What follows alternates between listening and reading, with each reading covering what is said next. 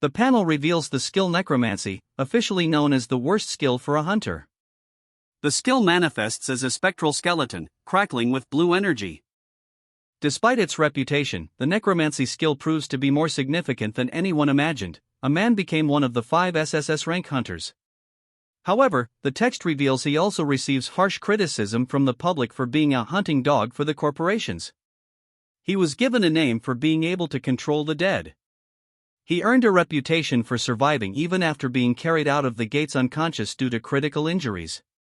A chilling smile spreads across his face as a message appears: objective, eliminate the entire team getting wiped out. He is known as the Immortal King. The ground trembles as he steps forward, the words echoing ominously, the one who never died. Kang Taeha, he states, a smirk playing on his lips. A blinding light erupts, centered on his hands. The title card flashes, Nurim Sega, Reincarnated Rancor.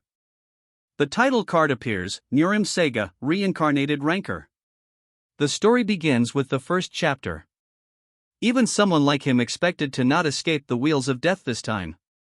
This time, his opponent is Griffin, known as the strongest guild that he previously was a member of. However, Kang Taeha survived through 6 months of desperate battles. Now, surrounded by members of Griffin, each holding a blade, Kang Taeha faces overwhelming odds. Today, Kang Taeha chose the headquarters of Griffin as his last battleground. Facing down the Griffin members, Kang Taeha sneers, even maggots must be getting greedy. Kang Taeha continues, his voice dripping with disdain, to run in without knowing their place. A sinister grin spreads across Kang Taeha's face, revealing a hint of blood at the corner of his mouth. Kang Taeha's hand crackles with energy as he scoffs, money must be that great, huh? The crowd surges forward, swords raised, their faces contorted in bloodlust. Kill him, they roar, promising a reward, dead or alive. The one who gets him will win 5 billion gold. The shout rings out, stop him from summoning. Despite the attackers closing in, the man utters a single, ominous word, arise. The air crackles as the words bone dragon, boom. He slams his hands down, completing the summoning circle. The ground shatters as something immense begins to rise. A colossal, skeletal dragon bursts forth, bathed in an eerie blue light. He kneels amidst the glowing blue runes, the summoning circle complete. And no way. He stutters, along with the others, their faces etched with disbelief. A blinding light erupts from the skyscraper, piercing the night sky. The city skyline is now illuminated by the intense light emanating from the skyscraper. A massive force erupts from the building, shaking the very foundations of the city. The skyscraper begins to crumble from the top as the force continues to expand outward. The building collapses further as the force continues to spread. The force intensifies, now taking the form of a massive, dragon-like entity. The dragon-like force continues to expand. The dragon-like force solidifies further, the man now clearly riding atop the skeletal beast. The skeletal dragon roars, its glowing blue eyes piercing the darkness. The skeletal dragon soars through the clouded sky, leaving a trail of blue energy in its wake. It's the bone dragon, someone shouts. A wave of panic washes over the crowd as another wonders, he had enough mana to summon that? Clutching his mouth, the summoner coughs violently. The strain of the bone dragon's summoning is clearly taking its toll. Damn it! I used too much mana. He curses, realizing the cost of his powerful summon. His hand trembles, the last vestiges of mana draining from him. His eyes widen in alarm, a sudden realization hitting him. He finds himself on a rooftop, overlooking a ruined city. A lone figure stands silhouetted in a window on the building across from him. Yeojogyu. The name echoes through the air, revealing the Griffin Guildmaster standing below. You're beyond my expectations, as always, a voice booms. The Guildmaster's gaze is intense, his expression a mix of approval and something else, something harder to read. A surge of blue energy erupts around him, crackling with immense power. The blue energy coalesces into the form of a massive, skeletal dragon. Kang Taeha, the name echoes. Kang Taeha's eyes widen with alarm. An exclamation point punctuates the air. A single drop of sweat trickles down his face. A massive impact shakes the area. A skeletal dragon descends from the stormy sky, its eerie glow illuminating the clouds. Buildings crumble as the skeletal dragon's power rips through the city. The dragon looms, and a desperate question hangs in the air: holy harpoon? A blinding light erupts as the harpoon strikes the skeletal dragon's wing. A guttural roar echoes as the harpoon finds its mark. Let's fly high to the skies, the dragon roars, the harpoon lodged firmly in its wing. The dragon plunges downwards, the harpoon dragging him towards the earth. A thunderous crash echoes as the dragon slams into the ground. A guttural kwuh echoes as the dragon hits the ground. The man stares ahead, a glowing, triangular object held firmly in his hands. His expression is unreadable. The dragon is struck by multiple bolts of energy, the impact throwing it back. The dragon is bombarded with even more energy, debris flying everywhere. The dragon's tail whips violently as the barrage continues. The dragon is sent flying, crashing down amidst a cloud of dust. The ground shatters under the force of the impact. Dust explodes outwards from the point of impact. Amidst the swirling dust, a pained cook escapes the hero. An order rings out: Holy Knight Squad, capture him. A chorus of voices responds: yes, sir. The Holy Knight Squad advances, their shields emblazoned with golden eagles. He scrambles to his feet, but the Holy Knight Squad stands ready, their swords drawn. The man in the white suit stands before the Holy Knight Squad, a woman with a staff at his side. He proposes a surrender: how about giving up now? A voice cuts through the tension. Hey, old man. The challenger's voice rings out, defiant. Have you ever seen me give up till now? The old man responds with a resolute no, never. He pauses, a moment of silence hanging heavy in the air. What will his next move be? A sinister smile spreads across his face, blood trickling down his chin. Then why are you blabbering useless things? He demands. His grip tightens on the ornate cane, the subtle shift hinting at a change in his demeanor. The man's foot remains planted firmly on the ground as he declares, I want everything to go as I expect it to. He continues, stating, however, you have always exceeded my expectations. He continues, a sinister smile playing on his lips, you survived through fatal situations unlike what I calculated, and became much stronger than I originally thought, and finally, you went against my expectations and obtained that item, he reveals, a sinister grin spreading across his face as he holds up the nameless rock. You mean this? His eyes narrowed, he declares, oh, yes. That is more than enough reason why you should die. The sinister grin widens as he demands, if you simply hand that over, I'll send you off painlessly for what you have done. A defiant voice retorts, you really want this rock, huh? The man in the suit demands, now, hurry. His patience wears thin. The man in the suit retorts, it is not an item you can handle. Now.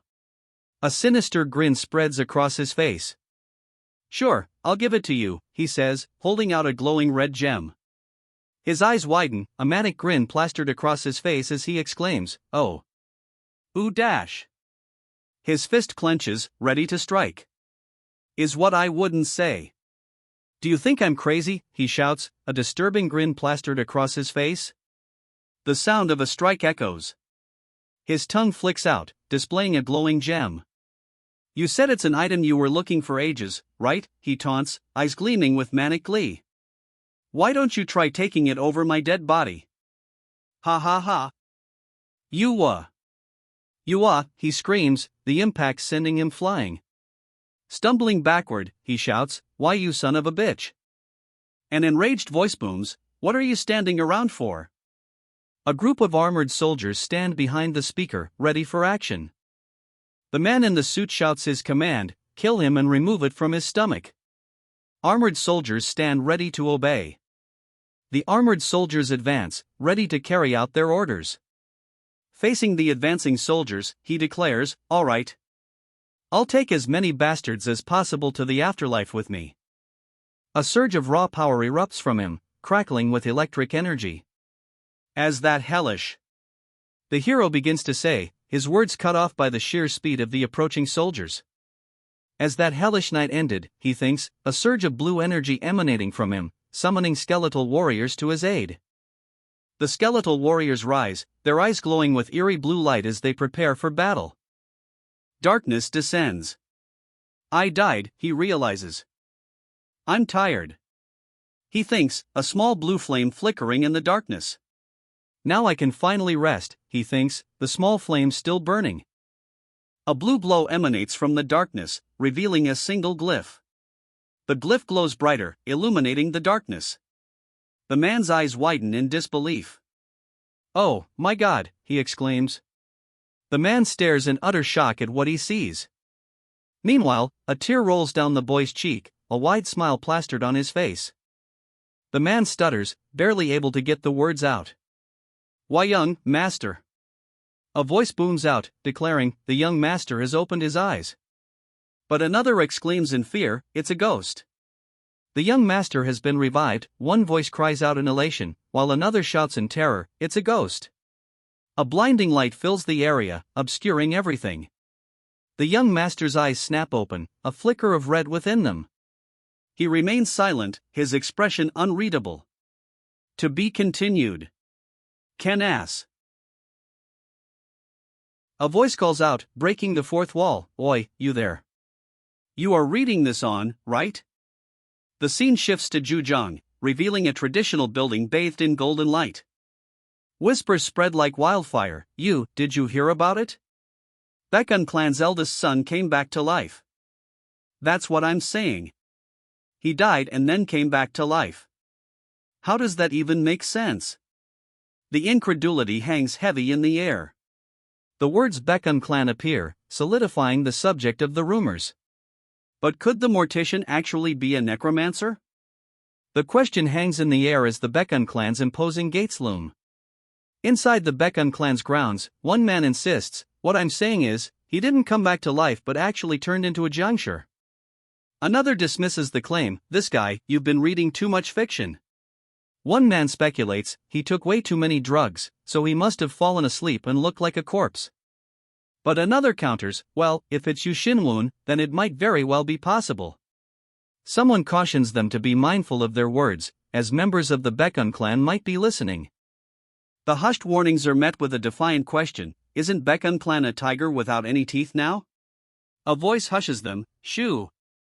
Staring into a mirror, he exclaims, I'm this pig? This is too much. He continues, pinching his cheek, I maintain my muscles by training my grinding bones. Holding the mirror, he wonders, I heard he was a prodigy, did he spend his life just eating? Il Gongjia, the prodigy of Zhejiang Baekun clan, is apparently crazy over food, women, and drinks. The narrator continues, describing Il Gongjia as a naked child who put his poop all around Baekun clan's billboard with a shovel. The narrator continues, painting a grim picture of food, who in the end, stopped breathing from drug addiction. Lying prone, he wonders aloud, how did I end up being reborn as a prodigal pig in ancient China? His eyes widen in horror as he realizes, is this why he was searching so earnestly? A sinister grin spreads across his face as he realizes, the old man lost his opportunity to rejuvenate right before his eyes, how mad must he have been? His priorities suddenly shift. Oh wait, this isn't what I should be doing right now. I can lose weight anytime. He realizes, I'll first have to survive in this unknown place. His survival instincts kick in as a system message suddenly appears, as status window. The system is attempting to log him into the interface. An error message flashes, the player's information has changed since the last login. The system begins renewing the player's data. A warning flashes on the screen, the difference in class between the player's soul and body is too big. He looks on, bewildered. What is this? The system forces adjustments to the player's abilities. The system's adjustments are drastic, the player's level has been decreased to 1. The player's status window reveals the full extent of the damage, level 1, severely reduced stats, and locked skills. Shit. He mutters, as a system message confirms that all ranks of his abilities have been greatly decreased. Further compounding his woes, a system message reveals that some of his characteristics and skills have been locked. Huff, okay. Take away everything, take it, he says, still reeling from the stat loss. Musing to himself, he wonders aloud, how am I even alive? But then, a glimmer of hope, the necessary skills are still here anyway, so I can slowly work my powers up. He notes that the system also calls him boneless. Then, he reflects, I went all in for necromancy, so I haven't touched on close combat. So what? It's impossible to go back anyway. He mutters, resigned. He then realizes, I'll need to die to find out the effects of this nameless stone, which isn't exactly the way either. He despairs, realizing, and there's no way a gate from which I can get another nameless stone exists here. A sudden thought strikes him. Wait. Whatever it is, there are no monsters here, right? He wonders, a flicker of hope in his eyes. A sinister grin spreads across his face as he wonders, I'm sick of the blood battles with those monsters. Does that mean I can escape it now? His red eyes gleaming, he settles into a seat, a chilling question forming on his lips. Good, now, shall I get started on settling down in this world? His grin widening, he declares, from now on, I'm Yu Shin-woon. The title card appears, Nurim Saga. The title card appears, Reincarnated Rancor. The title card appears, Episode 2. A sharp clang rings out, and he's left wondering what's going on. A man in red robes appears, a sneer on his face. Oh, you look like you're keeping good health. Ah.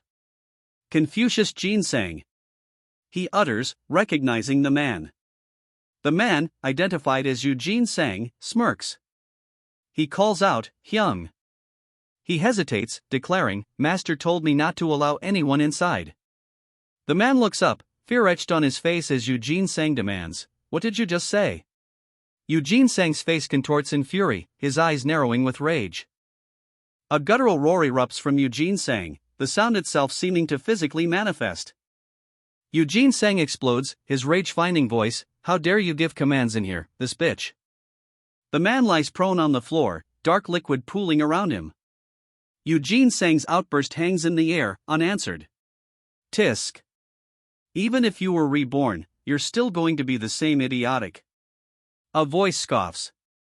Then, a question cuts through the tension, Are you okay? Stuttering, the servant apologizes, Pardon me. You definitely said not to allow anyone in. Can you stand? The question echoes, as the servant stammers an apology. Pardon me. You definitely said not to allow anyone in. Interrupting the servant's apology, a cold voice cuts through the air, demanding, Anyway, who is this annoying bitch? A shocking revelation, Confucius Ginseng is your half-brother, Master. The half-brother's voice booms, demanding, Why are you not replying to me, Hyung? The half-brother continues his taunts, Could it be that Confucius Shin-woon has lost his memory and isn't able to recognize you? A sinister smile plays on the older man's lips as he says, Please be magnanimous and forgive him. The focus shifts to the man's torso, revealing his identity, Kwak Woon-san, leader of the Red Clouds faction. A subordinate, visibly alarmed, interrupts Kwak Woon-san, blurting out, F-faction leader Kwak, please be mindful of your words. You are calling him Lord right before the young master. The man continues, stating, According to the information I've gathered the last few days, the Lord, his father, Yu Ho-yeol died of sickness. A dark look crosses Kwak Woon-san's face as he thinks, and that the position of Lord is vacant. But the fact that he's calling Eugene Sang a Lord means he's ignoring me. His thoughts continue, revealing, I called him. The man explains that by accident, Confucius Ginseng had taken over the position when Confucius Shin-woon collapsed. The man warns, Be careful, faction leader Kwak. Don't you see Hyung feeling bad? Huff, where are all these bastards coming from? Someone exclaims, clearly frustrated by the sudden appearance of enemies. He is met with a simple, understood, and a promise to be careful. One of the men suggests, My lord, let's head back now since we've checked in on young Master Shin-woon's health. Another adds that it's almost time to meet with faction leader Small Cloud. One of the men asks with a sly grin, Is it time already? He is informed that faction leader So-woon has requested luxurious preparations to congratulate the leader of Dongryang. The leader of Dongryang falls, his face contorted in shock as he reaches out. Below, the men who were previously speaking look up with sinister smiles. Oh. Good, well. Then let's head back now, one of the men says. The other replies, you'll be able to eat as soon as you get there. Eyes narrowed, he raises his sword, a surge of blue energy crackling around him. He swings the blade down with furious intensity. Kaek. The sound of the blade echoes. What is going on? He shouts, witnessing the aftermath of his strike. An expression of disbelief washes over him. Wait. He permitted a blow? It's not that he didn't sense him, he thinks, still reeling from the unexpected blow, but how could he be squared by a guy who hasn't even learnt martial arts properly? The fallen man can only mutter, What? Rage flares. What is this deed of yours? The man demands, a visible surge of energy emanating from him. The man's eyes glow with fury as he demands, What is this deed of yours? Worm cut, he states, his expression unreadable. The man's expression remains unreadable as he reveals the name of his technique, worm cut. His face contorted with rage, he declares, I'm just going to kill him. He grips the golden cylinder tightly, preparing to unleash his deadly technique. His eyes glow with malevolent intent, a sinister grin spreading across his face. Before him, an enormous figure looms, dwarfing his own stature. What? He exclaims, utterly stunned by the sudden appearance. He remains speechless, utterly frozen in place. Another man watches from the background, seemingly unconcerned. The perspective shifts, revealing the interior of a building. The man in purple stands calmly near the entrance, seemingly unconcerned by the commotion. The perspective shifts again, now behind another man as he watches the scene unfold. Faction leader, there are many eyes on us. Let's wrap it up and head back, the man urges, his expression tense. They're communicating non-verbally. One of the men observes. Then, a question forms in his mind, is that the sound transfer I read about in martial art novels? The faction leader's voice echoes, laced with condescension. TSK. If you had given it up back then, you wouldn't have died in the hands of your only little brother. A sinister smile plays on the faction leader's lips as he holds up a small vial. Then, a voice booms, Eugene sang. As the vial's contents are forced into his mouth, a voice coldly declares, Now, rest in peace next to father. The poisoned man's thoughts scream in defiance, This bastard, he poisoned me too, on top of poisoning father. As the poison takes hold, fragmented thoughts surface, Are these Yu Shin-Woon's memories? Something is indeed emerging within him, compelling him to focus. The poison's effects intensify as he desperately cries out, Save me. Jean sang, I'm dying. Standing above him, a man smirks, holding a staff. He doesn't know martial arts. A memory surfaces, revealing a man caught in a compromising position. He was a bastard who showed himself sleeping with the woman who'd pledged a vow of marriage on purpose. His eyes widen in terror, tears welling as the memory consumes him. The horrifying memory intensifies, the lines blurring around him as he relives the past. The memory surfaces, a name echoing in his mind, Yu Shin-Woon, this poor guy. Confucius Shin-Woon. Are you okay? Another asks, concern etched on his face as he reaches out.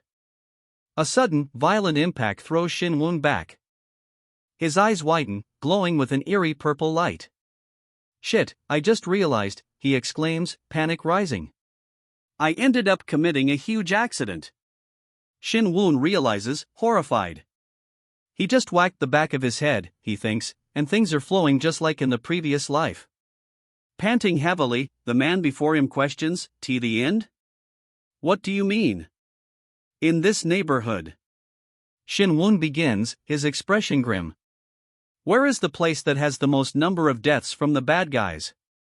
A confused what hangs in the air. Above him, another student wears a confused expression. But the larger man is distraught, tears streaming down his face as he laments, I thought I was going to have a golden spoon as.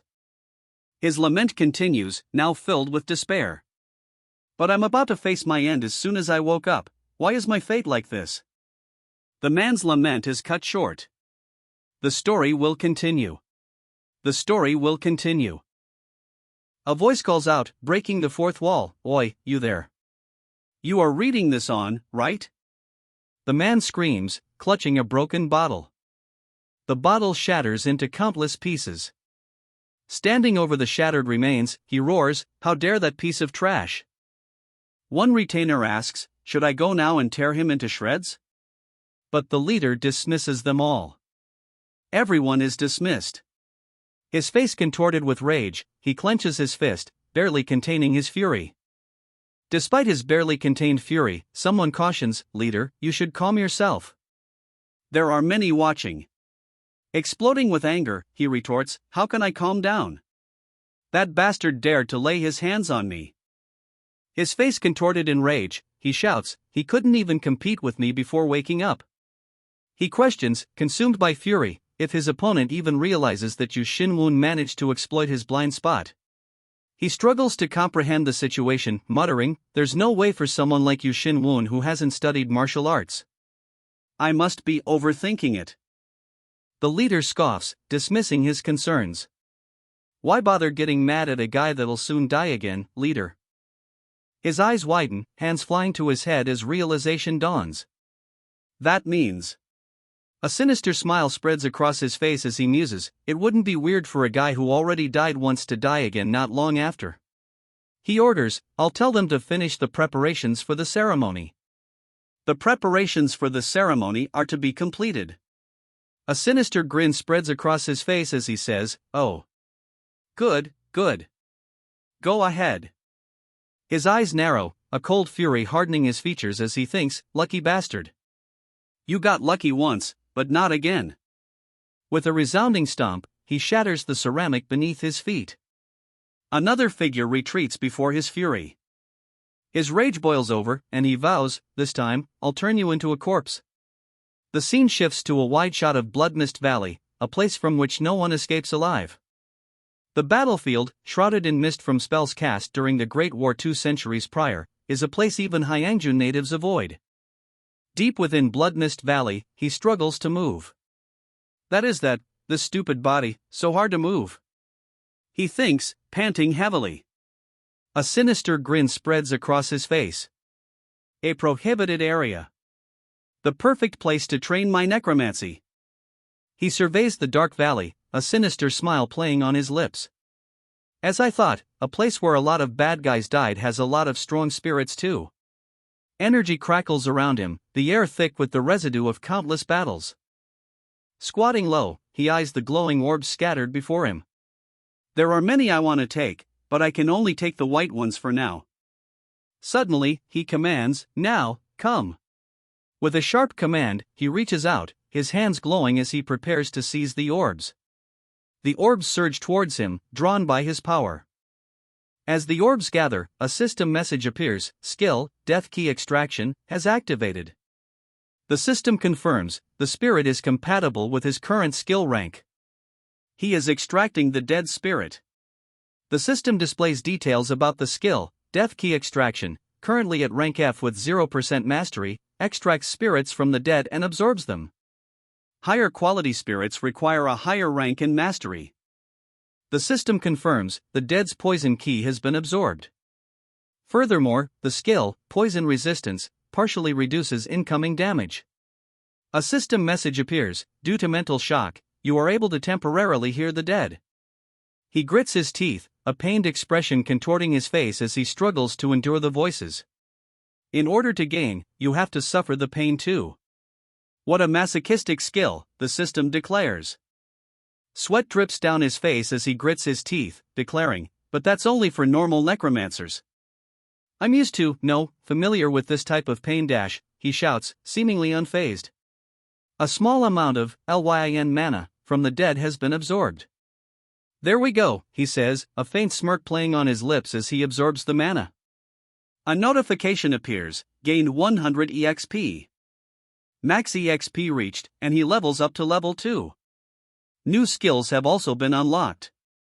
Skeleton Mastery has been unlocked, a new skill now at his disposal. Level up already, he wonders, a bead of sweat trickling down his face. Another skill unlocks, Hypnosis. His stats surge, strength increases by 3, agility by 2, vitality by 4, and magic by 3. He's surprised by the stat boost. Only for using the skill once, he wonders, remembering, I could barely do that. The system informs him that his necromancy, talent mastery has increased a little, while his death key extraction skill mastery has increased by 3%. He wonders, and why did mastery increase by so much? 3% for one use? A welcome buff for returning players? I'll take it. He thinks, realizing he can unlock skills by satisfying certain conditions. Now, he thinks, it's time to test out these new skills. He realizes that, unlike Yan Mana, the skills he just unlocked didn't even cause a flinch. He thinks to himself, I need to gather more Yin Mana in this filthy body. He sits in meditation, a blue flame flickering above his head. Roam my body freely, you'll like it, he thinks, inviting the Yin Mana to gather. A bead of sweat trickles down his face, and a dark liquid drips from his sharpened teeth. Cook. This pain is piercing through the entire body. He groans, the meditation clearly not going as planned. The pain intensifies as he's further constricted by the glowing restraints. Just a little, he grits out, struggling against the restraints. The glowing restraints tighten further, crushing his hand. He steels himself, thinking, I need to stay focused. The restraints glow intensely, the energy surging. The restraints pulse with a blinding light, their power intensifying. The heart glows with immense power, the energy restraints tightening further. Conditions met, a new skill has been unlocked. I did it. He mutters, a small smirk playing on his lips. The system announces that the Yin Mana Heart D skill has been unlocked. The system displays the newly acquired Yin Mana Heart skill, showing a rank of D and a mastery of 0%. The current circle count is 1. The panel explains that to control mana, humans require a circuit and a heart capable of storing it. The explanation continues, as the circle count around a mana heart increases, its capacity to store Yin Mana grows. Thus, the more circles, the greater the mana capacity. Sigh, I can relax now, he says, finally at ease. But that relief is short-lived. I can feel the filth burning in my body, it's slowly working, he realizes, a new threat emerging. Kang Teha, unlike other necromancers, chose to make his heart a mana library instead of his brain. But using mana from the brain can result in dementia from one small mistake. As their Yin Mana increases, it eats away at their mental and physical attributes. As the world's only user of Yin Mana Heart, Kang Teha never had to suffer the side effects. Now, then, he says, a smirk playing on his lips. Kang Teha extends his hand, a swirling ball of Yin Mana gathering in his palm. Above his outstretched hand, a glowing blue summoning circle materializes. The words Summon Skeleton appear, revealing his next move. From the glowing circle, a skeleton emerges, its eyes burning with blue energy.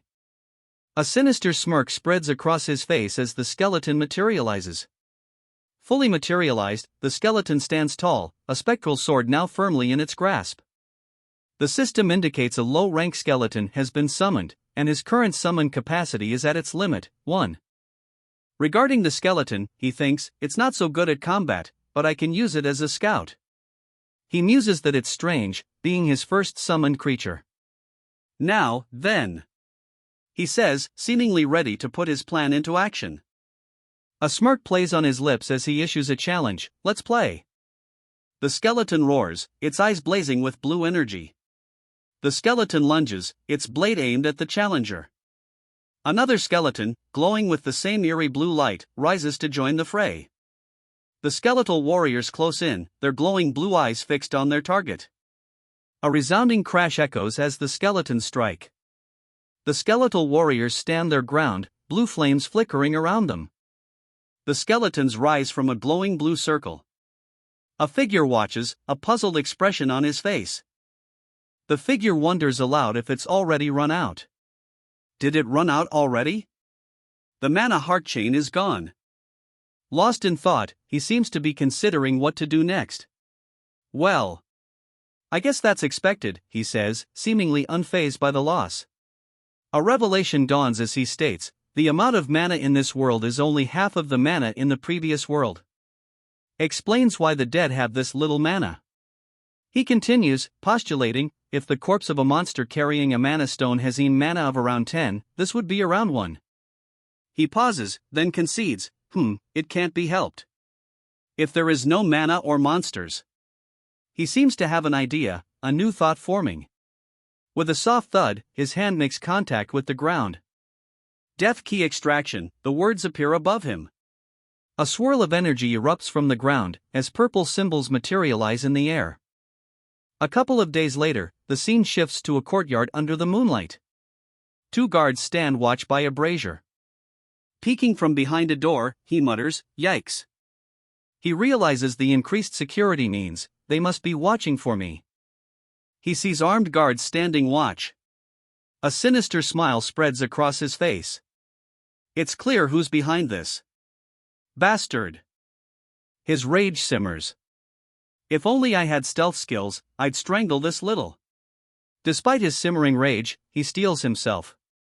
I shouldn't make any rash decisions, even if I'm in a hurry. He pauses, deciding, I should go back to the room and look for escape. Heeding his own advice, he decides, I should go back to the room and look for escape routes. Glancing back with a furrowed brow, he steels himself for the return. His eyes widen in alarm. Something has caught his attention, stopping him in his tracks. His face contorted in frustration, he grits his teeth. This body. I swear I'll lose weight. He collapses, crawling weakly on the floor. Drool drips from his mouth as he struggles to move. He collapses, crawling weakly across the floor. Drool spills from his open mouth as he struggles onward. Suddenly, his eyes widen in alarm. Something has caught his attention. A figure stands silhouetted in the doorway, his presence looming over the prone man. Mana circle, activate, he shouts, a blue aura enveloping him as he moves with enhanced speed. The surrounding mana slightly boosts his physical abilities.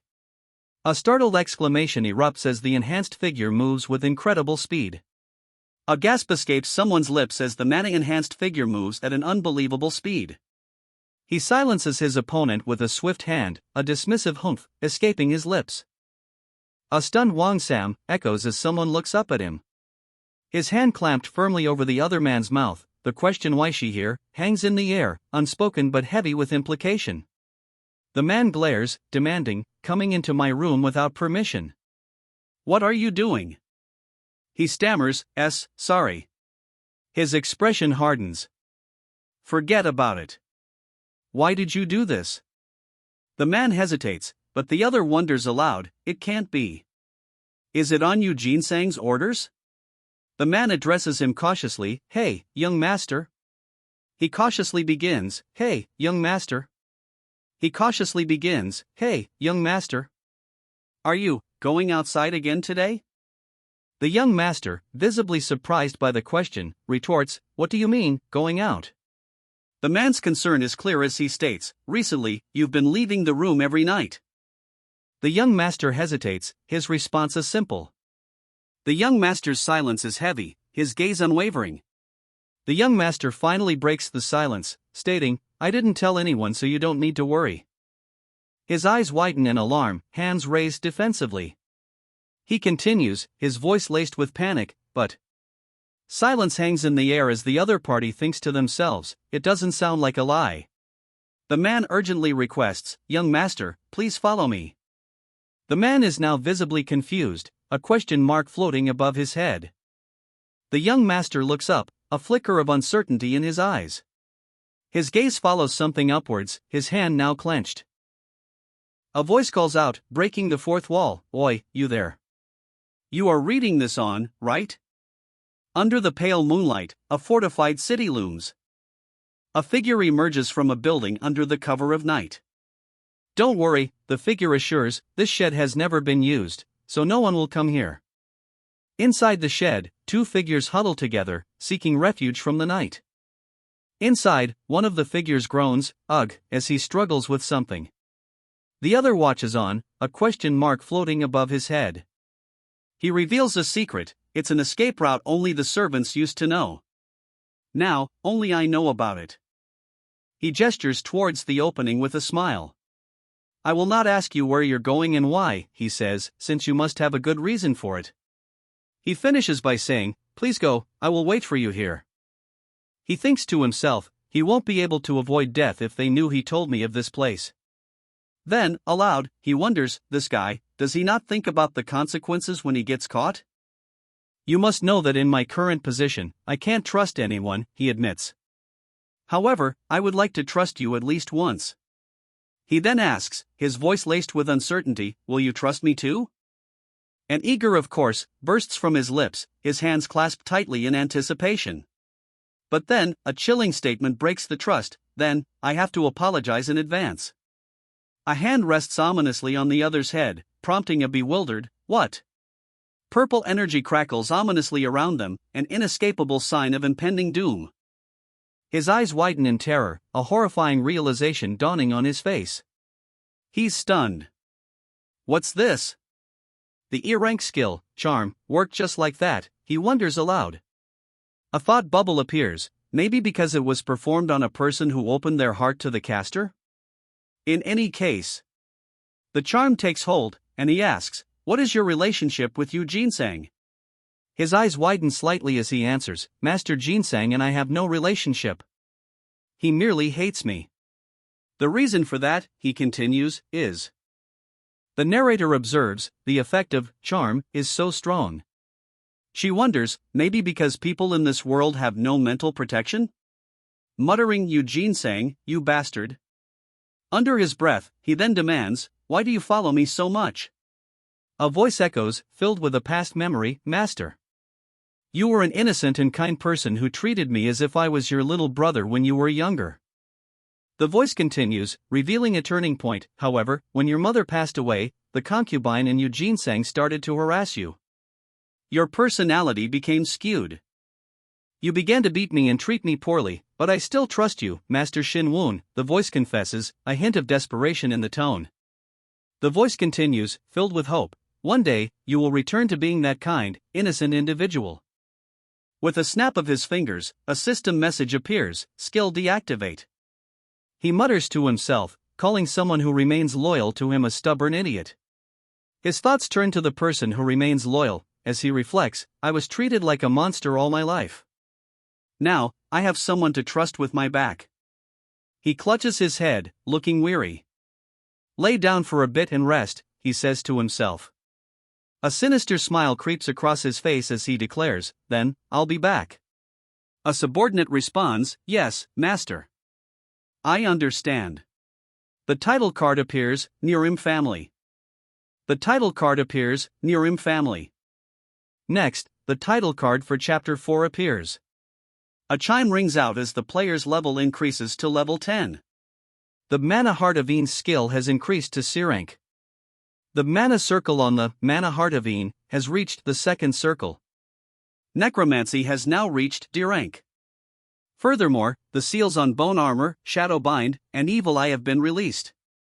The system confirms Skeleton Mastery has reached D rank. The rank increase also means the number of summonable skeletons has become 2. Ha! I'm finally level 10. The protagonist has finally reached a milestone. He realizes, after a long wait, that 3 new skills have appeared. I'm a little disappointed that they're all supportive skills though. He thinks. Lost in thought, he wonders aloud, when will I get skills such as the Bone Spear or Corpse Explosion? My stats are still low, he laments. Suddenly, a system notification appears, his necromancy skill has increased to D rank. He realizes he can now extract Death Key more efficiently. A white level spirit and a blue level spirit feels completely different, he muses.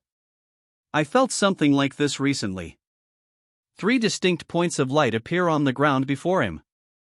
Yu Jinsang and faction leader Kwok. They felt similar to this. He thinks, eyes narrowing. Is this what Key is? The text explains that above blue level spirits, the Een mana is extremely small, but a mysterious power lies there. The narrator explains that the power spirits exude depends on their abilities and personalities. They have a destructive aura, just like the Een mana. He hesitates, thinking to himself, this is too dangerous. Shall I begin with the tranquil one instead? He extends his hand towards the power spirit, a faint blue glow emanating from below. He muses, I was curious about this mysterious power in the first place.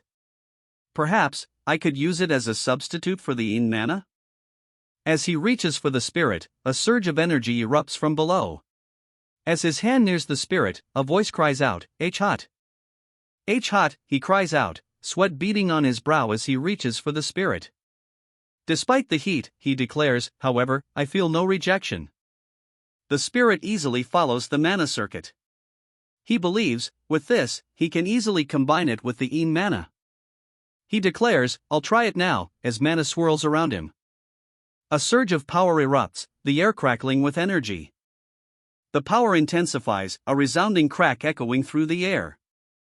His eyes widen, a bead of sweat trickling down his brow as a sense of impending doom washes over him. A desperate no escapes him. Sweat beads on his brow, his expression a mask of terror. He grits his teeth, a desperate resolve hardening his expression. If I let this be, my mana circuit will. He clenches his jaw, sweat pouring down his face.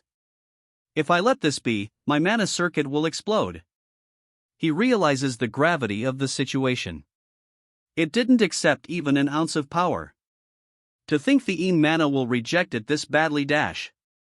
His face contorted in frustration, he realizes the grim truth. If using this power to reach the mana heart is impossible, then. His eyes narrowed, a new resolve hardening his features. He declares, I will make another mana library to store it. Despite the blood trickling from his mouth, a sinister smile spreads across his face.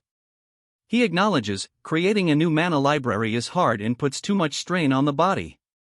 But then realizes, there isn't enough energy here. He remains seated, but his expression hardens with resolve. To survive, I need to make this power mine. Now, the question becomes, where will I make it? Suddenly, a booming voice commands, stop fighting, and gather down here. Obeying the command, he sits down, a swirling vortex of energy forming around him. The swirling vortex intensifies, a blinding light erupting from its center. He looks upwards, a grimace etched on his face as the light intensifies. The light intensifies further, accompanied by a resounding boom. The sky above glows with an intense blue light, the trees silhouetted against the brightness. Ha, a voice echoes, followed by a trailing, ha. Falling backwards, he exclaims, I did it. A system message appears, you have succeeded in absorbing the mysterious power from the dead. But the process isn't over yet. A new system message appears, identifying power. The power has been identified. A new system message congratulates him, he's absorbed 30 days worth of the art of flowing clouds. A triumphant yes bursts from him. A sinister grin spreads across his face as he declares, it was key. He then demands, status. An aha escapes him as the status screen appears, revealing his key at 30, estimated to last about 30 days.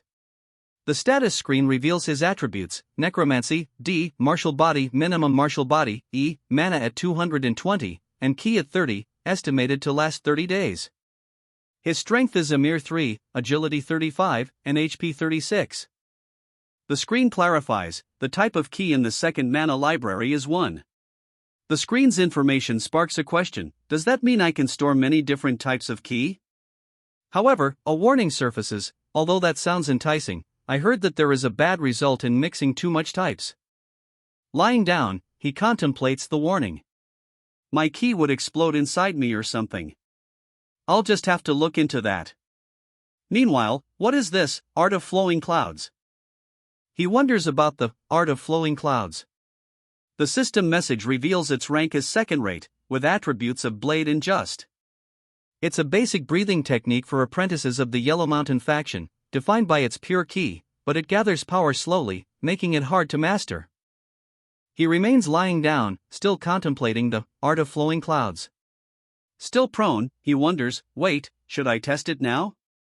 However, he quickly reconsiders, thinking, no. Let's not try it out before fully understanding it. His expression hardens as he reflects, this was the tame one, and I still almost died. He wonders aloud, how shall we use the mana and the key? But then, a command rings out, arise, skeleton warrior.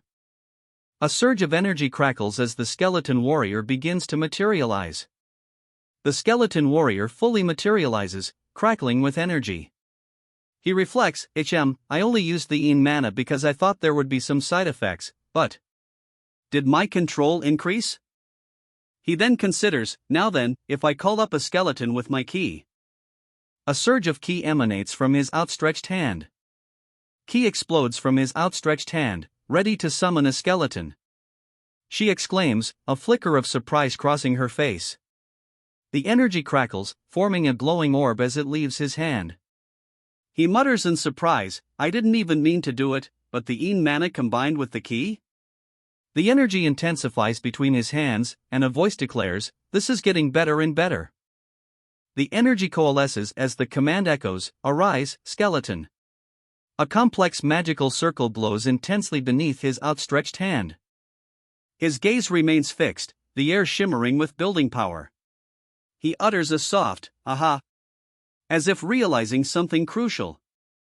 The realization seems to dawn, but what has he discovered? A pained scream rips through the air. Towering above him, a monstrous skull wreathed in purple flames appears. The monstrous skull looms closer as a voice declares, now this is it. A sinister smile spreads across his face as he declares, now this is it. The words to be continued appear, leaving the audience in suspense. Sunlight filters through the trees, illuminating a path ahead. He pauses, confronted by two skeletons, one wielding a sword, the other an axe. He questions, clearly taken aback. His brow furrows, confusion evident. What's going on? He wonders aloud. Suddenly, a status window appears, revealing the skeleton's stats, a level 7 skeleton warrior. He observes, this guy seems just like a level 7. The status window details the skeleton, a third-class swordsman skeleton warrior. Its attributes are listed as third-rate, a D-rank martial artist and warrior, with skills including 13 swords of flowing clouds and 3 talent step. Who's this guy? 50 strength? That's higher than mine. He's also able to use martial arts on top of that, he exclaims, clearly surprised by the skeleton's stats. The status window reveals an additional requirement. To summon and maintain this servant, the summoner's experience is required. He considers the implications of summoning the skeleton, realizing, the only thing I need to be cautious about is that. He realizes, that means summoning him purely through mana is impossible, huh? A new thought occurs to him, let's check him out since he's already summoned. The summoned skeleton swings its axe, its glowing blue eyes fixed on an unseen target. The skeleton continues its attack, the swing a blur of motion. The skeleton's axe crashes down, purple energy erupting from the point of impact. The skeleton's glowing eyes pierce through the darkness as it swings its axe again. The axe slams into the ground, the force of the blow creating a shockwave. The skeletons attack in unison, their axes moving in a deadly arc. Eyes glowing with blue energy, the skeleton prepares to strike. The skeleton's foot steps forward, closing the distance. The skeleton advances, its glowing eyes fixed on its target as it raises its blade. Oh, so that's how the footwork is? He's pretty useful, the man observes, a thoughtful expression on his face. But the attacking skeleton warrior ran out of health so quickly, the man observes, now apparently aware of its limitations. With a resounding kerplang, the skeleton warrior charges forward, its axe raised high. The skeleton warrior lets out a chilling cry, its eyes glowing with menacing purple energy. A burst of speed. The skeleton warrior lunges forward, leaving a trail of purple energy in its wake. A sudden, sharp exclamation punctuates the air as the skeleton warrior bears down, its glowing eyes burning with intensity. The skeleton warrior's attack intensifies, the purple energy swirling around him as he closes the distance. The skeleton warrior strikes with incredible speed. The skeleton warrior's strike connects in a blinding flash of purple energy. The force of the skeleton warrior's blow reverberates. The skeleton warrior's blade cuts through the air, a trail of purple energy following its arc. the skeleton warrior's attack lands with a resounding impact. The skeleton warrior's blade comes down, but a voice declares, "Enough." The blade is stopped mid-swing, as a voice commands, "Okay, that's all." With a wave of his hand, he declares, "Summon cancel." The summons fade with a soft whoosh, the magical circle beneath them dimming. A sinister grin spreads across his face as he utters a single word, "Status." The word status hangs in the air, followed by the appearance of a status window. A status window appears, displaying the player's name as Kong Tae-ha/Yu Shin-woon. He then wonders, they were sparring for quite a long time, but their ki usage only amounted to 10? The status window displays inner ki, 20, about 20 days. He then realizes, I still have half of my mana left too? Is it because it's more efficient when coupled with ki? He continues, this is good news, especially when absorbing in mana is difficult now. However, he realizes that inner ki doesn't seem to regenerate naturally. Lost in thought, he clenches his fist, a swirl of blue energy gathering in his palm. A golden aura crackles around his upper body. A voice echoes in his mind, revealing two solutions: either go in search of a blue-level spirit and extract the death key like just now. The voice continues, leaving the hero to consider his options, that or. The voice trails off, leaving the hero in suspense. The man's expression remains unreadable, leaving the hero in anticipation of what's to come. Breaking the silence, he declares, I need to learn martial arts. The title card appears, Nirim family. The title card appears, reincarnated as a rancor. The title appears, episode 5. What? Martial arts, a voice exclaims, followed by the confirmation, yes, martial arts. Breathing heavily, he reflects on a life lived avoiding conflict. Then, a question is posed, what kind of martial art would you like to learn? He pauses, considering the possibilities. Then, a question, might there exist a martial art that absorbs the opponent's inner ki? The response is immediate and alarmed. The art of energy absorption? Master, do not ask for things like that. That's demonic arts. The voice continues, explaining that due to a war 30 years prior, people are now arrested for even uttering the dit of demonic arts. Wherever you go, you have to be careful with your words, he warns, his expression a mix of fear and concern. The warning is clear, wherever you go, you have to be careful with your words, master. Demonic arts, you say? Thank goodness. The art of flowing cloud was order arts. He thinks, relieved. But the other's loud voice quickly irritates him. He's noisy. A sinister smirk creeps across his face. But I'm going to remember it, the art of energy absorption. He thinks, plotting. Enough rambling, the man shouts, tears streaming down his face. Tell me where the representatives of Baekhyun clan learn and practice martial arts. The man reveals, there's a library where all the documents throughout generations are collected and stored. Having learned of the library, the man declares, oh, I'll head there then. Now, let's go. The man's eagerness is cut short as he stammers, but I can't enter the library. A sinister smile creeps across his face as he assures, well, just wait for a little while. When I become the owner of this place, I shall have that cleared for you. A hesitant voice then calls out, Master. The subordinate bows deeply as the other replies, then, I will await your return. All right. The master then asks, but, who's the strongest one throughout Baekhyun clan's history? Why, of course, it's Lord Uil Liang, the one who established the Baekhyun clan 200 years ago, the subordinate exclaims, as the mentioned lord is seen wielding a sword amidst crackling energy. After rising to become the strongest, he was known as the cloud-breaking swords master. Okay, got it. I'll get going, he says, turning to leave. As he turns to leave, a voice calls out, have a safe trip. As he walks away, he muses to himself, the strongest in history. I can't imagine Uil Lang's military prestige. He then considers the rankings, 3rd class, 2nd class, 1st class, crown, and transcendence. He concludes, and the skeleton I made before was definitely a 3rd class. He now ponders, needing to understand the power difference between a 3rd class swordsman and a transcendence soldier. He continues to contemplate the vast difference in power between a third-class swordsman and a transcendent soldier. It looks like he's lost weight, hasn't he? A voice observes. Eye contact.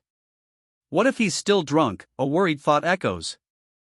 It seems he neither visits the jibang nor does he drink nowadays, one of the onlookers whispers. Another replies, just wait and watch. He's going to be spreading bed sheets there pretty soon. An ominous question lingers, is there anybody more infamous at that? After the second mana library, I'm hearing all sorts of things now that my senses are heightened. He thinks, his expression unreadable. His senses heightened after the second mana library, he resolves, leave them be for now. People like that are naturally going to follow the strong one anyway. A cunning thought forms in his mind. On the contrary, this could be a good thing for me. The fact that my reputation cannot go down any further means I can do whatever I need to. A sinister smirk plays on his lips as he admits, I wasn't planning on becoming a benign monarch in the first place. The Gathering Cloud Library looms ahead.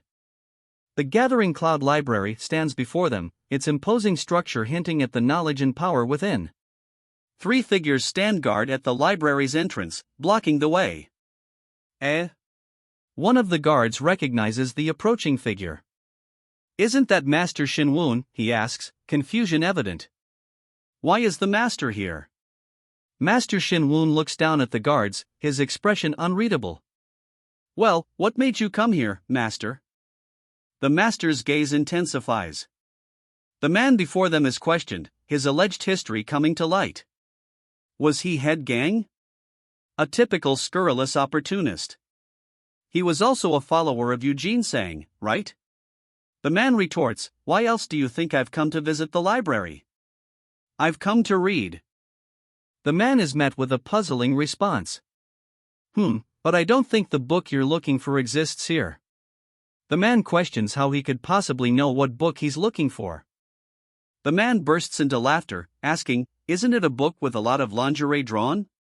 His companions giggle at the crude suggestion. A plan begins to form. This is an opportunity. If I insult this pig and shoo him away, I would catch the attention of Master Jean Sang, he finishes, a sinister glint in his eye. Ha! Wherever I go, the issue lies with these little worms who interfere, not knowing their positions, he declares, his hand on his forehead. What did you just say? Worm, the character stutters, clearly offended by the insult. The insult clearly lands. Yeah, now move aside. You son of a worm, he retorts, his face contorted in anger. Suddenly, another figure grabs the insulted character's shoulder, ordering, stop there for a sec. A speech bubble from the insulted character shows only an exclamation point. Before he can act, someone halts him. Stop there for a sec. The man who was about to strike now looks up, a bead of sweat trickling down his face as he meets the newcomer's intense red gaze. The newcomer's red eyes glow intensely, an ominous aura emanating from him. The newcomer stands firm, his gaze unwavering as he intercepts the strike. He forces the doors open, the sound echoing through the room. H-head gang. How could you just let him through like that? One of the men shouts, while another exclaims, what about faction leader Kwok? Silence descends. Please say something, a voice pleads. Head gang. Head, the man shouts, sweat dripping down his face. Save me, he stutters, before adding, those were not the purpose. His eyes glow crimson as he declares, the eyes of a human. A wave of fear washes over the man as he stares upwards, sweat beading on his brow. It was like going through the feeling of horror when I encountered a tiger for the first time, he thinks, paralyzed by fear. What? One of them exclaims, eyes wide with disbelief. His companion, equally stunned, can only manage a choked, ack. Disgusted, he exclaims, you, disgusting. What's going on? Sweat drips down his face as he stares in disbelief at the scene before him. The question hangs in the air, did he just pee in his pants in fear of master? One of the men remarks, oh my, if he ever happens to see him twice, he might even do a bigger one. Another suggests, let's take him to the clinic first. The man's fear is palpable, staining his pants and dripping onto the floor. The floor is now visibly stained, the extent of his fear now undeniable. His mind races, the man muttering, but how, when did Master Shin-won have a side like that? As expected, did his mind change after returning from death? Well, even Master. He wonders aloud, sweat beading on his brow. The man's thoughts continue, realizing, was a son of a tiger. His gaze drops, the realization hitting him hard. Was a son of a tiger. He finishes, his hands clenching into fists. Terrorize. It worked perfectly despite being D rank, he realizes. A voice calls out, breaking the fourth wall, "Oi, you there. You are reading this on, right?" The scene shifts to the Baekun clan, also known as the Red Cloud Tower. The scene shifts to a room within the Baekun clan, also known as the Red Cloud Tower. A hand pushes open a wooden door, a creaking sound filling the room. Through the open doorway, a man in traditional robes enters the room. The man starts to ascend the stone steps. The man continues his ascent, each step echoing in the dimly lit chamber. He reaches the top of the steps, now standing before a man in a purple robe. Before him lies a figure wrapped in bandages, resting in what appears to be a coffin. A massive skull with glowing eyes looms ominously nearby. The room is lit by flickering candles, casting long shadows across the stone walls. A group of masked figures stands in solemn attendance around the bandaged form. The woman in purple watches them all from across the blood-stained floor. Ha Jiam, the Red Cloud faction vice leader, appears, his expression unreadable. "You are here, shaman." "Hey, you." The Red Cloud faction leader, Gwak-ju-san, calls out. Gwak-ju-san continues, his tone laced with impatience. "Have you still not adjusted to this?" He offers his apologies, explaining, "I must still have habits from the sect." He then assures Gwak-ju-san, "I will keep it in mind, faction leader." Gwak-ju-san receives news, Yu Shin-won, that boy apparently entered Gathering Cloud Library today. Gwak-ju-san responds, "Well, his actions were still within our expectations." He muses, he must have been scared, suddenly dying, and reviving like that. My thoughts exactly. However, the problem is that it doesn't look like that to the child, Gwak-ju-san continues, hinting at a deeper misunderstanding. Aha! Eugene sang. That child must have annoyed you again, he says, then continues, even after we firmly built his foundation. His natural stupidity can only go so far, Gwak-ju-san muses, a strange glint in his eye. Well, that's why we chose him anyway. A sinister smirk plays on Gwak-ju-san's lips as he declares, this might be good for us instead. Gwak-ju-san raises a finger, elaborating on his scheme. If someone who doesn't know a single thing about martial arts learns it from a random book and suffers from a state of chaotic inner energy, we would have solved our problem without lifting a finger, no? Gwak-ju-san finishes, solidifying his treacherous plan. Gwak-ju-san muses that his plan has possibilities, but he decides, but first, let's get some insurance. A sinister glint shines in his eyes. I was going to report to you anyway, Gwak-ju-san states, his expression unreadable. Behind him, a sinister altar glows with purple energy. The preparations are complete, a voice declares. Before a gruesome altar adorned with skulls, a voice echoes, how nice.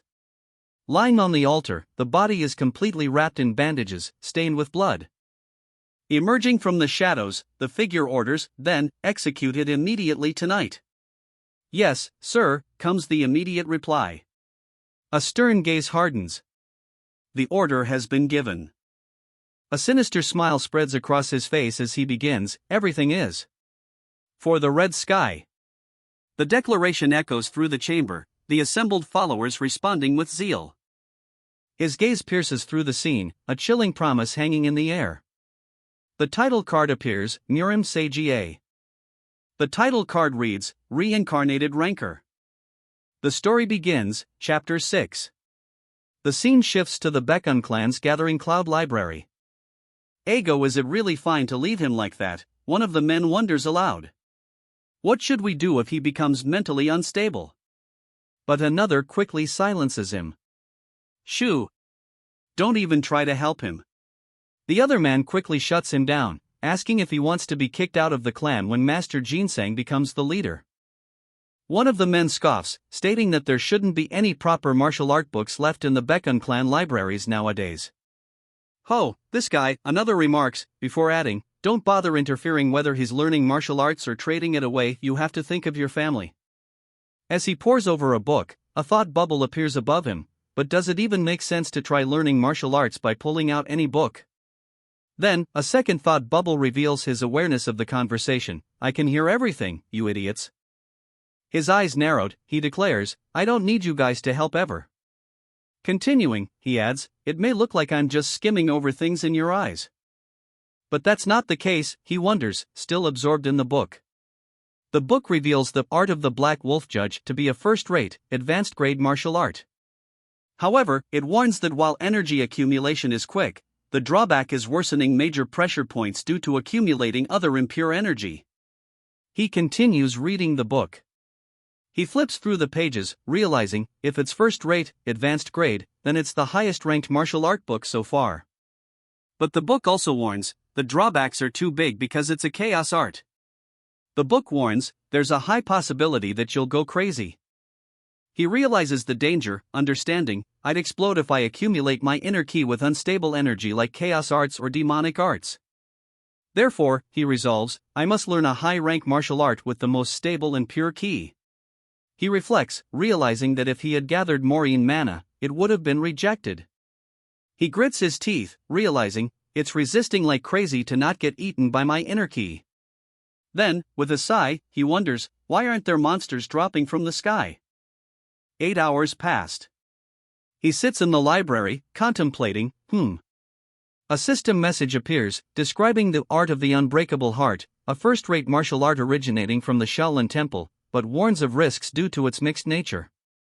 I suppose I have no other choice, he concedes. This is the only first-rate superior-grade martial art. A system message then appears, posing the question, will you learn the Art of Unbreakable Heart? His finger hovers over the yes button. The decision is made. With the decision made, a soft sound echoes. A bump sounds. The sound echoes. The girl screams, eyes wide with terror as she looks up at the imposing figure. Tears stream down her face as she cries out, I'm sorry. Suddenly, the girl's fearful expression shifts to confusion. What are all these books, she asks. His finger points down, indicating something below. The man explains, these are the damaged books that we got as extras for purchasing other martial arts books. He then demands, lead me there. To the place you gathered these books. He declares, this is a mine. Then, looking around at the stacks of books, he adds, this is an anti-tank level. The other man, however, thinks to himself, he's really weird. The little girl watches intently as the man examines one of the martial arts books by lantern light. Next, he says, as he takes another worn book, stating, here you go. With wide eyes, the little girl asks, is it fine to learn these kinds of things? He responds to her question, asking, Are you worrying about me? He smirks, offering, try your best and pick one out. If you pick a good one, I'll buy you some snacks. Then, he adds, but I can't seem to recall your name. Could you tell me what it is? Eyes wide, she excitedly exclaims, wow really? My name is Dan So-yun. Dan So-yun. She then pleads, please wait a moment. Dan So-yun beams, presenting the selection with a cheerful, here you go. Regarding the book So-yun offered, he muses, it's an older and more worn-out book. Why don't I take a look now? Suddenly, a hand roughly grabs the back of his head, pulling him forward with alarming force. Holding the worn book, he tells someone, you have worked very hard and late because of me. I'll buy you as many snacks as you want. An enthusiastic wow, thank you, rings out in response. The scene shifts to Yu Xinwun's dwelling. The focus shifts to a description of the martial art, severing art of the Eastern Shining Sage. It's revealed to be incomplete and damaged, warning of potential problems for anyone attempting to learn it. The martial art is held in his hands, glowing with an ethereal light. It can encompass and embrace anything. Its rank is unknown, a mystery that deepens as a voice declares, is it trash in this case? No, it's something big. Sweat glistens on his brow as he stares intently at the martial art in his hands. There's a great chance it's a hidden piece. I might have just lucked out. His brow furrows as he struggles to comprehend the martial arts secrets. The lack of destructive power can be fused with Yin mana. And the release of ki can be done with the mana library. But then, he hesitates. He realizes there's no compromise between Yin mana and ki of the Eastern Shining Sage, unlike that time with Art of the Flowing Clouds. But then, a glimmer of hope. I may be able to fuse them when I'm third circle mana. Thank God I can pause in the middle of it. Sweat beads on his brow as he focuses, a swirling orb of mana forming between his hands. Golden lines connect points on his arms, channeling the energy. He grits his teeth, realizing, it may take more time, but I need to gather more Yin mana. His brow furrows with determination. The need to gather more Yin mana is clear in his intense gaze. Suddenly, a surge of bright green energy erupts before him. What's that? He wonders, his eyes widening with surprise. He recoils in shock, scrambling backwards as the green energy expands rapidly. The energy explodes outward, accompanied by a large, stylized symbol. The green energy engulfs him, eliciting a choked gasp. He's completely drenched in the green energy, his eyes wide with confusion. He wonders aloud. The green energy surges, a visible tremor running through his hand. What is this energy? It's flowing into my body immediately, he exclaims, the influx clearly overwhelming him. He struggles against the influx, a pained expression contorting his face. I can't stop it with all my mana circuits wide open, he cries out, desperate. Suddenly, a system message flashes, an unknown being applies the curse of death on you. Another system message appears, an unrejectable energy of death begins to wrap around your entire body. As the system messages fade, the protagonist utters, a curse of death. A bead of sweat trickles down his face as the curse begins to manifest visibly. Gazing upward, he grits his teeth, identifying the culprit. The only one who would do this is Yu Jinsang. That bastard, right? A sinister smile spreads across Yu Jinsang's face as he declares, this world wasn't limited to only martial arts. His eyes narrowed, Yu Jinsang muses that the curse is closer to the hunter's power from his previous life. It's no wonder the physician can't figure it out. That sinister grin widens as Yu Jinsang chuckles, cook. Cuckoo. The sound ku echoes repeatedly as Yu Jinsang's sinister laughter continues. The laughter continues, ku. As Yu Jinsang's eyes widen in what seems to be manic glee. What a coincidence, he exclaims. The laughter continues, but then he exclaims, what great fortune. Suddenly, a message appears, you have acquired Yu Jinsang's The Art of Acting skill. He grins, surrounded by an eerie blue energy. Energy filled with the power of death. It's a blessing instead of a curse to a necromancer like me. Clenching his fists, he declares, it's enough mana to overflow the second circle's mana heart capacity. The necromancer continues, if the bowl is small, you can just dash. Crease it, he finishes, a sinister smile spreading across his face as he chuckles softly. The words to be continued appear, leaving the audience in suspense after the necromancer's ominous suggestion. The story will continue. A voice calls out, breaking the fourth wall, Oi, you there. You are reading this on, right? Thanks to Yu Jinsang's subordinates, a death curse is being unleashed. The death curse takes hold, as a large amount of Yin mana is absorbed. For necromancers, a curse is like a baptism for them. He wasn't going to let all that overflowing mana go to waste. Blue flames engulf his hand. Succeeding in making 3 circles in the mana library, he receives a suitable rank up and new skills to match. Good, now I'm around he trails off, seemingly noticing something. I'm around the level of a B rank hunter. He seems pleased with his progress. Kang Taeha's player stats are updated, his Yin mana heart skill has increased to C+, and his necromancy talent has also reached rank C+. Furthermore, skeleton mastery has reached max level, increasing his summon capacity to 6 and unlocking the Skeleton Monk and Skeleton Lancer summon types. The system confirms the unlocking of the Skeleton Monk and Skeleton Lancer summon. A sinister grin spreads across his face. Such a fast growth rate, it's incomparable to my past life. And even better, it doesn't end here. He realizes, the increase in Een mana is making it easier to accept Sage Ki. He realizes that the increase in Een mana is making it easier to accept Sage Ki. Furthermore, the art of Flowing Cloud is fusing with it as well. The system announces, the rank of Severing Art of the Eastern Shining Sage has been decided. The rank is Zenith Superior Grade. A system alert flashes, warning that the player has recreated Severing Art of the Eastern Shining Sage, so its rank is being re-evaluated. The system announces the Severing Art of the Eastern Shining Sage has been re-evaluated. Its rank has changed, and as a reward, his frame will evolve. His martial body has become the Sage's natural body. His level rises, reaching level 15. He also obtains new skills, Shadow Whisper Mastery, Hasten Rot, and Bone Wall. The system displays the updated description of the Severing Art of the Eastern Shining Sage, now called Flowing Dawn Cloud. He muses, Flowing Dawn Cloud, I like it. His martial body also increases 2 ranks, from E to C. The system displays the stats for his martial body, now called Sage's Natural Body, granting bonuses to martial achievements, sensory power, and affinity. But a question forms in his mind, what is natural power? He sits in a meditative pose, but the sunlight streaming through the window breaks his concentration. The sun is already up, he wonders aloud. He stretches, surprised to feel refreshed despite staying awake all night.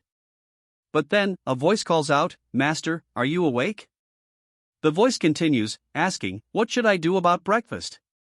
Suddenly, a shout pierces the morning calm, you must get ready right now. Someone has come to see you. The protagonist, clearly surprised, wonders, a guest? Mine? The protagonist's curiosity is piqued. Who is it, he wonders. The messenger hesitates, stammering, the thing is. Impatient, the protagonist demands, tell me. The messenger begins to answer, the first word hanging heavy in the air, your fiancé. The messenger's single word hangs in the air, promising a complicated explanation. What? He exclaims, stunned by the messenger's revelation. The title card appears, Nurim Sega. The title card flashes, Reincarnated Rancor. The title card fades, revealing the start of Chapter 7. The scene opens on the Bekun clan. Within the Bekun clan, someone notices something arriving. Oi look, isn't that the GM family cart? The man questions the arrival of the GM family. I never heard that the GM family was coming? The cart driver announces, Master, we have arrived. Please step out.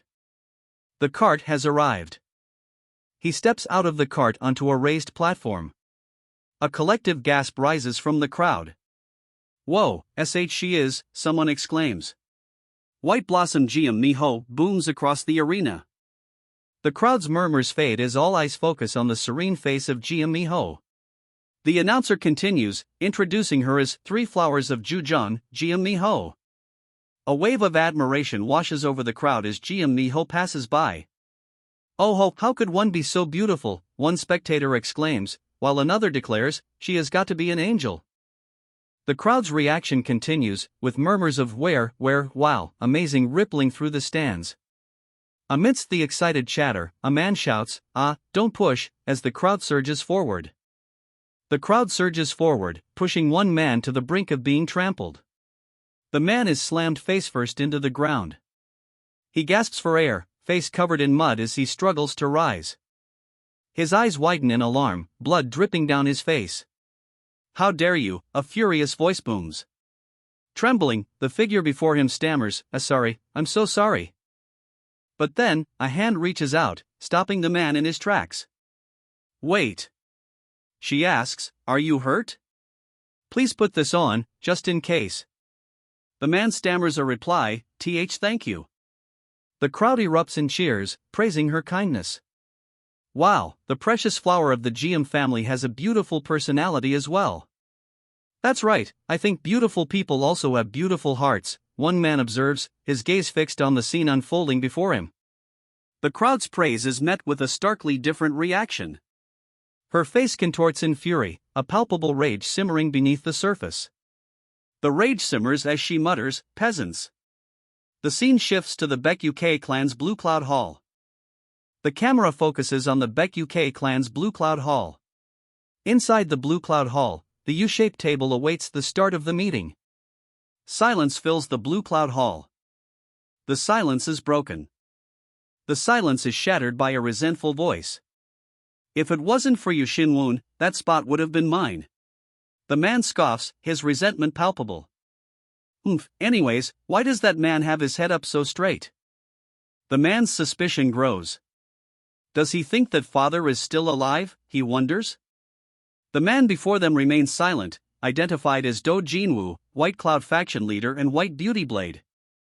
Do Jinwoo breaks the silence, greeting someone off-panel. "Ah, Vice Head, you were already here." Do Jinwoo then greets someone unseen. "Ah, Vice Head, you're here." No Daeyoung, leader of the Clear Cloud faction, appears, apologizing. "I apologize, my son was a little slow to get up." The son of the Clear Cloud faction leader, face contorted in anger, demands, "Why are you faulting me?" The Clear Cloud faction leader retorts, "Because you arrived at the outhouse too late. What are you doing, not introducing yourself to the vice head and the masters?" The Clear Cloud faction leader's face is contorted in fury as he shouts. With visible reluctance, he offers a greeting. "Ugh. Greetings, Vice Head, Masters." No Gunho, the Clear Cloud faction vice leader, stands before them. An enraged voice booms out, "The bastard dares to greet that old bat before me?" No Daeyoung is described as someone unmoved by women, money, or even rare martial arts manuals. Clear Cloud only follows those stronger. No Daeyoung's expression hardens as he declares, "Clear Cloud only follows those stronger than them." No Daeyoung declares that Do Jinwoo and he will have no choice but to come under him. "Oh! Master Jin Sang! You are already here," a voice exclaims.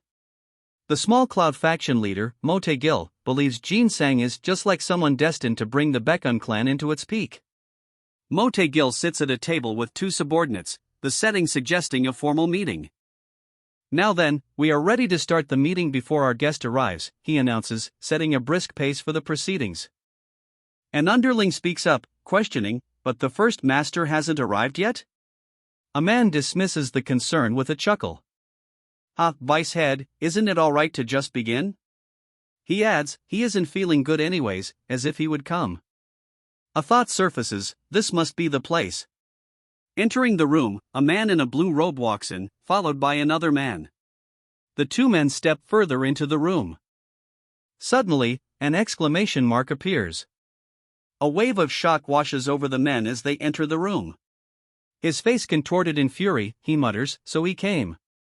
His gaze sharpens, a dangerous glint in his eyes. His jaw tightens, the anticipation palpable. The screen fades to white, the words "to be continued" hanging in the silence.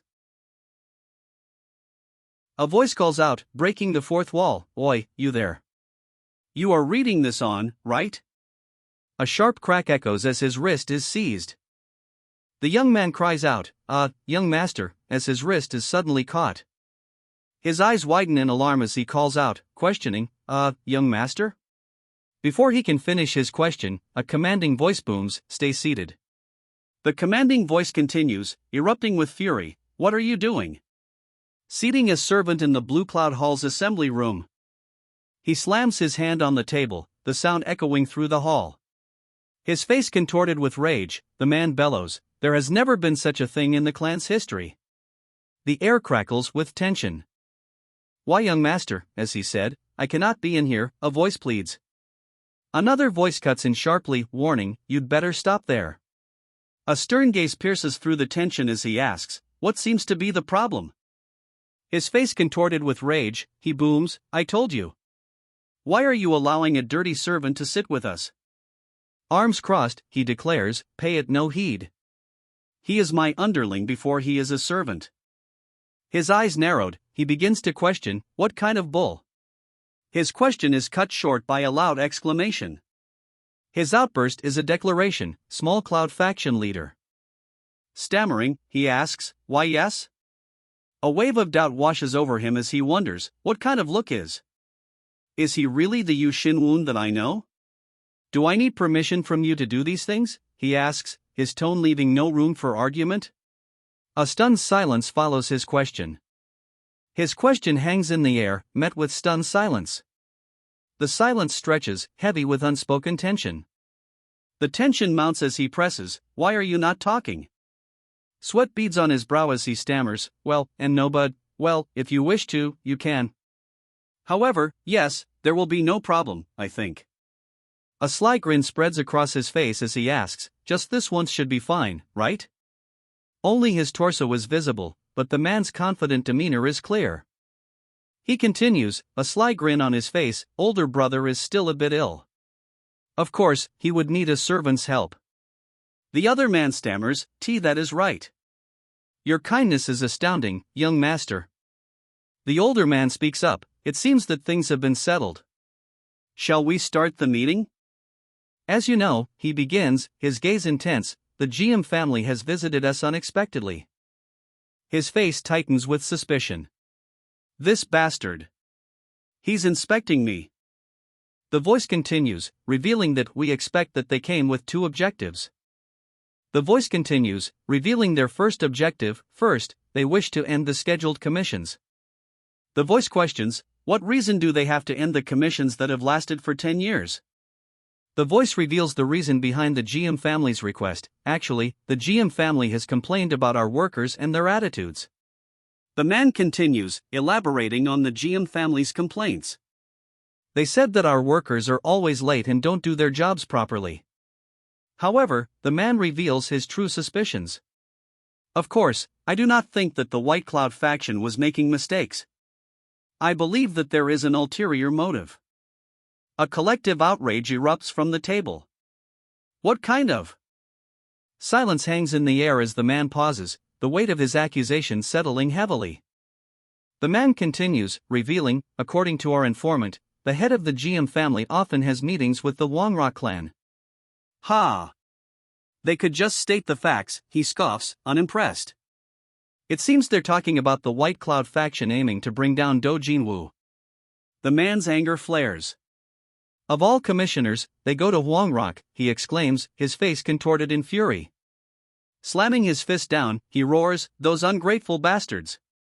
Suddenly, an announcement booms, GM Miho from the GM family is entering. A stunned silence falls over the room. The title card appears, signaling the start of a new arc. The title card reads, Reincarnated Rancor. The screen displays the number 8, indicating the next chapter. SFX, Du Tung. Chapter 8 begins with a young woman standing before a group of stern-faced men. It has been a while, she begins, her gaze lowered. Have you been well? A tense silence follows her question. The older man in the background narrows his eyes, his expression unreadable. The custom is to leave the guards outside. A voice states. Another voice responds, filled with suspicion, she's blatantly showing that they don't trust us. A subtle smirk plays on the younger man's lips, a stark contrast to the suspicion hanging in the air. Nothing much changed for us, he declares, before adding, although, you have become more beautiful. She responds to the compliment, stating, I will gladly take that compliment. A blush creeps onto her cheeks as she touches her neck, a slight smile playing on her lips. The voice remarks, it seems you were quite impatient? We sent tea to the waiting room, but you came before the tea even cooled down. Ha ha. I apologize, the room was too small for me to wait in, he booms, a grin spreading across his face. He chuckles, ha. I apologize, the room was too small for me to wait in. But inside, the group is clearly taken aback. He continues, stating, it seems we all have things to do. To save time, can we get straight to the point? With a gesture, he asks if they can proceed directly to the matter at hand. The others look on, a mix of curiosity and apprehension on their faces. The elder nods, granting permission with a simple, "You may." With a sinister smile, he declares, "We apologize, but the GM family will end all trade with the Baekun clan from now on." The declaration is met with outrage. Cut ties with us? You can't just notify us like this one-sidedly. A fist slams down with brutal force. The family head's words cut through the outrage. An organization without an owner is bound to crack. The family head continues, his voice laced with thinly veiled frustration. "How could we let such a place handle our commissions? Please be understanding." The family head's words leave a young woman standing silently between two imposing figures. Sighing, he asks, "So is the family head's thought final?" His hand presses against his forehead, a clear sign of his building frustration. He wonders aloud, well, if the problem I stated will be resolved, perhaps he could change his mind? Then, he concedes, "We do have that bond from all those years of cooperating, so we will give you around half a month of leeway." So that was it. He realizes, a contemplative expression settling on his face as he stands among the others. The pressure weighs heavily on him. This abrupt visit and the pressure on us, and a rude request to choose the leader of our clan in just half a month. He continues, the weight of the situation evident.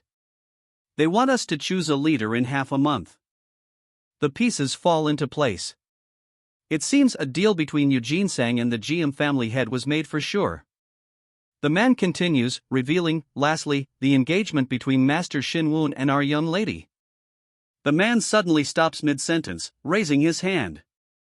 "Oh, wait." Interrupting himself, the man covers his mouth with one hand, while raising the other in a stopping gesture. "Talking about the engagement, yawn."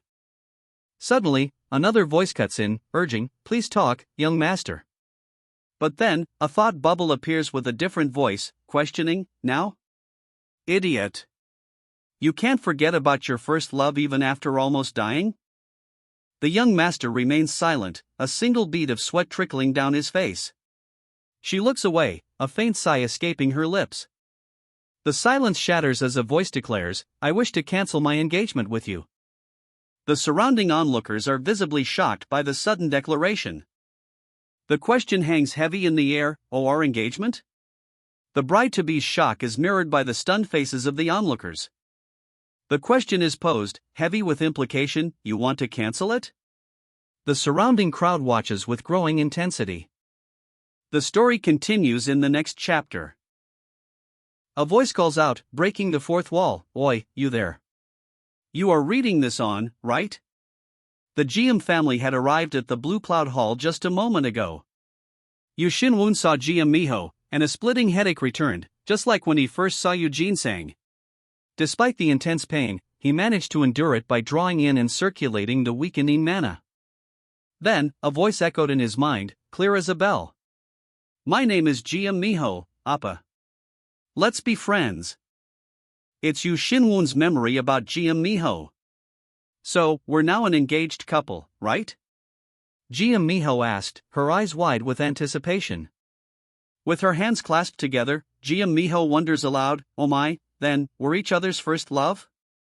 Suddenly, a voice cuts through the air, dripping with disdain, "A pig like you dares to be engaged to someone like me?"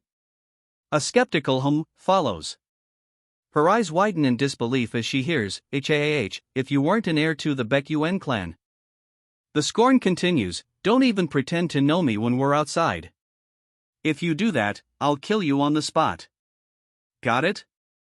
The speaker's thoughts then turn to the woman, branding her a disgusting woman that hid her true self behind a facade. His disgust continues, the man thinking, "To think I was engaged to her, how horrible." A sharp slap echoes. Above her, a shadow looms. She wonders, tilting her head back slightly. His eyes narrow, a calculating look forming on his face. Panic rising, she wonders, what wrong did I make? Her rage explodes, shouting, "Those lowly peasants ended their lives for." Her rage intensifies as she declares, "They should have thanked me for dying instead."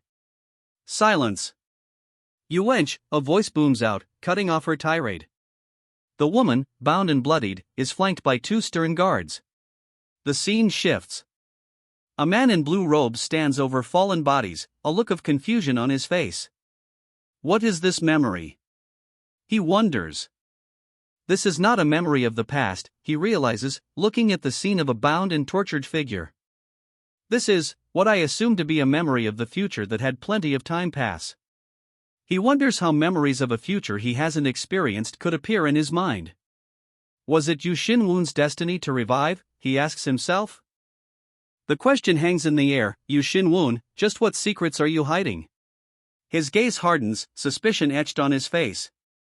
A new determination sparks within him. He thinks, if I level up some more, I'll be able to learn the skills that can open deeper memories. I'll surely know how by then. Standing on what appears to be a frozen lake, he sets his sights on the horizon. His gaze remains fixed on the distant horizon. Suddenly, a voice declares, I wish to cancel the engagement with you. The announcement causes a stir, with one man looking shocked and another appearing nonchalant.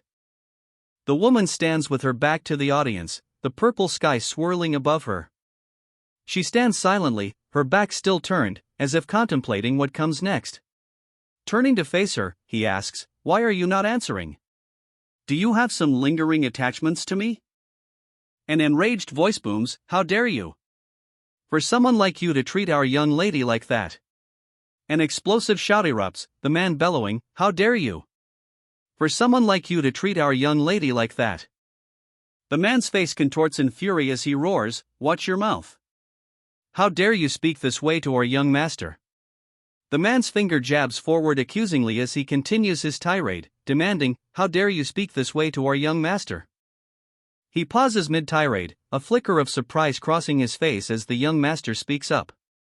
It seemed like you were planning to ask about the disengagement to me as well. What seems to be the problem? The man's rage boils over, shouting, how dare you think those are words that you can say? The man's face contorts in fury as he yells, how dare you think those are words that you can say? His inner thoughts, however, betray a deep-seated fear, we're in trouble. If words get around that Our Lady got rejected by that pig, then the family leader would have my head. A different voice interjects, suggesting, I think the people concerned would know more about the disengagement, right? The man on the right, seemingly unbothered, responds with a casual tone, I think the people concerned would know more about the disengagement, right? The woman's eyes widen in alarm, as the man beside her grits his teeth. That crazy bastard, she exclaims. A surge of power erupts as he declares, you bastard. I cannot overlook you insulting Our Lady anymore. The man's rage intensifies, a fiery aura erupting around him. His face contorts in fury, a visible exclamation mark punctuating his rage. Someone who doesn't have a clue about martial arts, he sneers, his eyes fixed on his opponent. The man behind him looks on in terror. Is returning back my energy when I'm a zenith? A martial artist, he questions, incredulous. A question hangs in the air as flames erupt around him. Not falling on his back in surprise or pissing in his pants, he thinks. No, that can't be. He's probably enduring it with all his might, he concludes, sweat beading on his brow as the flames rage around him. Humph, he grunts, clearly unimpressed by the display of power surrounding him. Humph, he grunts, clearly unimpressed. The blue energy intensifies around the group, as the sound effect sa reverberates. The man states his name, Steel Axe Black Bear. Should I take this as a declaration of war from the GM family, he asks, his words hanging heavy in the air. If that is the case, then I am willing to fight right now, Steel Axe Black Bear declares, his challenge echoing with the crackling energy around him. His eyes glow with an intense, crackling energy. Damn it! His skill hasn't waned despite his age, he thinks, his face etched with frustration. Then, a second thought surfaces, it's still too dangerous to taunt the whole Baekun clan. A hulking figure steps forward, hand raised in a halting gesture. We are not expressing complaints to the whole Baekun clan, he declares, his voice firm. We just want to pay back to the first young master for insulting Our Lady. What nonsense! Complaints against the first young master are complaints against the whole Baekun clan. He declares, his expression hardening. Oh wow, what a complicated issue, he remarks, a bead of sweat trickling down his face. We can't shoulder responsibility for the decisions that my older brother had made without discussing it with us. But it's also hard to stop the GM family from protecting the honor of their young lady, he continues. He smirks, then suggests, that being said, let's think about the long-term relationships between the Baekhyun clan and the GM family. And end this issue with a duel between the two sides, the voice proposes, the suggestion hanging heavy in the room. The room is filled with a palpable tension, the suggestion hanging in the air as everyone awaits the response. A duel. The word hangs in the air, both men staring intently, awaiting the other's response. The figure's ominous words hang heavy in the air, even if there is an unfortunate accident. His eyes glowing with sinister intent, he declares, it's a perfect plan to argue that it was a mistake. The large man strokes his beard, declaring, that's fine with us. Beside him, the woman offers a knowing smile. The man with the headband recoils, shouting, and no. That makes no sense. The man's hands grip the table, his voice rising in protest. A duel for someone like our young master who has no knowledge in martial arts. The man explodes, declaring, that is unheard of. How could you request a duel from someone who isn't a martial artist? The man's outrage intensifies. That is right. This is not possible, he roars. The man continues his tirade, demanding, don't tell me the young master here would cowardly step back and pass over the responsibility? A smirk plays on his lips as he awaits the young master's response. The man's eyes glow with a menacing purple light as he taunts, well, if you're scared, you can try begging on your knees in front of our young lady right now. The man's taunting continues, a sinister grin spreading across his face. Then wouldn't Our Lady with the heart of gold be willing to forgive you? A beat of silence hangs in the air as the man awaits a response, his expression unwavering. The two men flanking him look up, startled. Why, young master, one of the men exclaims. Meanwhile, a voice mutters from the foreground, Kiki, of course that's how it would go. Foolish idiot. A sinister smirk spreads across his face as he declares, it's the end for you. The woman stares back, seemingly unfazed by the declaration. Suddenly, the floor beneath them gives way, plunging the group into darkness. The group is sent sprawling as the floor vanishes beneath them. Panic flashes across the woman's face. A collective gasp fills the air as they plummet. The group continues to fall, the ground rushing up to meet them. He braces for impact as the ground rapidly approaches. He lands firmly on his feet, dust swirling around him as he surveys his surroundings. Annoyance flares as he clenches his fist, retorting, how annoying. With your mouths blabbering on and on like that. He stands his ground, the scene suggesting he's ready to fight. He narrows his eyes, maintaining a steady gaze. He remains focused. A collective silence falls over the crowd. Let's go, he declares, ready to act. He declares, I'll fight you. A voice calls out, breaking the fourth wall, Oi, you there. You are reading this on, right? The blade is carefully sharpened. Phew, this sword I purchased this time is in amazing condition, he remarks, carefully examining the blade. The man's earlier confidence fades as he is met with confused stares. The crowd is ready to fight. He shouts, hey, where is everyone rushing to? Eyes wide, he exclaims, it looks like a duel. It seems the first young master and the GM family are going at each other. His eyes widen further in disbelief. What? The first young master, he questions, clearly shocked by this revelation. The title card appears, Episode 10. The scene shifts to the Baekhyun clan gymnasium, where a large crowd has gathered. From within the crowd, a stern voice erupts, declaring, Vice Lord, this cannot proceed. This has to be stopped. Another voice from the crowd agrees, adding, that's right. The master could get seriously injured. Another voice counters, there's no way the ones that were assigned by the GM family head to GM Miho are ordinary men. A growing sense of unease fills the crowd as another wonders, but why did the first young master, if he's not insane, he can't be. I'd wanted to stop it, but nothing can be done now, he thinks, his words laced with regret. If I happen to go now. Regret hangs heavy in his voice as he considers, if I happen to go now. A chilling thought echoes, foretelling a grim shift in allegiance. All the members' hearts will turn from the first young master. The Vice Lord's words resonate. The one who loses his followers' trust cannot become a monarch. He realizes running away now would mean giving up the position of the Lord. The Vice Lord's steely gaze intensifies. But it's not a situation where we can just wait and watch either. The Vice Lord declares, if the first young master runs into any danger, I'll go and help. So don't worry. A firm declaration rings out. Until the winner is clearly decided, no one is allowed to interfere. The Vice Lord speaks, aware his reputation will suffer, but... The Vice Lord hesitates, a bead of sweat trickling down his face as he considers his next move. Master! Please change your mind at least now, someone shouts, desperate.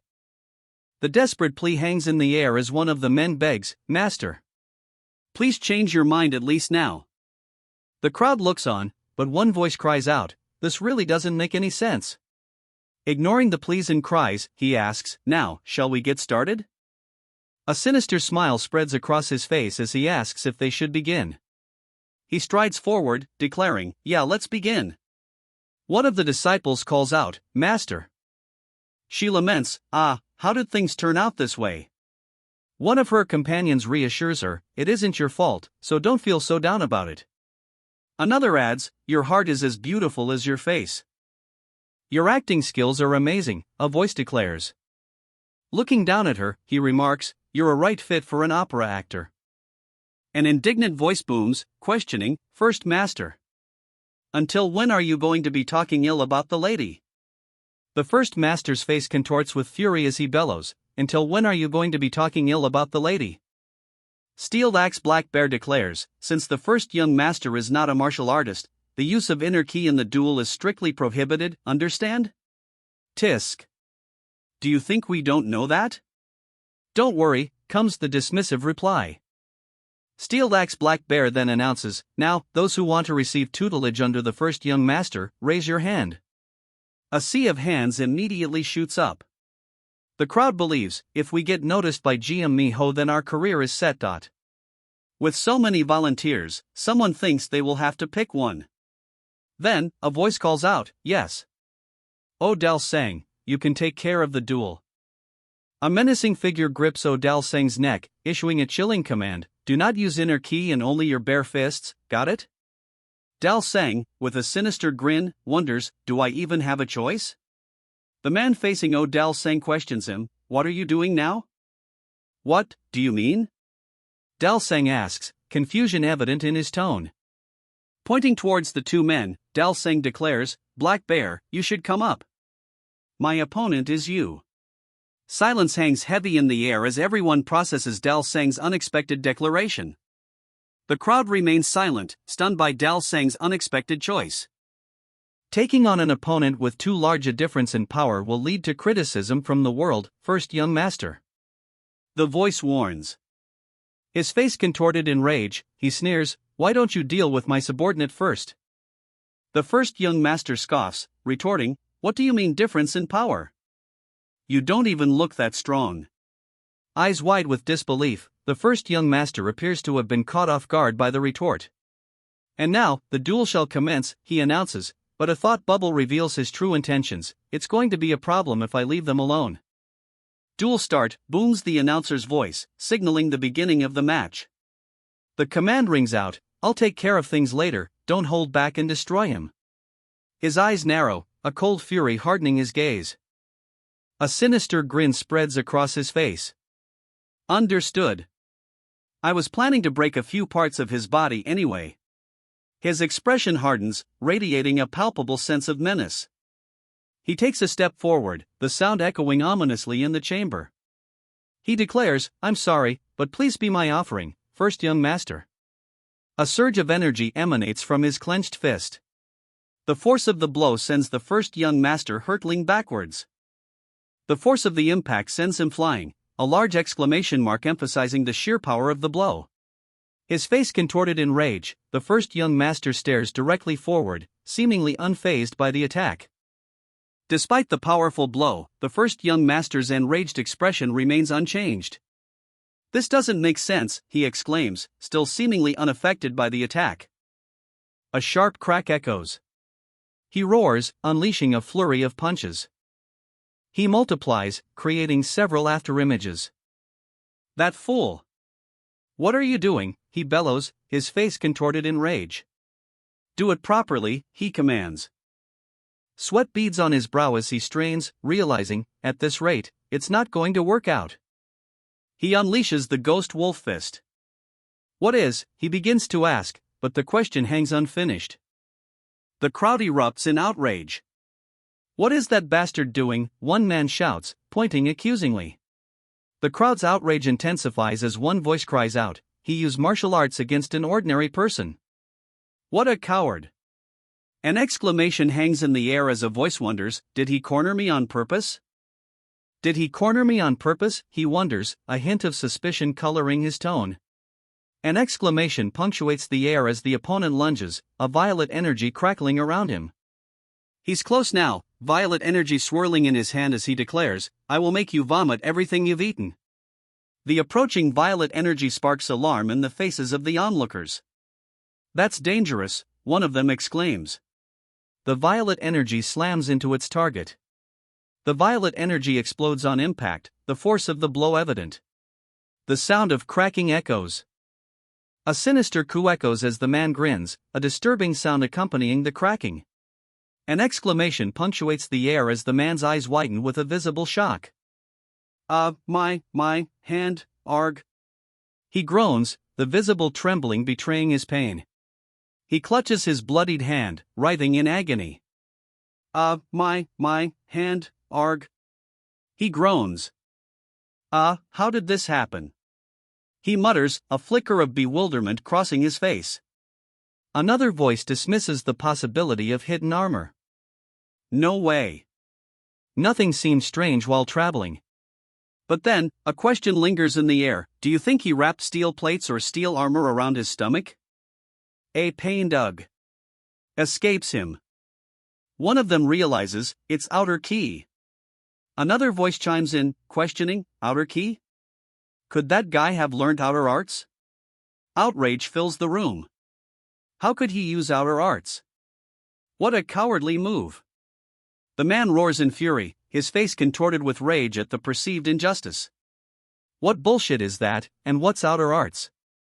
He mutters, clearly confused and displeased by the turn of events. Cowardly? Nonsense, he shouts, his anger now reaching a boiling point. The crowd erupts, one man pointing accusingly as he shouts, why are you mad at our master when you were the one who first used martial arts? The crowd's outrage intensifies. And he didn't even use inner ki, one shouts. Another demands, take back that nonsense. Despite the crowd's accusations, a simple grunt escapes him. Sweat beads on his brow, his eyes narrowed. Despite his clear discomfort, the large man states, all right. We will accept our defeat this round. Despite his clear discomfort, he declares, all right. We will accept our defeat this round.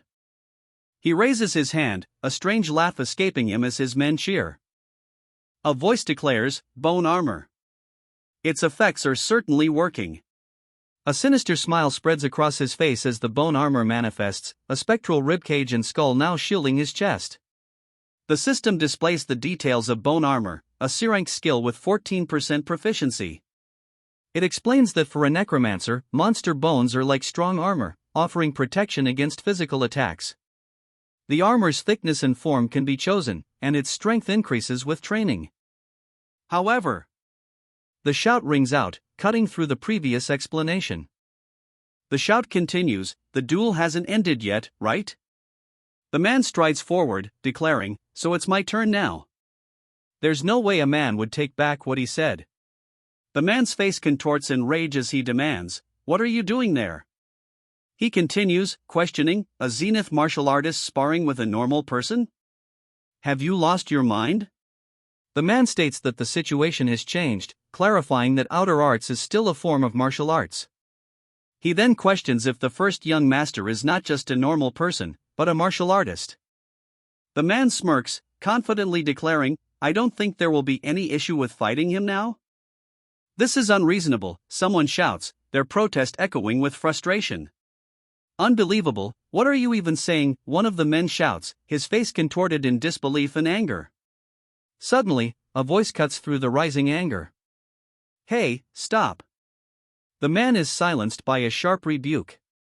Teddy bear, you talk way too much, more than what a man would. The scolding continues, the speaker demanding, what are you doing? Get your ass up here. He grits his teeth, a visible tick in his jaw betraying his frustration at the reprimand. His fist clenches, the knuckles turning white with barely suppressed anger. A voice calls out, breaking the fourth wall, Oi, you there. You are reading this on, right? With the fourth wall thoroughly shattered, a new voice booms out from the heavens, and now, we shall begin. The booming voice heralds the start of something new, as two figures stand ready on a platform marked with strange symbols. A voice declares ominously, you will regret this. His eyes widen, a flicker of fear crossing his face as he clasps his hands tightly together. He retorts, for some reason, everyone that says that always loses.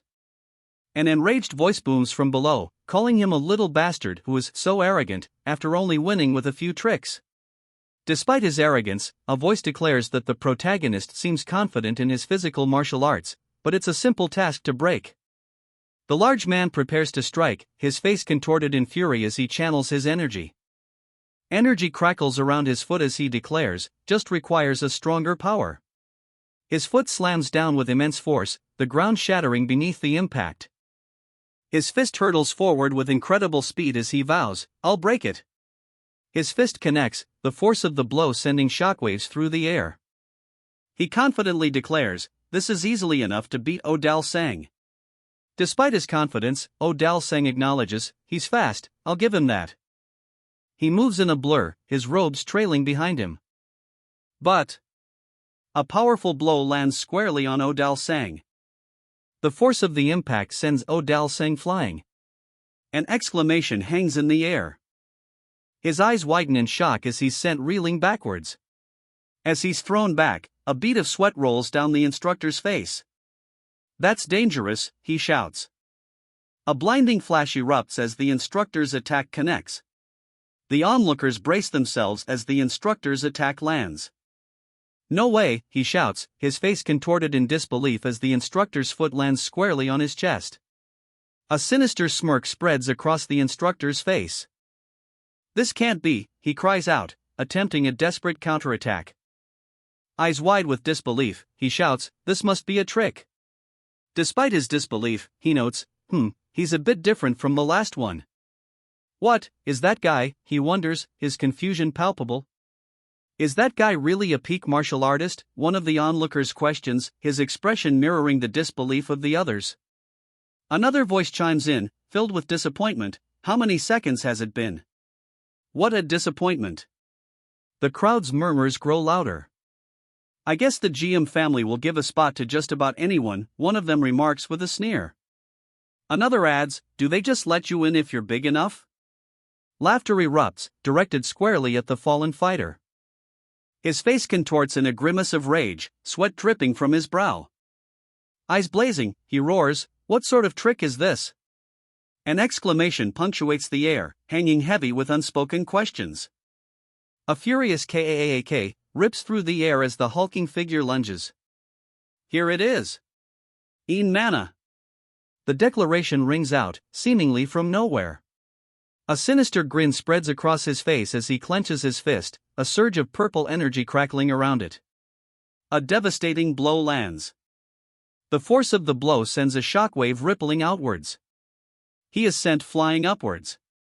He is struck by a surge of dark energy. He plummets back down to earth. The impact rings out as he slams into the ground. He slams into the wall, cracks spider webbing out from the point of impact. Fist raised in victory, he declares, easy. A roar of celebration erupts from the crowd. They raise their fists in unison, chanting victoriously. The title card appears, Nurim Sega. The title card flashes, Reincarnated Warrior. The title card flashes, Chapter 11. He groans, face down on a surface. Ugh. Suddenly, a loud HUAK echoes, and his eyes snap open. He looks up, the source of the sound still unknown. He remains on all fours, a stunned expression on his face. The crowd roars its approval in the background. His eyes widen in disbelief, a visible fury now contorting his features. Standing tall, the man crosses his arms, a smug smirk now plastered across his face. His rage boils over, shouting, "This son of a bitch!" The ground trembles as he plants his feet, ready to unleash his fury.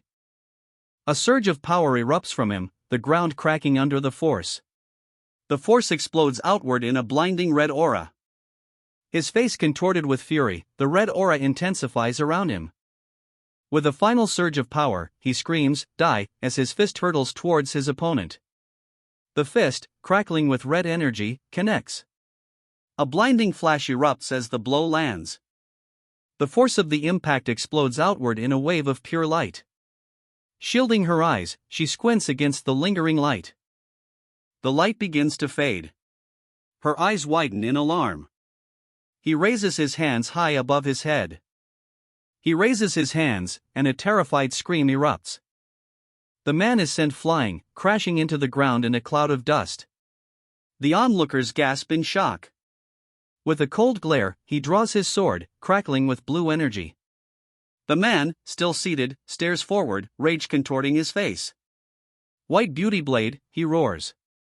A bellowing voice booms, commanding, "What are you doing?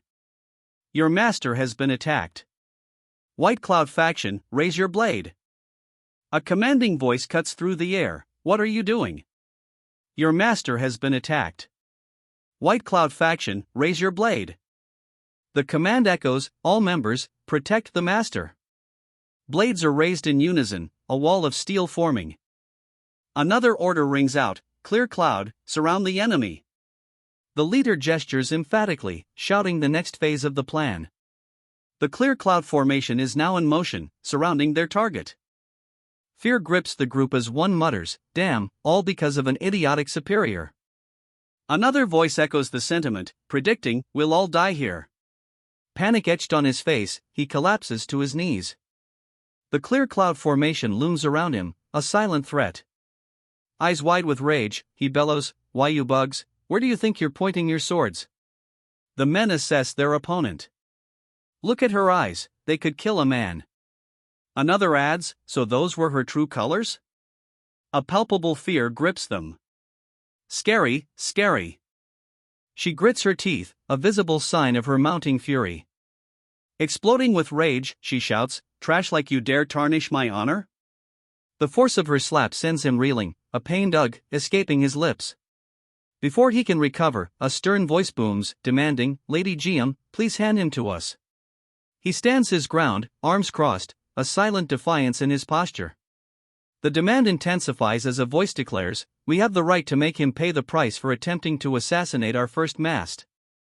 The man's face contorts in rage, his mouth open in a furious yell. "SFX, shatter." His eyes widen in disbelief. "Ah, you," he stammers, his voice laced with shock. His hand reaches out, seemingly grasping at something unseen. A deafening shriek tears through the air. The group stares in stunned silence, their faces etched with disbelief. Blood splatters across the scene. "Covered in blood," he asks, "this should be enough, I presume?" He utters in shock, "Ghastly Bloodclaw." A voice from the crowd identifies him, "That man is the ghastly Bloodclaw, Gunam Seng?" Apparently, Gunam Seng is the strongest in the Jiam family. He realizes his martial arts are not strong enough to face Gunam Seng. Still, he steels his resolve, declaring, "But I can't back off here. Even if I die, all I can do now is protect." He reassures his master, "First master, don't worry. I will protect you." The master retorts, "Who's protecting who? Worry about yourself, you don't seem to be doing so great." Suddenly, the air crackles with energy. Tension thickens in the air as a crowd gathers, their eyes fixed on the unfolding conflict. The camera focuses on the man's face, his expression unreadable. A sinister grin spreads across his face as he holds a bloodied blade to his mouth. A voice calls out, breaking the fourth wall, "Oi, you there. You are reading this on, right?" A sinister laugh echoes as a figure kneels before a group of imposing warriors. "Ha! Ha ha ha ha. The kneeling figure speaks, a sinister aura surrounding him. Well, if you want to start a war, I won't stop you. The figure's metallic claws glint menacingly as he crouches low, a sinister smile playing on his lips. Claws extended, he prepares to strike. A predatory grin spreads across his face, relishing the impending conflict. Before he can strike, a voice booms, "Leader of the Clear Cloud faction, back off." Another man steps forward, attempting to defuse the situation. There seems to have been a misunderstanding.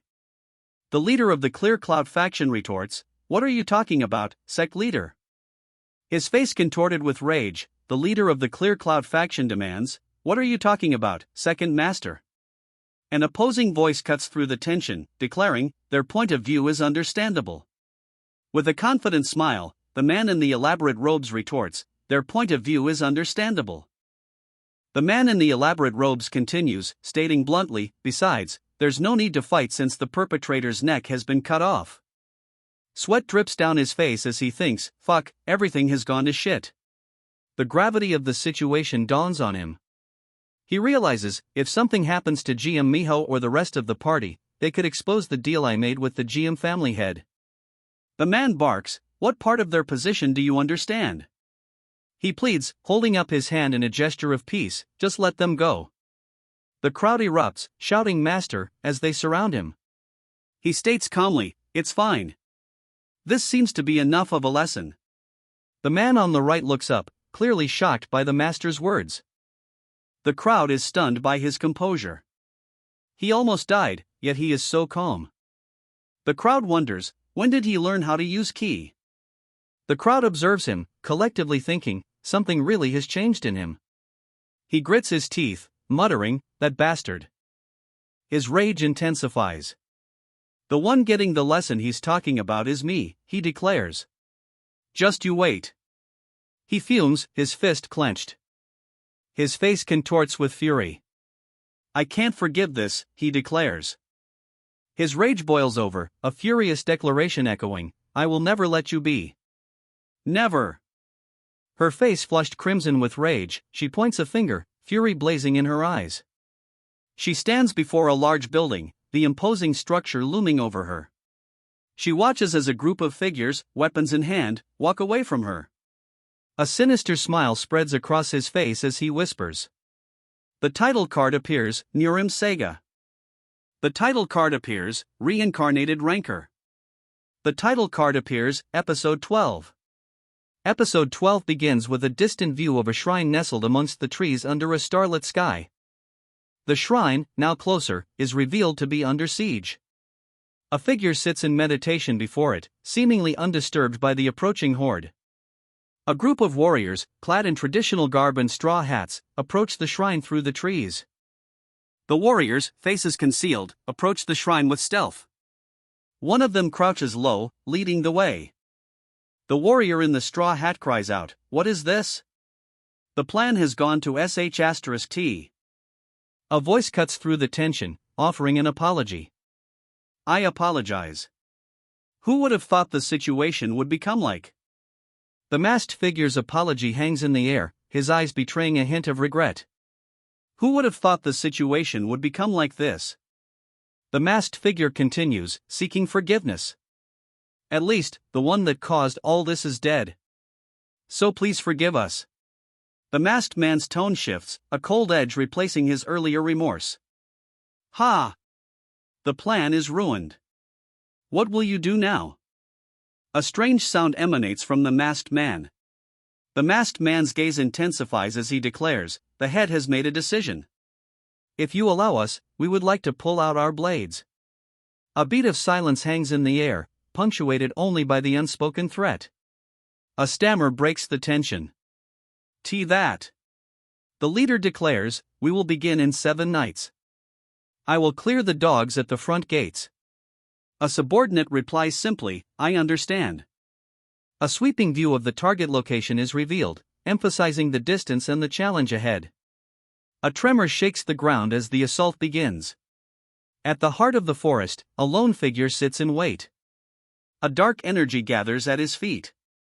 The dark energy swirls, a silent threat hanging in the air. the swirling energy takes on a distinct, ominous form. The ominous energy drifts closer to the stone guardians. The question hangs in the air, he really knocked down Gunbu Hikkyun of the Geum family? Another voice declares, a dragon preparing to ascend must. Yes, I thought the head came back to life, one voice admits. Another voice adds, the head's martial arts talent went all to the first master. It is Yu Xinwun's residence. A beat of silence hangs in the air as Yu Xinwun contemplates the implications of what he's just heard. An uncertain ah escapes him. Then, a request arrives. The leaders of the Clear Cloud and White Cloud factions want to know when you'll come to their factions. A response finally comes, though hesitant. Then, the man leaning against the table relays a message. The leaders of the Clear Cloud and White Cloud factions want to know when you'll come to their factions. The man continues, relaying another request. Furthermore, Vice Leader No Gunho asked you to teach the Clear Cloud faction as well. Wang Sam, the man states. The man asks, why? Did you need something? The man's companion exclaims, what do you mean? If the Vice Leader didn't save you, you would have been in big trouble. The man retorts, confident in his own abilities, even if he didn't block it, I could have easily handled that flimsy attack. The man, looking down, admits, when you said you would battle that monster, you don't know how my heart sank.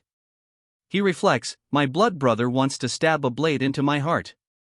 Instead, his heart sank for me. He sits, a finger touching his nose, as he ponders the unexpected turn of events. His brother finally speaks, I apologize. I made you worry. A dismissive ha escapes someone's lips, followed by the statement, you can't just apologize to a servant. You're not a servant, you're a reliable underling, he declares. The brother, taken aback, simply responds, really? He smiles, stating, you must be tired. You should rest, call for me when you need something. He simply replies, okay. He sits in silence, a long pause hanging in the air. He holds up his hand, 3 fingers extended, as if making a silent declaration. Before him, a swirling mass of dark energy begins to coalesce. His gaze remains fixed, unwavering. He reaches out, his fingers hovering just above the swirling darkness. He commands, show me what you have seen. Show me what you have seen, he demands, his voice firm as he stares into the swirling darkness. A swirling vortex of dark energy answers his command. What is this? The voice booms, laced with fury. The plan has gone to shit. The vortex expands, engulfing the area. It's a good thing I placed a shadow whisper on him, he thinks, a sinister plan brewing. The system message reveals the shadow whisper's ability to attach to an enemy's shadow and relay information back to its master. In 7 nights, the dogs. He mutters, confident, I got it. The shadow whisper relays critical information. In a week, Eugene Sang will take the guards, while a group of assassins will come to kill me. With narrowed eyes, he considers the information. Eugene Sang, this fucker, should I just kill him now? He wonders aloud. He reconsiders his impulse. No, I can't be too careless. I don't know my enemy's strength yet. He touches his chin in thought. I must make preparations for 7 days, he declares, his mind now set on a new course of action. He reaches for the window latch, resolving, I have to put that plan to work. The window slides open with a soft click. He is now set to put his plan into motion. It's just right, he thinks, confidence growing as his plan unfolds. A confident smirk plays on his lips. He believes everything is going according to plan. The full moon hangs high in the sky as he gazes out the window, seemingly lost in thought. Turning from the window, he asks, now, shall we get to the grave? The story will continue. A voice calls out, breaking the fourth wall, Oi, you there. You are reading this on, right? The scene shifts to Blood Mist Valley, where a new command appears, Ray's Skeleton Lancer. He extends a hand, standing within a glowing summoning circle. Croc, croc. The newly summoned Skeleton Lancer rasps, its red eyes glowing menacingly. A status window appears before him. The Skeleton Lancer's stats appear, level 20, a first-rate spearman with skills like 19 Yang Chain Strike and Lightning Bow Step. The window also notes that the summoner's inner ki is constantly needed to maintain the summon. Wow! Isn't this alone enough to acknowledge me as a high B rank hunter? He exclaims, clearly seeking recognition. Cancel summon, the command echoes. The skeleton lancer begins to fade. A smirk spreads across his face. Suddenly, a horde of skeletal figures surrounds him, their glowing red eyes piercing the gloom. His smirk remains, even as a message flashes, 5 first-rate skeletons within a day. He muses that the effects of all-accepting power and purify from the severing art of the Eastern Shining Sage are insane. A status window appears, identifying the player as Yu Xinwun. Energy crackles in his outstretched hand. A surge of power resonates as he reflects on his good fortune. It's been a heavenly luck that I was able to obtain the severing art of the Eastern Shining Sage. The status window confirms his identity as both Kong Teha and Yu Xinwun, now at level 22. The status window details his attributes, necromancy, B, and martial body sage's natural body, C. His inner ki is at 3,660, representing about 10 years of training. The protagonist considers his new power to encompass all the inner ki of the dead ones as mine. He wonders if it's due to his martial body ability. He grins, clenching his fist. My other stats are all above average aside from magic and wisdom, he declares, seemingly pleased with his martial body. He realizes a significant advantage. I was able to obtain both the ability for close combat and as a mage without any penalty. Throwing a punch, he wonders, at this rate maybe I could also learn other martial arts aside from pulse arts? He pauses, reconsidering his path. No, it's better to just focus on getting back my main necromancy ability. He decides, this is it for the first-rate undeads. Now, let's head over to the graves of the Zenith undeads. He arrives at the graves, an eerie sound echoing through the forest. The graves are smaller than he expected. It's a lot smaller than I thought. A figure emerges from the trees, a faint glow surrounding him. So this is how we meet. The forest darkens, obscuring everything. The figure is identified as Yu Il-lang, the first leader of the Baekun clan and the strongest swordsman in its history, also known as the Cloud-Breaking Swordmaster. The title card appears, Mirim Family. The story shifts to a new arc, Mirim Family. The screen fades to white, revealing the title of the next chapter, 13. A hand reaches out, seemingly towards something unseen. Gold-ranked undeads with Zenith martial art skills are said to release a golden radiance. But, Zenith martial artist Yu Il-lang's grave is radiating without color. Yu Il-lang's grave radiates, but without the golden color expected of a Zenith martial artist. Yu Il-lang reaches out, his expression unreadable. Yu Il-lang, what secrets are you hiding? A surge of energy erupts from the grave as Yu Il-lang's power intensifies. Blinding light erupts from the gravesite as Yu Il-lang points, his power reaching a crescendo. Yu Il-lang's eyes widen in surprise. What's this? The death key extraction stopped by itself, he wonders aloud. The light emanating from Yu Il-lang's hand intensifies. Suddenly, a system message appears. The rank of the player's attribute necromancy is not high enough to execute death key extraction on the following undead. Yu Il-lang's eyes widen in disbelief. What the hell? He mutters, clearly thrown off by the system's rejection. Another system message appears, this time stating, a minimum question mark. Necromancy rank is needed for the following dead one. A ting sound echoes, signifying another system notification. The needed rank is a question mark. What is this? He wonders aloud. He continues, questioning why a gold rank undead shouldn't be possible with necromancy rank B. Yu Il-lang, he must have had strength beyond that of a Zenith martial artist, he realizes. A thought then crosses his mind, I wonder how strong his martial arts was when he was still alive. He stands before a weathered tombstone, the final resting place of Yu Il-lang. Looking down, he mutters, it definitely must be another hidden piece, but right now it's a failure. A new plan forms as he realizes his efforts here have been fruitless. I'd have to look for the grave of another Zenith martial artist if possible.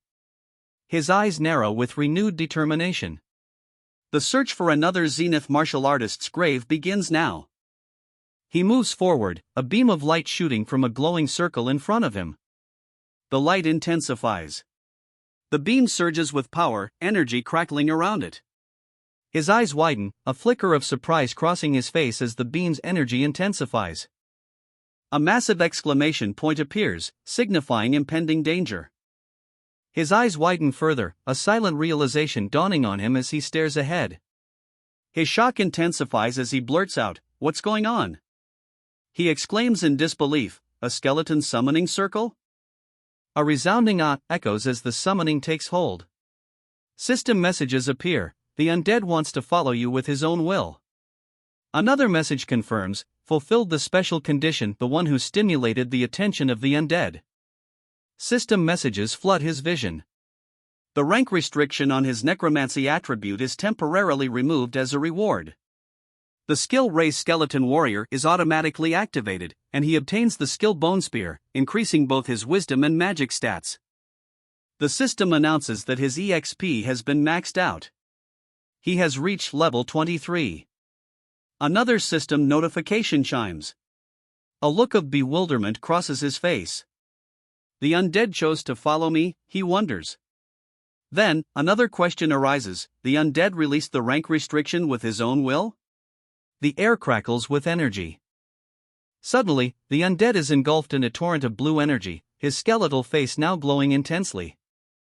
But a system message appears: your necromancy attribute rank is far lower than the rank of the undead. Despite the hero's efforts, the system announces, undead rank is automatically recalibrated. The undead's rank has been calibrated to gold rank. Furthermore, the system states that the undead rank will automatically increase alongside increases in necromancy attribute. As status window, the hero mutters, bracing himself for the next system notification. The system displays the skeleton warrior's updated status: necromancy proficiency has increased to level 30, and he now boasts the Zenith Swordsman attribute at A+ rank. Below, the hero exclaims, "No way." The system continues to display the skeleton warrior's enhancements. Ability and skill is all A.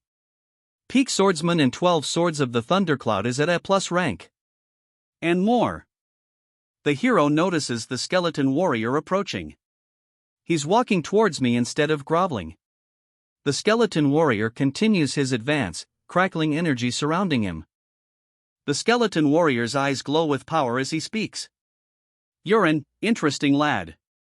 A strange sound emanates from the skeleton warrior. The Zenith Swordsman's emotions are being transmitted directly to him. The skeleton warrior declares, "That means you have chosen me." The skeleton warrior's hand grips his arm, a faint glow emanating from the point of contact. Doubt flickers in his eyes. Could I possibly handle him, he wonders? The skeleton's grip tightens. A chilling sound echoes through the forest. The skeleton's hand connects, a surge of blue energy coursing through the hero's arm. He stumbles backward, the blue energy spreading rapidly. As the energy surges, system prompts appear. The Zenith Swordsman is trying to transfer 12 Swords of the Thundercloud and the Art of the Thunder God. Will he accept? An exclamation punctuates the moment, hanging heavy in the air. A beat of silence hangs in the air as he considers the offer. A subtle shift crosses his face as he makes his decision. Night falls upon the land, the moon a silent witness to the choice he has made. Through the darkened woods, a group of masked figures dashes forward. The masked figures surge forward, their eyes glinting with purpose as they charge through the forest. Pausing in the shadows, one of the masked figures suggests, "Let's rest up a bit." The group stands at attention, while one of them kneels, seemingly injured. An exclamation erupts. The air crackles with tension as a stern voice booms, "Run properly, you idiot." "So damn slow," she yells, kicking out at the trainee. Did the young lady have to follow him, a voice wonders? Have to follow us? A voice states, as a group of masked figures appear. A chilling voice declares, "Humph, I have to see him begging for his life with his limbs ripped off with my own 2 eyes." Her eyes gleam with a sinister light, the masked woman's expression promising nothing but pain. What a horrible wench, he thinks, his gaze hardening. She would have lived, even after joining the demonic sect. He wonders if Eugene Sang, that rat, we'll pretend not to know anything after they arrive. But the masked woman dismisses the thought. Eugene Sang is also in a predicament because of Yu Shinwon's accomplishments. You maggot! That cost Lead Head Bang's neck, and you didn't even figure that out, she exclaims, her anger palpable. The masked woman's eyes widen slightly, a gasp escaping her lips. Let's end the useless chatter and start moving again, he declares, his eyes glowing with an eerie green light. Yes. The words were moving again, boom, signaling a renewed advance. The ninja horde prepares to move out, their leader clutching a strange, dark orb. A sudden exclamation point punctuates the air as the ninja horde surges forward with unnerving speed. The horde's advance intensifies, their speed a blur. Ambush! The cry rings out as one of the ninja prepares to strike. Kia! A fierce cry pierces the air as the ninja lunges forward, weapon gleaming. The attack comes swiftly, the sound of the strike echoing through the forest. The ninja's blade finds its mark, the force of the blow resonating. A piercing scream echoes as one of the ninjas cries out, clutching at what appears to be a broken bone protruding from his abdomen. Another ninja gasps in shock. The ninja's wound is tightly bandaged, but blood still seeps through. Despite the bandaging, blood continues to soak through the cloth. The ninja's gaze hardens, his eyes narrowed with determination. A stark question hangs in the air, Bone? A voice calls out, breaking the fourth wall, "Oi, you there. You are reading this on, right?" Following that unexpected address, the title card appears, Nurim Sega. The title card shifts again, now reading Reincarnated Rancor. The screen then displays 14th episode. The screen reads, Bone? The masked figure turns his head, a look of intense focus on his face. "What is this?" he exclaims, his eyes widening in disbelief at what he sees. A deafening crash reverberates through the area. The force of the blow sends him crashing down. The impact sends shockwaves through the air. Swords clash in a shower of sparks as he struggles to defend himself. She falls, a blade descending towards her. A guttural cry escapes her lips as the assassins close in. "Idiots, wrap your key around your sword and knock it away," a voice booms, offering unexpected guidance. Blades clash in a shower of sparks. Ki flares around the masked figure, his sword radiating a deadly purple glow. The masked figure's blade slices through the air, a deadly arc of purple energy unleashed. The purple energy rips through the air, sending sharp projectiles flying. The masked figure unleashes the full force of his attack, the air cracking with the power of the blow. A sinister smile plays on his lips. "Oh ho, pretty good," he muses, examining his hand. A wave of masked assassins approaches, swords drawn. One clutches his bleeding arm, a testament to the recent clash. One of the assassins lies impaled, defeated. "Damn," someone exclaims. More assassins advance, their swords glinting in the dim light of the forest. "You're hiding in the shadows, attacking like a coward? Show yourself," the assassin yells, his clawed gauntlets gleaming. From the shadows, a figure emerges, covered in grime and leaves. "Unbelievable," he mutters. The figure responds, his voice laced with sarcasm, "You call me a coward while on the way to assassinate me?" A sinister smirk spreads across his face. His eyes widen in disbelief. "How is this possible?" he mutters, the speed lines around him suggesting a sudden, shocking halt. How could he be here, he wonders, stunned by the sudden appearance of masked figures surrounding him. One of them taunts, "Cat got your tongue? Why aren't you talking? Is it because you think I won't be able to recognize you if you wear a mask?" He points directly at one of the masked figures, demanding, "Ghastly Bloodclaw and White Lily, right?" A collective gasp erupts from the surrounding figures. One of the masked figures speaks up, the word hanging heavy in the air, "An assassination?" What a dangerous word. Another masked figure counters, stating, "We are just performing a secret mission given to us by the head of the GM family." A chilling smirk plays on his lips as he reveals the true objective, "Yeah, and that mission is to kill me." A wave of fury erupts from the masked figures. "Shit! Eugene Sang, that bastard! He betrayed us. What are you doing? This is better than before, just kill him here, someone shouts, seizing the opportunity. The masked figure realizes the depth of the deception. We've been baited by both brothers. But we cannot be too hasteful, he thinks, realizing the danger. Many bone spears were launched at one go, so there must be more with him. He scanned the area, but found no one. But I've been looking around for a while now, and I cannot sense anyone else. The protagonist's eyes widen in disbelief. It can't be, he came alone, he exclaims, questioning the situation. The protagonist, arms crossed, openly wonders, is he stupid or dumb? A sudden realization dawns on him. That means he left a launching device somewhere. The enemy's glowing eyes narrow as he realizes the protagonist's deduction is correct. This is great, he's made it easier for us. Under the moonlight, a voice echoes, dripping with sarcasm, I guess you didn't want to live that badly. The figure, radiating an eerie green glow, descends. You didn't want to wait on your death, he taunts. A sinister smile plays on his lips as he declares, yes, this is how this should go. It will be lonely, going alone, but take care on your way down, he declares as a group of assassins descends upon their target.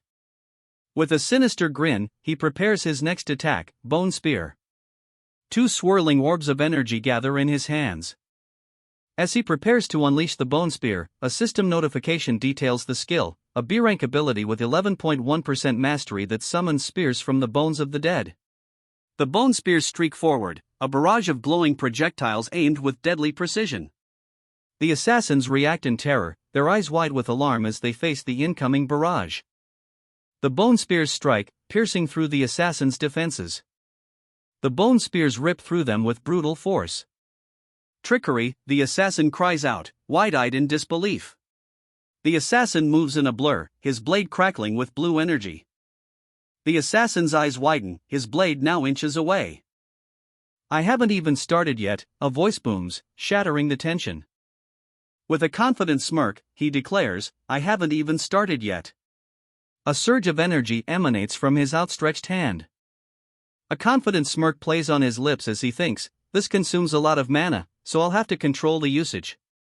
But this seems like it's enough to scare them. Sweat drips down his face as he realizes, this definitely can't be him using ki to move that. There's no way he's a transcended peak martial artist at this age.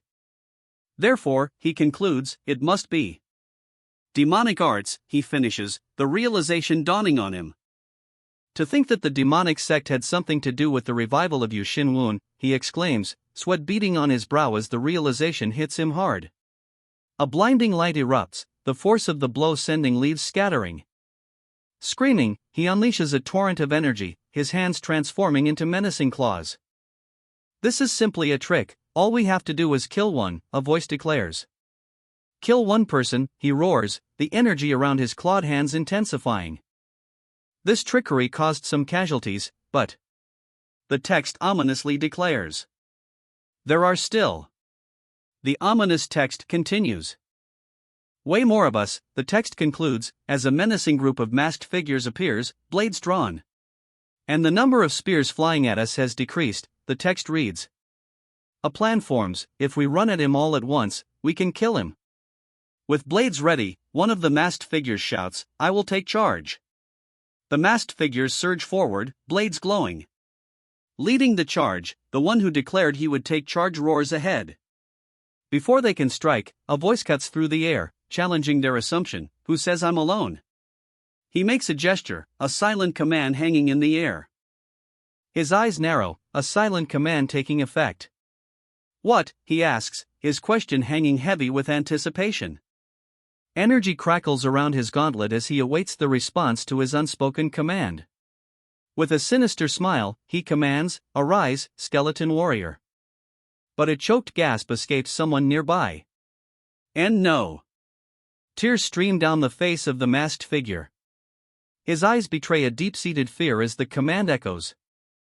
Ahhh, one of the masked figures screams. Another cries out, what is that? Their eyes widen in terror. A piercing scream rips through the air. A monstrous skull looms, its eye sockets burning with an eerie light. The skeletons rise, their red eyes glowing menacingly as they stand on glowing runes.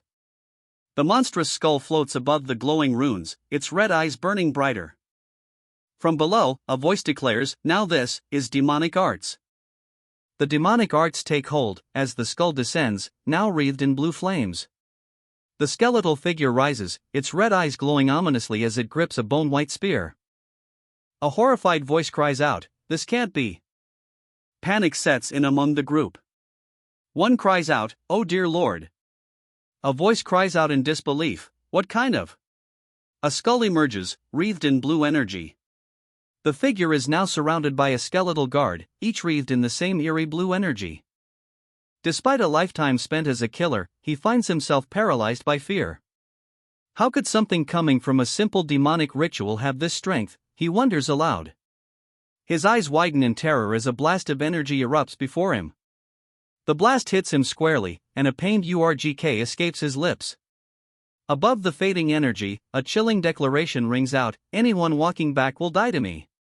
Claws extended, the man screams in fury.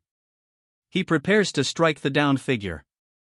A defiant cry erupts, "If we die either way." "Yeah, it's just bones."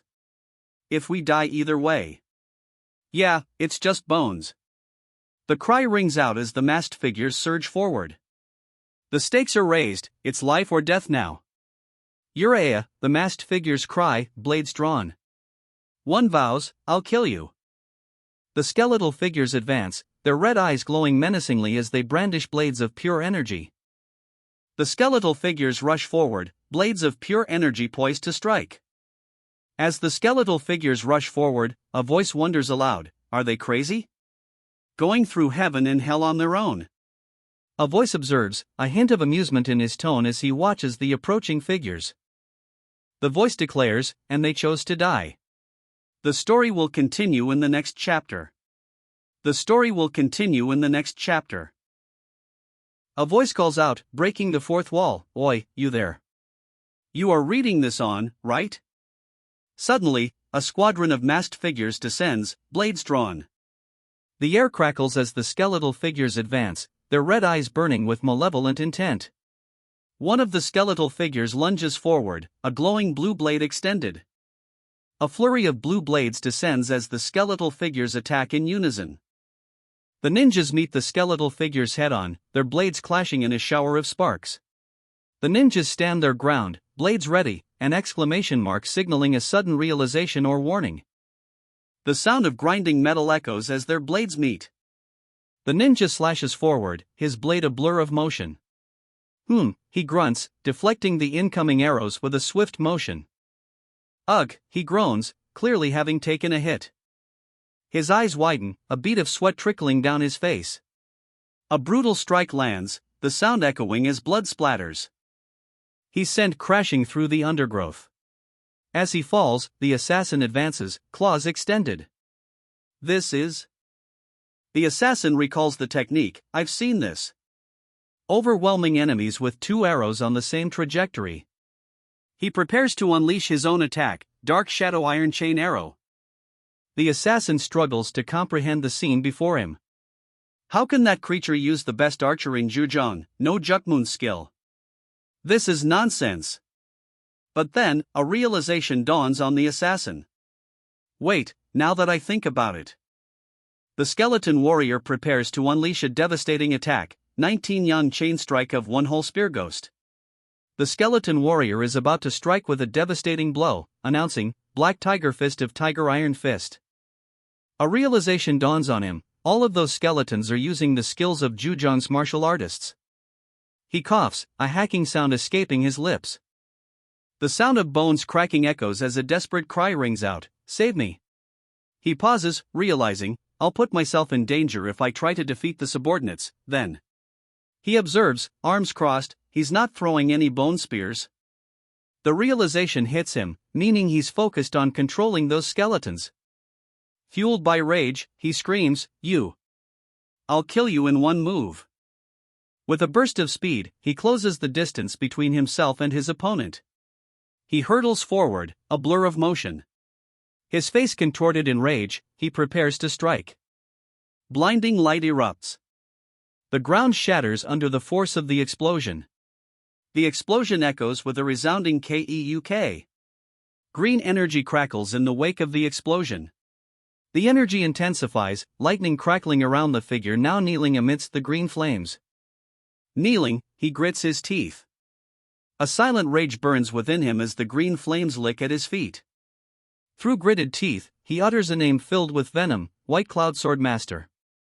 A single tear traces a path down his cheek as he spits out the name of his tormentor.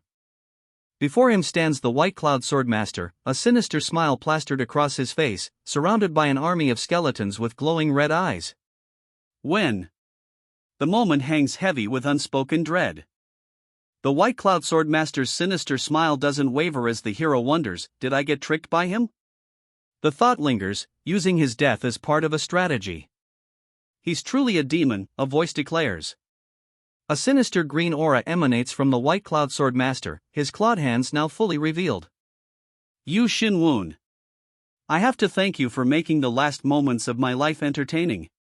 The White Cloud Swordmaster declares, surrounded by eerie figures. The White Cloud Swordmaster erupts in maniacal laughter, his eyes gleaming with sinister intent.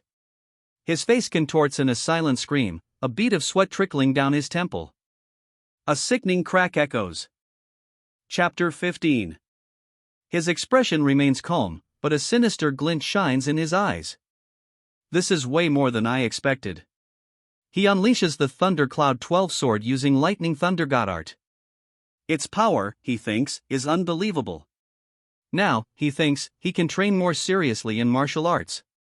The opponent lies defeated on the ground. A new summonable creature has been added to his current stash.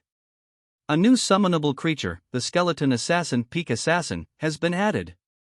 Good, got another peak level skeleton, he exclaims, a smirk playing on his lips as he continues onward. He continues onward, the sky above. Suddenly, a masked figure is paralyzed, her eyes wide with terror. Why won't my body move? She cries out. The masked figure's body is shown from the chest up. The captor explains that she is under shadow bind, rendering her immobile. Meanwhile, another voice cries out, Brother, Shinwoon, I've been deceived by Eugene Sang, that bastard. Tears welling, she asks, how could I try to kill you? We were lovers. Tears still glistening in her eyes, she pleads, we can start over, it's not too late. She steps forward, desperate to salvage what they once had. His expression hardens, and he retorts, that acting, you're really good at acting. A chilling question cuts through the tension, hey, do you still capture and torture travelers? Her eyes widen in disbelief, and she stammers, how could you? A chilling thought bubbles to the surface, I have to kill him. If the secret gets out, I'm done for. With a click, a hidden blade springs from her sleeve. Die, she screams, lunging toward her target with the hidden blade. Ha ha ha. What a sight, you pig, she taunts, her eyes gleaming with manic glee. The blade is engulfed in a cloud of purple smoke. Kek, how unfortunate. My poison resistance skill is already at rank B+, you know? What? He exclaims, clearly shocked by the revelation. His eyes widen in disbelief as the purple smoke dissipates around his hand. A confident smirk spreads across his face as he points directly forward, a surge of power emanating from his hand. His power surges forward, striking his target. Brother. EK, she cries out. A sinister smile plays on his lips as he declares, one thing I really like about this world. I stabbed your throat so you can't talk now.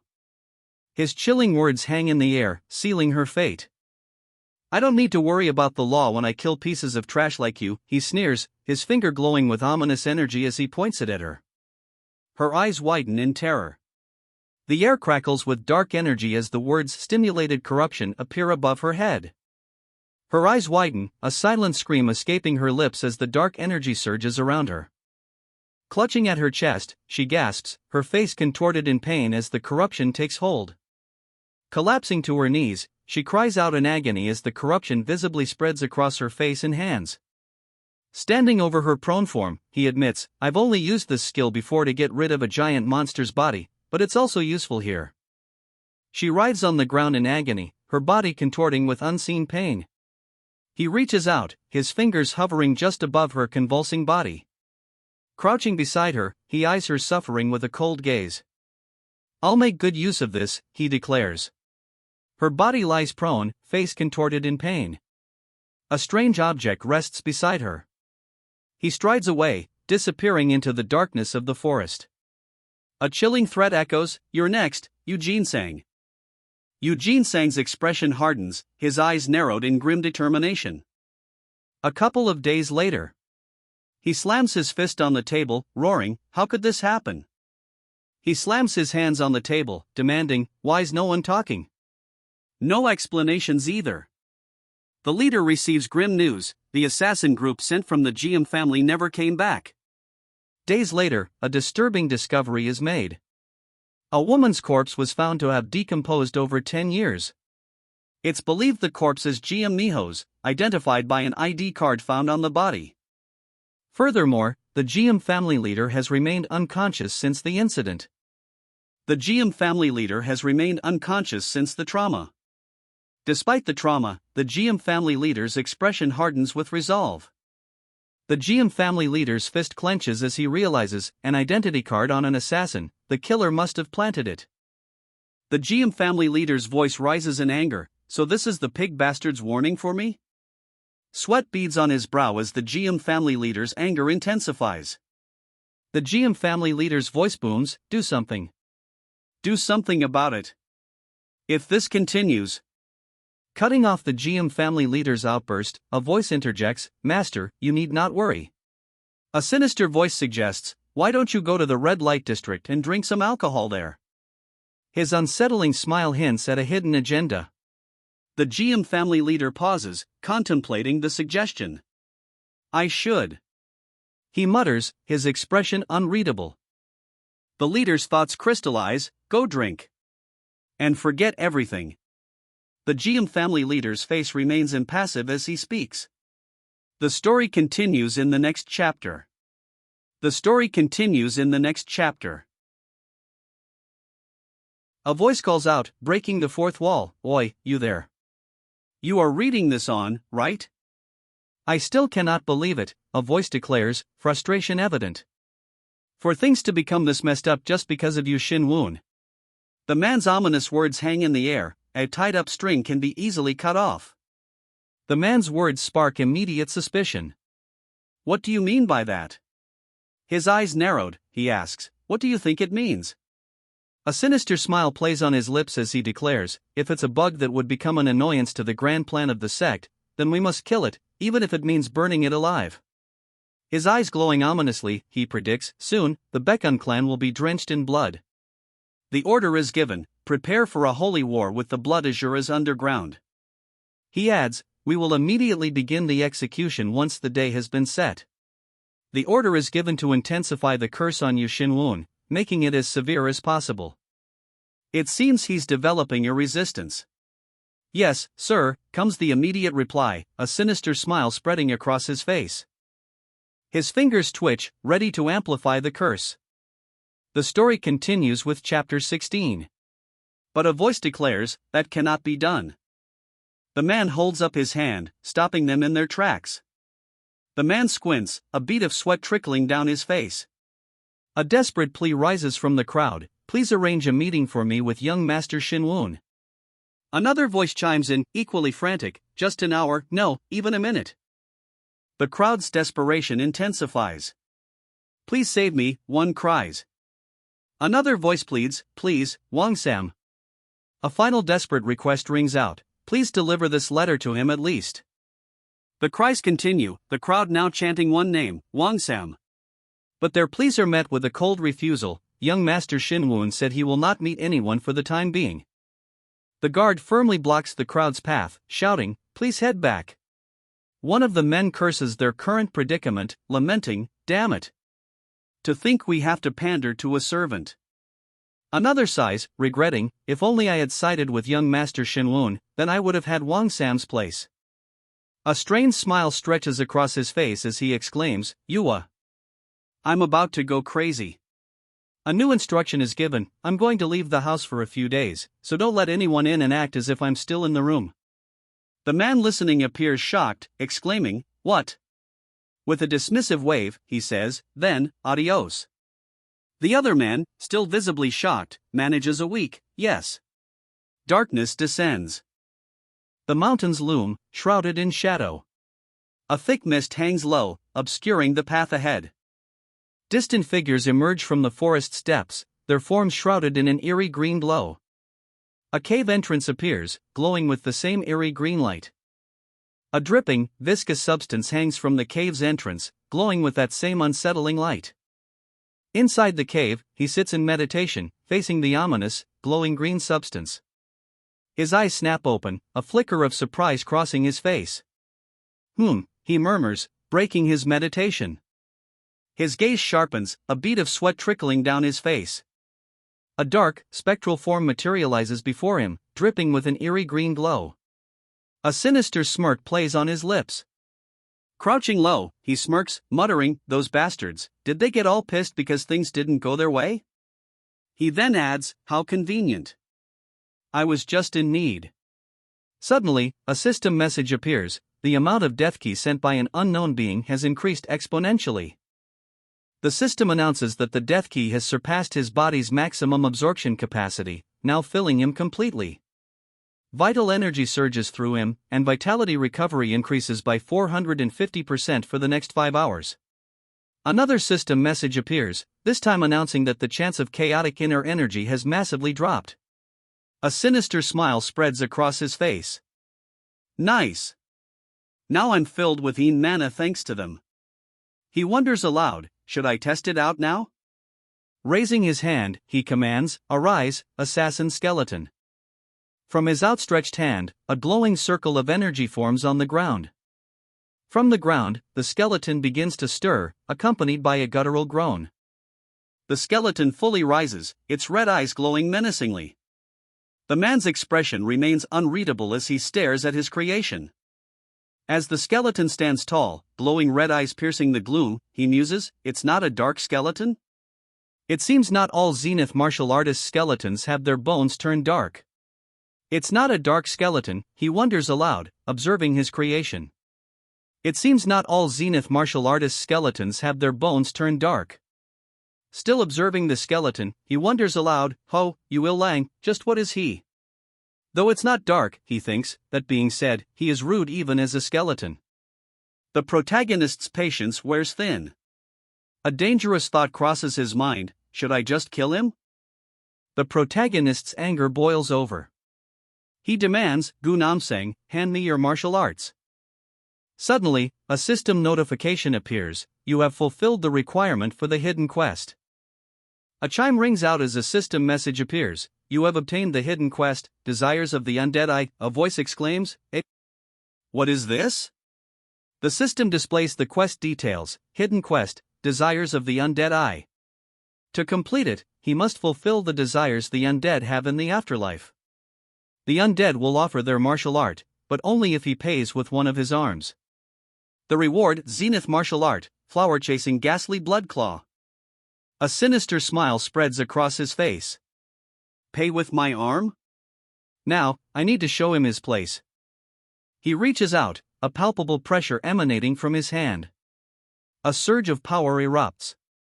A wave of purple energy explodes outward. The purple energy coalesces into a skull with burning eyes. Cracks echo around it. Until I take you out again, come and suffer from continuous pain, he vows, his voice laced with malice. His face contorts into a sinister grin, promising a future filled with agony. Gu Namsang, reflect on yourself until I summon you again, he commands, preparing to summon more skeletal warriors. I'll just call out the other skeletons for their martial arts. A chilling demand echoes: hand me your martial arts. He's obtained the hidden quest, Desires of the Undead 2. And then, Desires of the Undead 3 is also unlocked. A realization dawns on him. I can obtain the sacrificed martial artist's art if I complete their quest? I found out all about this thanks to Yu Lang, no, the old man, for transferring his martial arts without even asking, he exclaims, hands clasped. He confidently declares, I have no need to learn the first-rate martial arts, so you guys can go back in. With a flick of his wrist, the protagonist sends needles flying toward the approaching skeletons. A smirk plays on his lips as he tells them, don't be so disappointed. Didn't you know I already had a martial art that I wanted to learn? He collapses to his hands and knees, his sword lying just out of reach. Sweat beads on his brow as he struggles to recover. Gasping for breath, he thinks, this body. I'm experiencing it again, but it's really trash. A new thought strikes him, maybe I should lose the weight first. Clack clack. The sound echoes as a skeletal figure looms over him, arms crossed, its glowing eyes fixed on the struggling hero. Despite his exhaustion, he grits his teeth, shouting, K&G. I'm trying my best, old man. His eyes widen, sweat beading on his brow as a blade descends rapidly towards him. The blade is held steady, the old man declaring, let's try this again slowly. The old man's blade glows with a menacing purple light as he utters, mana. The old man prepares to strike, channeling the ki of the Eastern Shining Sage into his blade. The old man declares, Art of the Thunder God, Ki of Thundercloud. As he speaks, arcs of blue electricity crackle around the blade. He raises the blade high, the air crackling with energy as he declares, First form of 12 Swords of Thundercloud. A blinding flash erupts. The Thundercloud straight strike descends with furious speed. The strike lands with earth-shattering force. Damn it, he shouts, the impact clearly taking its toll. The blade plunges deep into the earth, kicking up dust and debris. He realizes the power gap is too vast. There's just way too much of a difference in power between mine and what Yu Illang used against Gu Namsang. He plants his sword firmly into the ground, his face etched with grim determination. A realization hits him, this is merely not an issue of the inner ki or the body. There's a fundamental difference to it. A skeletal hand descends from above, prompting him to question, A skeletal hand touches his shoulder, and he turns, startled. What are you? He asks, a clear question of alarm. What? He exclaims, spotting more skeletal hands rapidly approaching. His eyes widen, a bead of sweat trickling down his face. Wait a moment, perhaps, he exclaims, seemingly realizing something. He pauses, a moment of hesitation hanging in the air. A skull with glowing red eyes appears, surrounded by an ominous red aura. He collapses to the ground, a cloud of dust rising around him.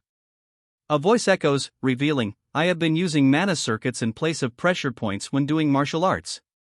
Towering over him, the figure is revealed to be a skeleton with glowing eyes. He continues, seated in a meditative pose, but I haven't been using all the pressure points. However, he realizes, all the places that Yu Illang had been poking at are the places where my mana circuits aren't open. He resolves, let's open all the pressure points that he's poking instantly with the ki of the Eastern Shining Sage. I have the ability to stop the drawbacks, so it should be fine. A network of glowing lines now illuminates his body, connecting the points Yu Illang had targeted. His eyes still closed, the power surges within him. A chime rings out as a notification appears, he has obtained a deeper understanding of the path of the 12 Swords of the Thundercloud. Furthermore, the achievement of 12 Swords of the Thundercloud has reached 2 stars. With his eyes still shut, notifications flood his vision. He has obtained the skill Sword Key, B+, and the attribute, Zenith Swordsman. Furthermore, he has reached max experience. Another chime signals his level up, unlocking new skills, Corpse Explosion, B+, and Soul Barrier, A. His Phantom Robe remains at B+ rank, but another chime signals that his Necromancy attribute has reached B+ rank. Furthermore, the grade of his 12 Swords of the Thundercloud will increase accordingly, and has now changed to Transcendent/Evolving Possible. Another chime rings out as he gains additional proficiency in all necromancy-related skills. Furthermore, his Skeleton Mastery skill has reached its maximum proficiency. He can now summon up to 10 familiars at the same time, and a new type of skeleton has been added due to the rank increase. Chimes continue to ring out as he unlocks the ability to summon both skeleton mages and skeleton knights. His eyes narrow, a glint of determination shining within them. Despite the beads of sweat forming on his brow, his gaze remains fixed and resolute. "All right," he declares, his resolve hardening. The sound of bones rattling fills the air. Clack, clack, clack, they echo. The story continues in the next chapter. The story continues in the next chapter. A voice calls out, breaking the fourth wall, "Oi, you there. You are reading this on, right?" Under the pale moonlight, the scene shifts to Do Jinwoo's clan residence. Inside the clan residence, Do Jinwoo sits in meditation, a faint aura surrounding him. "Ugh," he groans, sweat beading on his brow. It's getting more painful as time goes on. The pain intensifies. "The pain's origin is unknown and I can't find a cure," he exclaims, sweat pouring down his face. "The pain's origin is unknown and I can't find a cure," he repeats, desperate. Despite the pain, he grits his teeth, a desperate plea echoing in his mind. "It's not my time yet. Just a little more. I need more time. I still have to." Despite his inner turmoil, he remains in a meditative pose, energy crackling around him. A distinct knocking sound breaks the silence. "Come in," he says, his voice calm despite the turmoil within. He invites, "Come in, no leader." The no leader enters, observing, "I see things got worse." The no leader offers a possible explanation, "It must be because I skipped dinner before training." The no leader retorts, "Ha! It's because you overworked yourself sparring with the first young master." Of course, he isn't to blame. "I would do the same thing if I were him," the no leader admits, before trailing off into silence. The no leader breaks the silence, revealing, "It's already been 3 days since no gunho." The no leader continues, revealing, "It's already been 3 days since no gunho, now he's left." A voice then asks, "Aren't you worried?" The no leader expresses his worry, questioning, "I'm worried. Is he ready to lead a large journey by himself?" Reassuringly, a voice responds, "It was one of our regular requests, so there shouldn't be a problem." Pouring himself a cup of tea, he states, "Well, he'll be back safely." But his expression betrays his doubt. His stern gaze pierces through, demanding, "Have you made your decision?" Silence hangs heavy in the air, broken only by the man's unspoken question. The man admits, "To be honest, I'm also not that convinced about the first young master." He continues, suggesting that his phenomenal behavior in the past few days may have only been temporary. The man continues, asserting, "Moreover, you can't protect your position without the strength to do so, don't you know that?" The man continues, stating that the Red Cloud faction is already strong. "That's right," another voice chimes in, revealing the Red Cloud faction's ambition. The second young master and the Red Cloud faction will become clan head if they find a justifiable cause.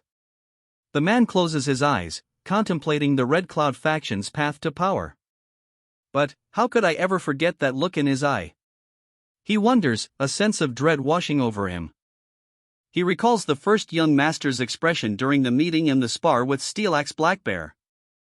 Seeing him reminded of. He thinks, the memory surfacing. It was clan head Yu Ho-yeol, whom they dearly miss. The face of clan head Yu Ho-yeol fills his mind, a figure they deeply miss. The movement of the Red Cloud faction is not unusual, leader, a subordinate reports. Slamming his hands on the table, the leader silences his subordinate's report. His open hand slams against the door, the force of the impact echoing through the room. A question mark hangs in the air as the leader looks on, clearly puzzled by something. "Oh. This is good. You're both here," he states, his gaze settling on someone. Extending his hand in greeting, he smiles. The man's words echo in the room, "First young master." The man continues, his tone respectful as he addresses someone as "First young master." The title card appears, Nurim Sega. The title card reads, Reincarnated Rancor. The chapter begins, Chapter 17. The scene opens to a dimly lit, wooden-structured room. "Welcome, first young master," a voice announces. Another adds, "If you had told us in advance, we would have prepared refreshments." Cutting off the pleasantries, the first young master retorts, "What refreshments? I don't want those ever again."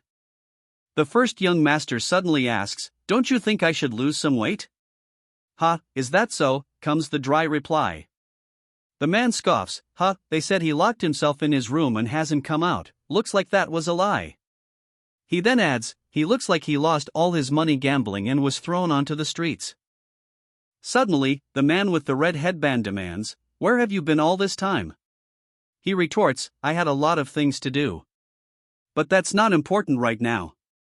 His expression hardens as he asks, how long are you going to stay like this? The man on the left looks at him, utterly bewildered. He asks, his confusion palpable. He urgently warns, stop using your key. You'll die if you continue like this. The warning hangs in the air, punctuated by an exclamation mark. Suddenly, a memory surfaces, from that time. The realization hits him, from that time. It's okay. It's still bearable for now, he mutters, a flicker of concern in his eyes. A new voice cuts through his thoughts, as if, it looks like you're at the end of the line. First young master. Watch what you are saying, a voice booms, laced with warning. Don't act like you don't know why he became this way, the voice thunders, the words laced with accusation. The first young master retorts, you're lucky, old man. A question hangs in the air, what are you talking about? The first young master continues, his arms crossed, what do you think it means? If I didn't come to see you today, you wouldn't have lasted the night. He's left speechless by the first young master's words. He is grabbed by the neck, an exclamation mark appearing above his head. With a sinister smile, the first young master says, relax and leave everything to me. Silence descends. Blue energy emanates as the first young master places his hands on the masked man's shoulders. The other man looks on, waiting. Blood splatters as the masked man coughs violently. The masked man, now clearly in distress, cries out, Leader Do. No, first young master, he cries out, his voice filled with desperation. Raising his hand, the man seems to be pleading with someone unseen. He sits in meditation, a dark aura beginning to emanate from him. His eyes blaze with a menacing red glow. He rises, a look of intense focus etched on his face. He pauses in a crouch, his gaze intense. He remains in a low crouch, sweat beading on his brow. SFX, Xia. He reaches out, placing a hand on his opponent's shoulder. His eyes closed, he wonders, how did this old man manage to bear with this for so long? A moment later, he reflects on how close his opponent came to death. He would have lost his life if I was just a moment late. His eyes still closed, he reflects, it wasn't this bad during my sparring match. Opening his eyes, he sees the instructor, his face contorted with rage. But then he used so much ki. The instructor muses, a hint of understanding dawning. Why does the old man and Wang Sam sacrifice themselves for other people? He wonders, his eyes still closed. A surge of power emanates outward, stay strong. I'll make sure to remove everything. He focuses his energy, a purple aura emanating from his hands as he heals the old man. He continues, I'll also add in a bit of energy to help with the circulation. He continues to channel his energy, the purple aura flowing around the old man's body. The old man's face is strained, sweat beading on his forehead as he receives the energy. The old man grits his teeth, a visible strain etched on his face. He's recovering, a voice exclaims. Another wonders, how did the first young master do that? The old man, still seated, looks up, sweat beading on his brow. He seems to be recovering, but the effort is clearly taking its toll. Looks like the master's experience helped a lot, a voice observes. A voice comments that the master's experience seems to have helped. Seated in meditation, a bright light emanates from the man's palm. The necromancer muses, to think that a necromancer like myself is doing something akin to healing. Ho ho ho. The necromancer declares, all done, as he removes his hand. The purple energy fades. The necromancer's eyes glow with intense power. The necromancer's gaze intensifies, his eyes burning with an even more potent glow. A surge of raw power erupts from the necromancer, the air crackling with energy. The necromancer remains in a meditative pose as beams of intense energy emanate from him. The necromancer is silent, but the blue flames engulfing him burn even brighter. Suddenly, a voice exclaims, "Oh my, this." The onlooker shouts in disbelief, "His points are open." The spectator's shock continues as he states, "His points are open." The spectator exclaims that the leader seems to have reached high-tier peak. Blue energy emanates from the leader's seated form. The spectator is in disbelief, exclaiming, "What is happening? How is this possible?" The crowd erupts, "Congratulations, Leader Do." The man above stares intensely, while Leader Do below appears to be sweating. Despite the congratulations, Leader Do remains still. A bead of sweat trickles down his face. A sinister smile creeps across the man's face. A system message appears, "You have completed the requirements for a hidden quest." Another notification immediately follows, "You received the hidden quest road to becoming a healer 1. The system announces, "You have received a trait medicine, D. It continues, "You have gained extra experience from discovering a hidden quest." A voice calls out, breaking the fourth wall, "Oi, you there. You are reading this on, right?" Suddenly, a system message appears, "You have received a huge amount of mana." Following the influx of mana, a congratulatory message appears, "The accumulated mana in the heart mana has reached the 4th circle." The screen fades to white. Absorbing Do Jinwoo's curse proved beneficial. The message declares that he reached the 4th circle, completed a hidden quest, and even received medicine. A sinister grin spreads across his face. The glow intensifies as he utters a name, Master Shinwoon. A pregnant pause hangs in the air as he stares ahead, his gaze intense. The man bows his head, declaring, "I am forever indebted to you." With hands clasped together, he offers a deep bow of gratitude. "Ha! That was nothing," the man declares, waving off the gratitude. Another man then asks, "Oh, how did you come to know about?" The man presses on, eager to know, "How did you come to know about this poison? And how did you cure it?" The man's companion chimes in, "Would you please explain to us?" He responds to their questions with a surprising revelation, "Of course I would know of it, I was also poisoned." The others are taken aback by his confession. What did you say?" one of them exclaims, utterly shocked. However, he clarifies his earlier statement. "If I were to explain it more accurately, then this isn't a poison but a curse cast by someone." The revelation sparks immediate suspicion. "Even if that's the case, how does the first young master know of it?" someone asks, voicing the group's collective concern. The first young master's response is terse. "I didn't find out." He continues, "I just heard about it." The question hangs heavy in the air, "Who did you hear it from?" His eyes widen slightly as the question hangs in the air, "Who did you hear it from?" The answer comes, "My father." The man answers, the revelation hanging heavy, "My father." The man with the red headband shouts, that can't be." His companion's shock is palpable as he questions, "This is not possible, right, first young master?" He confirms the terrible truth. "That's right. My father died from the same curse." His face contorted with rage, he demands, "Who's behind all this?" A voice answers his rage with a pointed question, "Haven't you guessed already?" Arms crossed, the man awaits his answer, his expression unreadable. The man's suspicion is confirmed as he demands, "This is important information. Why have you told others?" The man's suspicion boils over as he presses, "This is important information. Why have you told others?" Suspicion now etched on his face, he asks point blank, "Who can I trust?" A memory surfaces, "By the time my father found out it was a curse, it was already too late." The memory continues, revealing the reason for his father's inaction. "Since my father couldn't risk ruining the family name, he gave up in the end." The memory reveals his father's true motive, "He instead dedicated the rest of his life to find a way to save me."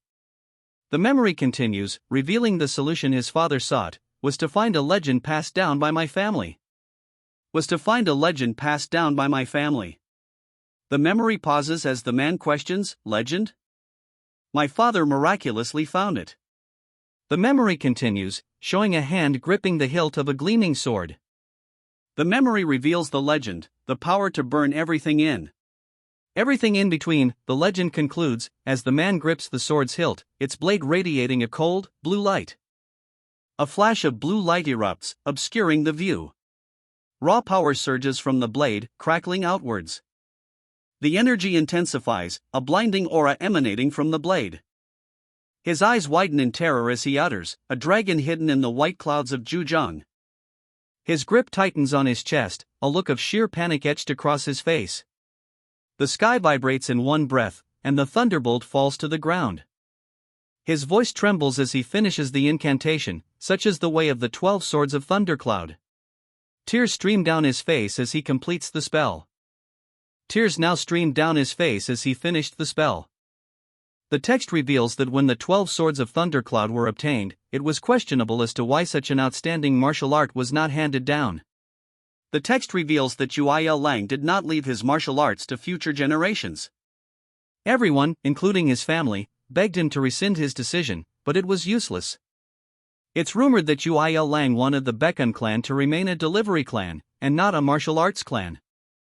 Therefore, the 12 swords of Thundercloud are the pride in history that will forever be etched onto the Baekun clan's heart. The fact that I, the successor, was able to learn the 12 swords of Thundercloud. He thinks, a smug look on his face. Grasping the glowing sword, he believes, it's the strongest justification that I am worthy to be clan head. Suddenly, the smugness fades as he utters, "You Ho Yeol. I'm sorry for manipulating your life." A flicker of remorse crosses his face as he apologizes, "You Ho Yeol. I'm sorry for manipulating your life." But that apology quickly turns into a chilling promise, "I'll repay it by making sure you and your sons get the revenge they deserve." The two men bow deeply before him, seemingly accepting his promise of vengeance. Their heads remain bowed low, an unsettling silence filling the room. Tears stream down his face as he laments, "I'm sorry, leader. How can he drag his poisoned body and overwork himself practicing martial arts?" A powerful declaration echoes, "Cook, I, No Daeung, shall atone for being unfaithful until I die, no, even after I die." Tears continue to stream down No Daeung's face as he vows to atone for his unfaithfulness, even in death. His face hardening, Daeung declares, "So now, before I say the arrangements that my father left behind, there's something I need to clear with both of you." He draws his sword, a blade crackling with blue energy, as he stands before the two men. The two men stare ahead, tears streaming down their faces, a question mark hanging above them. His eyes narrow, a cold determination hardening his gaze. The air crackles with an unseen energy. He unleashes a surge of power, the air around him shimmering with intense energy. The surge intensifies, a visible aura now radiating from his very being in the blade in his hand. A powerful force emanates, shaking the very air around him. The onlookers are stunned. This unbelievable power. The art of the lightning thunder god, one exclaims. Another wonders, what is this extremely ferocious yet clear energy? How can something like this exist? His eyes glow with an eerie red light, the raw power now visible in his gaze. He explains his unbelievable power, "Well, it is something to be surprised about. I'm using Yin mana, severing art, and art of the thunder god all at the same time." Sweat beads on his brow as he wonders, "No, is this jerk really the first young master?" He recalls, "I've only witnessed this much power from one other person, the warrior that helped us when we got ambushed during that commission 30 years ago." The text booms, "The current leader of the Murim Union, Sword Emperor Dam Cheongun." The Sword Emperor, Dam Cheongun, leader of the Murim Union, stands bathed in light, gripping his weapon. But the question lingers, is he comparable to him? A stern voice cuts through the air, declaring, "White Cloud Faction Leader Do Jinwoo, Clear Cloud Faction Leader No Daeyoung, I won't say too much about this." The stern voice commands, "Follow me." The stern man stares forward, his gaze unwavering. The man suddenly declares, "White Cloud Faction Leader Do Jinwoo, I'll be your trusted follower." Suddenly, another man shouts, "Clear Cloud Faction Leader No Daeyoung, I'll do everything I can." Another voice booms, declaring, "I promise you that the Baekun clan will soar higher because of young Master Shinwon." Two men kneel, hands clasped in what appears to be a pledge of allegiance. "Please stand up," a voice commands. "Even though I want to congratulate you on your recovery and our resolution." The man begins. But the man's foot suddenly descends, poised to crush the protagonist. The two men look up in shock as the foot crashes down with immense force. The force of the impact sends a shockwave rippling outwards. The foot strikes with brutal force, sending debris flying. The kick connects. The force of the impact sends him hurtling downwards. He slams into the ground with tremendous force. Barely having hit the ground, a voice booms, "It seems like we have an uninvited guest." He groans in pain, still on the ground. A stealth technique that can elude even pinnacle senses. "It's a professional assassin," one of the men exclaims, assessing the situation. A blade flashes, drawing blood. He's lifted off the ground, his face contorted in pain. You are from the Red Cloud faction," he exclaims, sweat dripping down his face. The realization hits him hard. What the? How could someone we've known for over 10 years? Towering over his defeated opponent, he commands, "Tell your master immediately that I will soon claim his neck." Defeated, he lies on the ground, blood trickling from his mouth. But before he can deliver the message, a shout rings out, "Hey! You're too late!" A powerful hand slams down, silencing him. He lies on the ground, convulsing. Poison. It was hidden between his teeth. SFX, crack. The sound of bones breaking echoes through the room. He lies defeated on the floor, a speech bubble indicating his silence. The two men flanking the protagonist look on with grim expressions.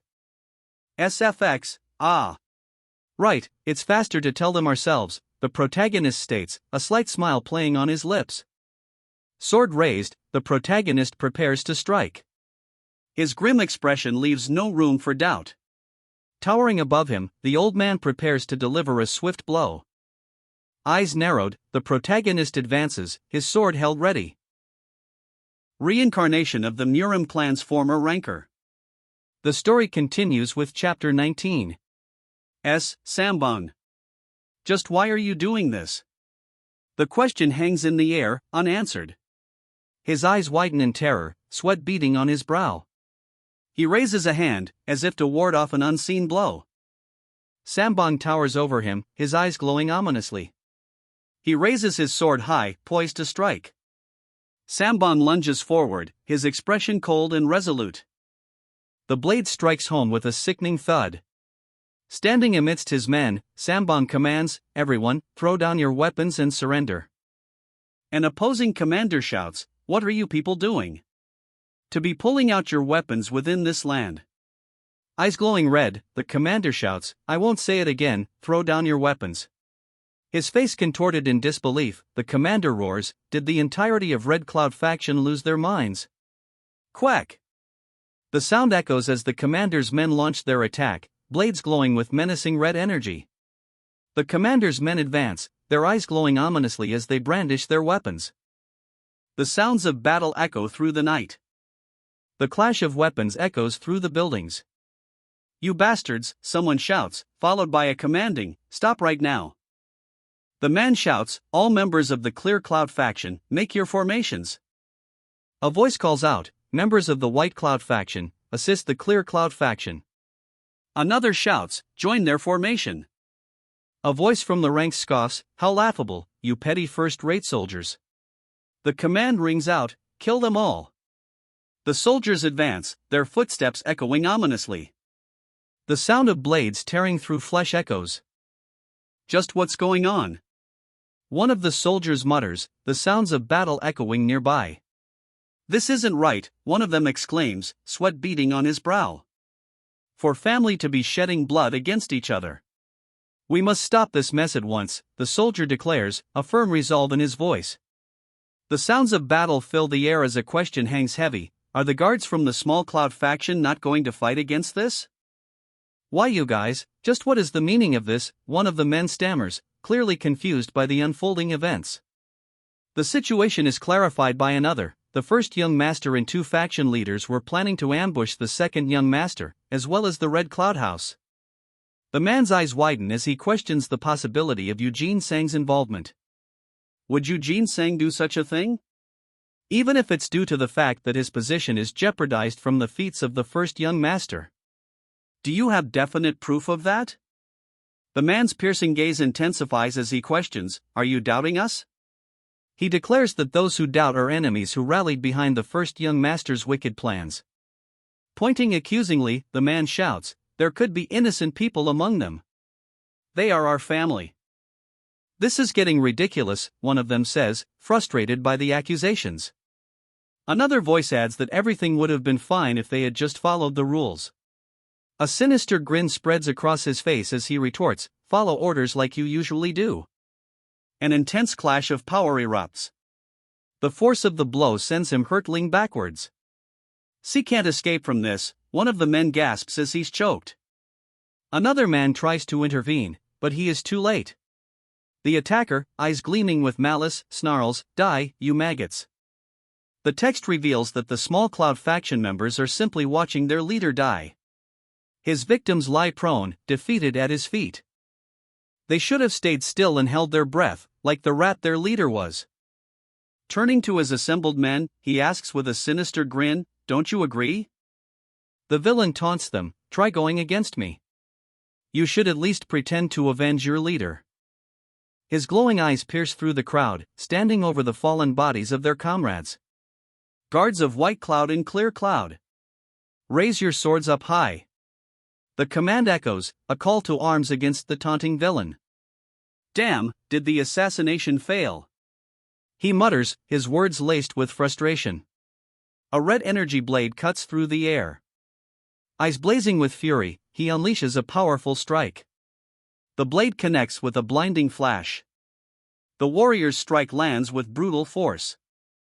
A cry goes up from the crowd, The faction leaders are here. The crowd erupts in cheers at the arrival of the faction leaders.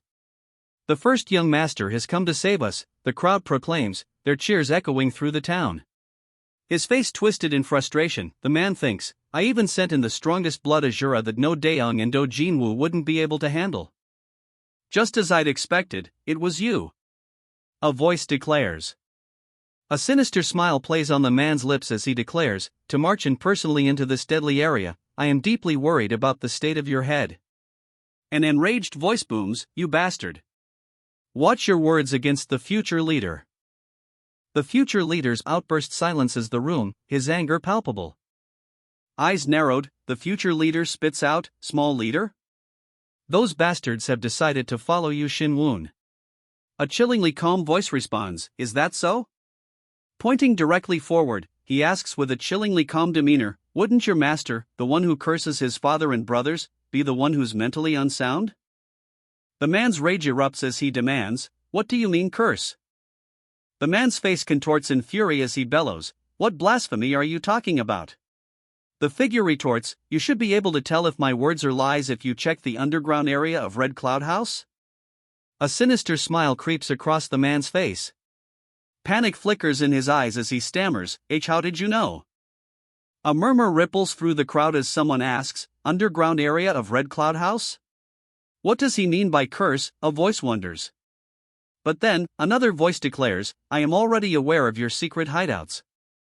He reveals, I am already aware of your secret hideouts thanks to the shadow whisper I'd laid out within the clan. With his sword at the ready, he challenges, Now, bring it on already. Wasn't I your main target? Kill them all, the command echoes as shadowy figures surge forward. The shadowy figures descend, their faces grim. All small cloud faction members, protect your allies, a voice commands, followed by another, fight without fear of death. Our future leader stands behind us, they declare, stealing their resolve. A flurry of motion fills the air as the battle intensifies. The battle rages on, swords flashing amidst the chaos. Bodies fall, the cost of loyalty brutally evident. The clash of steel echoes as more warriors fall amidst the brutal struggle. I'll end you with my own hands, he declares, a surge of power emanating from his outstretched hand. He looks up, a sudden realization dawning as he sees his opponent descending rapidly. His teeth gritted, the man unleashes a powerful blast of energy. A sinister grin spreads across his face as he realizes, it's the frost key as expected. This might come handy. The energy rips through the air, heading towards its target.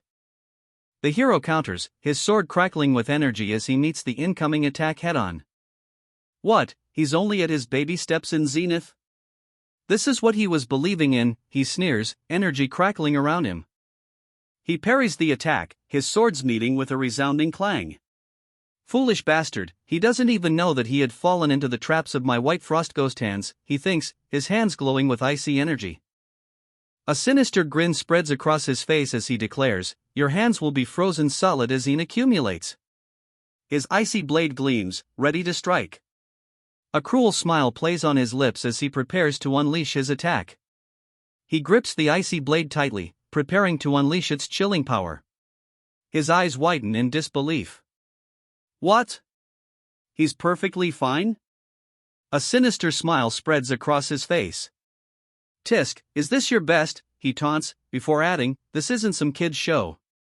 His brow furrows in disbelief. What? How does that bastard have such a powerful ki? His eyes glow with an eerie purple light. He scoffs, declaring, this is completely lukewarm, compared to the undead Zen mana from the energy of death. He grits his teeth, yelling, you're quite a sturdy bastard. His fist connects with a resounding impact. 12 Swords of Thundercloud, first form is announced. Thundercloud straight strike echoes as he unleashes a lightning-infused sword technique. The ground shatters beneath his feet as the lightning strikes. That's dangerous, a voice shouts, the warning cutting through the air. He dives forward, narrowly avoiding the attack. A sinister grin spreads across his face. You're too late. The attack comes crashing down. The force of the blow sends him flying. The hero is struck by a blinding light. A resounding KAAAK echoes through the chamber. His eyes widen in terror as the sound reverberates. The sound intensifies. Lightning crackles between his hands as he towers over them. Those around him can only watch in stunned silence. That is, someone stammers, fear etched on his face. The lightning coalesces around a sword in his grasp. No way, one of the onlookers exclaims, eyes wide with disbelief. 12 Swords of Thundercloud. It's the 12 Swords of Thundercloud, someone shouts. The crowd erupts, declaring, our future clan leader has obtained the 12 Swords of Thundercloud. A wave of shock washes over the crowd as they stare at the newly crowned future clan leader. Breaking the silence, a voice booms, my brothers, do not be alarmed. His face contorted in rage, the new clan leader roars, his voice filled with fury. The clan leader's voice booms again, declaring, brothers, there are only 3 things to keep in mind. The clan leader continues his rallying cry, declaring that they face a battle with a determined end. He reminds his brothers to focus on the enemy's zeniths. The scene shifts to the aftermath, where fallen warriors litter the ground. Well, this guy and that guy knows no shame. Someone remarks, observing the carnage. The cost of the battle is clear, bodies lie strewn across the ground. A sinister grin spreads across his face. Showing off about having more numbers. He sneers, energy crackling around his outstretched hand. His grin widens as he taunts, what trickery are you planning this time round? His eyes widen in shock, an exclamation mark punctuating his disbelief. Staggering, he cries out, what the hell is this? A dark splatter stains the ground. A powerful blow lands, the force of it emphasized by the sharp impact lines. His eyes widen in shock as the attack connects. A dark figure looms, its glowing red eyes piercing the shadows. The figure stands over him, the red ribbon on his head a stark contrast to the menacing red eyes above. The scene shifts, showing only the dark figure's shoulders and the ground below. Looking down, the figure's glowing eyes pierce the darkness. He stands over the fallen bodies of his opponents, their forms now outlined with a strange, blue energy. The defeated warriors lie still, the blue energy crackling around them. He takes a step forward. He raises his glowing blade, preparing to strike. The glowing blade slices through the air, a spray of blood erupting as the blow lands. The aftermath is grim. Hooded figures stand amidst the fallen, their glowing outlines stark against the night. A lifeless face stares blankly upward. A chilling command breaks the silence, kill them all. A swarm of dark figures descends, their red eyes glowing menacingly. It's the chaos skill, someone shouts as the approaching figures let out a guttural cry. Those must be the ones our future clan leader has mentioned, someone realizes, the dread palpable in their voice. The faces of two men fill the frame, their expressions grim and resolute. The revelation hits hard. My father hired assassins from Killing Gate as his last mission to protect me. The assassins from Killing Gate materialize, their forms cloaked in shadow, eyes burning with an eerie red glow. The assassins from Killing Gate are described as the top secret assassin group with no known information. Furthermore, it's revealed, you can't even make a request if you can't meet their conditions. The terms are laid bare. My father has made only one condition, to protect me for a year. The terms hang heavy in the air as the group considers the implications of protecting him for a full year. He reveals the price for their protection. In exchange, my father has submitted the 12 Swords of Thundercloud and Art of the Thunder God as the request fee. The implications of using such a treasure for such a purpose hang heavy in the air. For a family heirloom martial art to be used to hire assassins. The gravity of the situation settles in. The clan leader has endured the humiliation for his child. A lie, but there's no other choice in order to hide the skeletons, the clan leader admits, the weight of his decision etched on his face. He reveals his strategy: if I make the skeletons wear the skill, Phantom Robe, I've obtained from the last level up, then they can assimilate into the enemy's shadows while hiding their skeleton bodies. I just made up a random assassin clan in a hurry, but that worked out well, he admits, a hint of smugness in his expression. The assassin clan member is impaled from behind, a chilling blue blade piercing through him. A group of cloaked figures stand silently, their glowing blades drawn over a field of bodies. Ah, those must be the subordinates that our future clan leader must have raised in secrecy, one of the men exclaims. Another wonders, for them to be that strong, just what did the future clan leader? The crowd erupts, celebrating their victory. We've won, they shout, followed by a resounding, hooray for Master Yu Xinwun. Despite the crowd's cheers, Yu Xinwun remains focused. All that's left now is just two bastards. An urgent command rings out: everyone, head for the Red Cloud House. The call to action is met with an immediate, resounding affirmation: yes, sir. The next chapter begins. The soldiers surge forward, a wave of determination etched on their faces. He drops to his knees, bracing himself. The soldiers close in, swords raised high. He prepares for the inevitable clash. The soldiers rush forward, their expressions twisted in anger. Impact seems imminent. The air vibrates with a strange energy. He takes a step forward. The world fades to white. He finds himself alone. Everyone disappeared without a trace. It reminds him of the Blood Mist Valley. Kwok Ju-san, he realizes, must have activated some sort of formation technique. He smirks, a sinister thought forming. It's better this way. Since there's no one watching, can't I just cast necromancy as much as I want? He walks towards the ominous temple, a purple haze swirling around it. Cuckoo, they're bringing death upon themselves.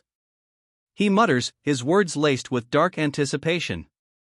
Suddenly, he slams his foot down in frustration. Damn it! Inside the temple, a figure stands before a throne, surrounded by rows of mummified figures. A voice echoes, filled with growing concern: there's no energy left that can be detected, just what is happening? His face contorted in rage, he questions how even Hajayam could have been defeated. There can't be anyone in the Bekun clan that can win against his art of chilling Een. His hands slam onto the table, the sound echoing his disbelief. Eyes narrowed, he grits his teeth, muttering, my plan was perfect without a fault for certain. But why did it become this twisted? The final word hangs in the air: twisted. The word twisted echoes as a new threat emerges. It is very simple for the main sect to turn the Bekun clan as their base to infiltrate Zhejiang. The speaker reveals the main sect's strategy. It is very simple for the main sect to turn the Bekun clan as their base to infiltrate Zhejiang. Instead of generals, they sent blood Azuras, unconverted for over 10 years. He grimaces, hand to his head, admitting, no, this was definitely enough when I was developing my plans. He realizes, with growing dread, the only thing I've overlooked is just one. The realization hits hard, first young Master Yu Shin-woon. Ever since the day of his revival, everything started going south.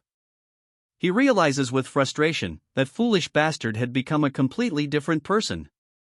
It doesn't matter, he roars, his crimson eyes blazing with fury. The man declares with chilling resolve, all that's left is to kill everyone here and turn everything into ashes. His hand clenches into a fist, the air around him crackling with power. A chilling warning echoes, if the existence of the sect becomes known to the world at this point before that time. His red eyes burn with a terrifying intensity. A dire proclamation fills the air, I will never survive. However, the man declares, I will never be defeated, because I have that power. Behind him, a sinister figure looms against a blood-red sky, its eyes gleaming with malevolent intent. A flicker of determination ignites within his gaze. Footsteps echo as he ascends the dimly lit staircase. Reaching the top of the staircase, he's greeted by someone familiar. Hey, long time no see? He continues his descent down the dimly lit staircase.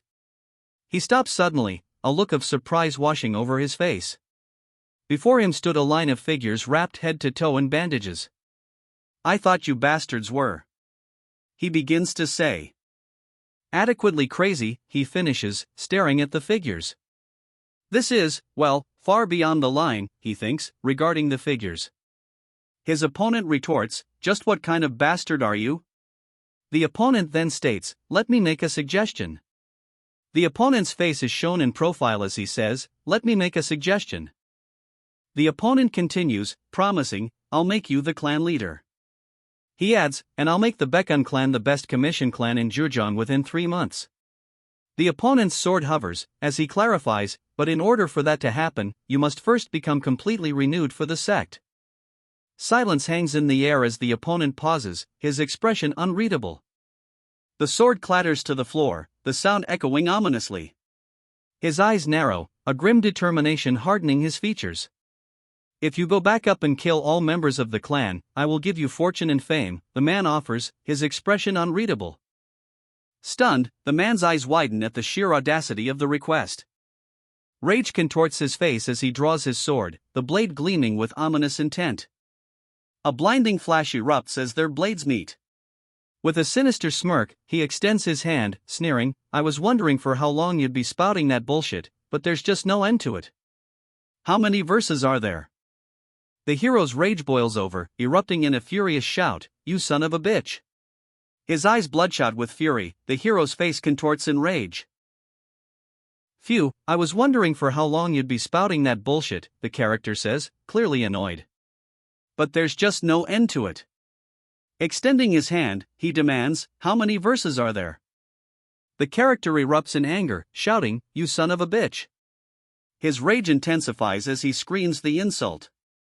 The air crackles with energy as he coldly declares, now, let's carefully shut that disgusting stinking mouth. Lightning crackles around the blade as he grips it tightly, a sinister smile spreading across his face. The camera focuses on the hilt of his sword, anticipation hanging heavy in the air. A chilling cuckoo escapes his lips as he reveals, I was wondering what you believed in to be this reckless. His face contorted in rage, he shouts, was it because you inherited one paltry martial art from your ancestor? His eyes burning with crimson light, he declares, it's truly hilarious. I'll show you what true power is. A surge of power emanates from him, the room bathed in an ominous purple glow. He is flanked by rows of silent, mummified warriors. An enormous exclamation point fills the space before him. A bead of sweat trickles down his face as he questions, wait, how does this bastard have that power? The bottom of the exclamation point curves ominously towards him. Eyes widening, he exclaims, this is weird, as 3 figures in dark cloaks materialize before him. Raise skeleton knights, the ominous words command. A pale, bandaged hand twitches, as if responding to the command. Blood stains the wrappings. A crimson glow emanates from beneath the bandages. A chorus of groans echoes through the chamber as the bandaged figures awaken. A monstrous roar erupts as the bandaged figures fully awaken, their eyes burning with crimson light. A blur of motion. The bandaged figure lunges forward with terrifying speed. Ghouls? No, if it's controlling corpses in this world. He muses, the revelation causing a visible shift in his demeanor. The protagonist recognizes the figures as they are Jiangshis. A chilling command echoes through the chamber, tear them apart. A horde of Jiangshis, their eyes glowing red, stand ready to obey. With a chilling sound, the Jiangshis surge forward, a relentless wave of undead. Crack! The sound of shattering bone echoes as the Jiangshis attack. A Jiangshi lunges, its glowing red eye burning with malice as it attacks with a blindingly bright blade. The blade crashes down, the sound echoing through the chamber. The Jiangshi's blade slices through, leaving a trail of blood in its wake.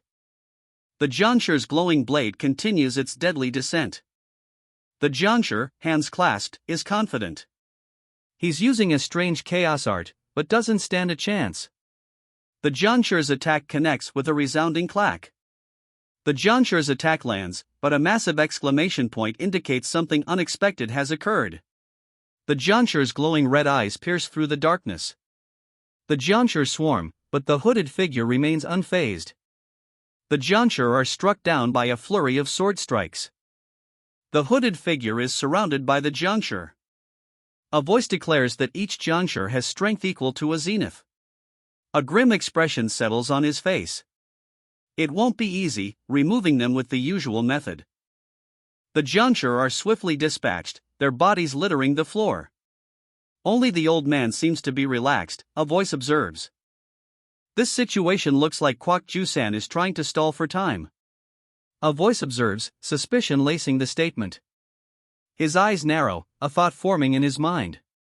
Kwak Ju-san stands amidst a glowing red pattern, hands clasped in front of him.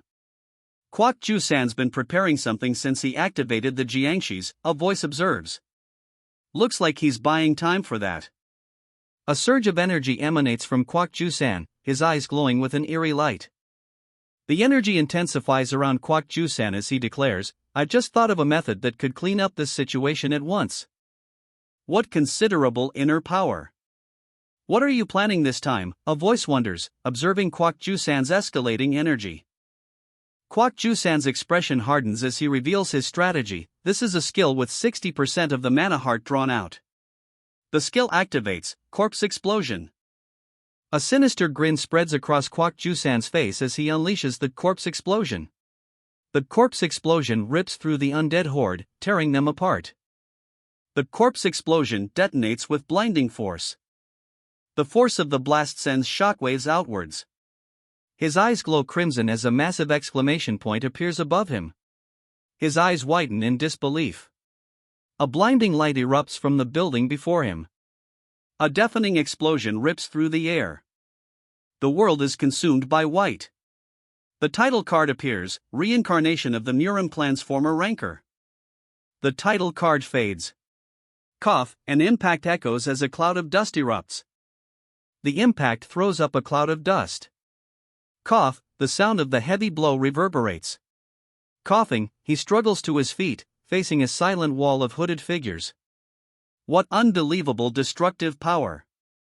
That was close, he thinks, a bead of sweat trickling down his face. He clutches his chest, his hand trembling slightly. He still feels the aftershock, clutching at his chest as his hand trembles slightly. Meanwhile, the cloaked figure stands silently, sword at his side. Of course, the old man looks completely fine. A voice notes with thinly veiled sarcasm. Standing amidst the rubble, he wonders aloud, that being said, Kwak Ju-san, that bastard, what happened to him? A strange energy seems to be at play. His eyes narrow as he recognizes the energy. The power that those things were using in my previous life, but how? He wonders. His eyes widen, a horde of monstrous figures looming behind him. The creature's glowing red eyes promise nothing but malice. A cacophony of noise erupts around him.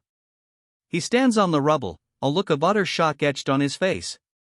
The hooded figures surround him, an ominous presence closing in. His eyes widen in disbelief as he utters a silent. His breath hitches, a silent gasp escaping his lips as the shock intensifies. A towering figure, radiating purple light, looms before him, its presence amplified by the speed lines that streak across the sky. An explosion of purple energy erupts above, shaking the very foundations of the ruined landscape. A sinister laugh echoes as the figure unleashes a wave of purple energy. He descends, landing amidst the shattered landscape. "O demon god!"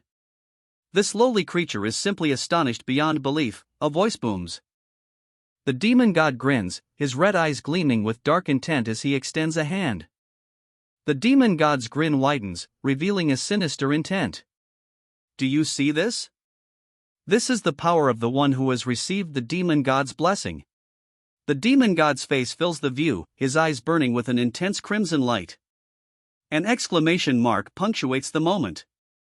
A low rumble echoes as the demon god considers his next move. He stands amidst the rubble, his expression unreadable.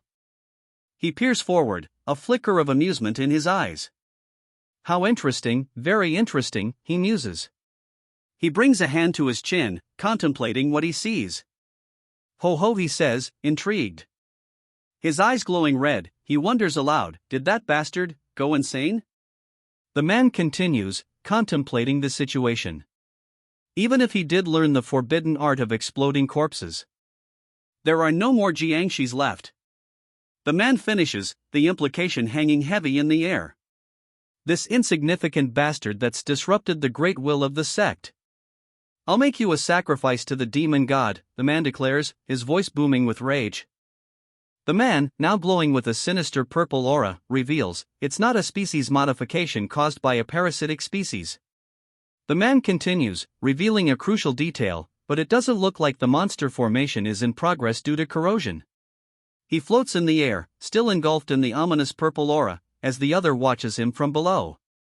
Silence hangs in the air, broken only by the ominous glow emanating from his piercing red eyes. His gaze remains fixed, a chilling determination hardening his features.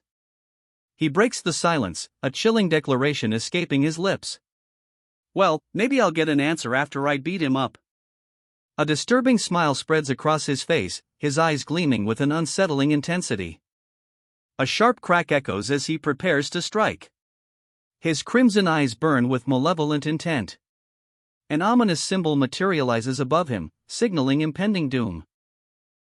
The voice declares, it's not a species modification caused by a parasitic species.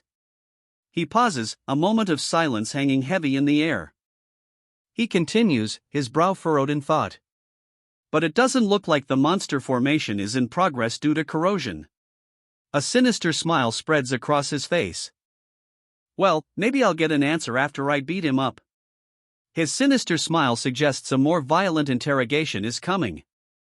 The story continues with Chapter 22. A menacing aura surrounds the man, his eyes glowing with an unsettling red light. His face contorted in confusion, the man cries out, "Just what? How am I?" His teeth grit in fury, the man's inner turmoil erupting. "Afraid of that brat." The man's rage boils over, and a dark voice booms, "This is the end." As he declares this is the end, a surge of power erupts around him. This is the power of someone who received the demon god's blessing. The demon god's blessing propels him upwards, radiating an ominous purple glow. The ominous glow intensifies, engulfing the area with its dark energy. The demon god rises higher, an ominous ah echoing as his power surges. His power continues to surge, the demon god's eyes glowing with malevolent intent. His power continues to build, a sinister grin spreading across the demon god's face, revealing sharp fangs. Silence hangs in the air as the demon god stands amidst the rubble, surrounded by cloaked figures. A pregnant silence hangs in the air as he considers his next move. He turns his head sharply, a sudden movement amidst the stillness. "Bone wall," a voice declares, as something rises. "Quack." The bone wall erupts, sharp spikes rising from the ground with violent force. The skeletal wall rises, a forest of jagged spikes erupting from the earth. The spikes continue to rise, a deadly forest of bone piercing the ground. The bone spikes continue their relentless ascent. "Just how did this happen?" he exclaims, staring in disbelief at his impaled hand. Staring in disbelief, he cries out, "There's no way." Silence descends as he draws his sword, a surge of purple energy crackling around him. His gaze hardens, resolve etched on his face. His eyes narrow, a grim determination hardening his features. His gaze remains fixed, unwavering in its intensity. Bone wall. The words appear, a stark warning of what's to come.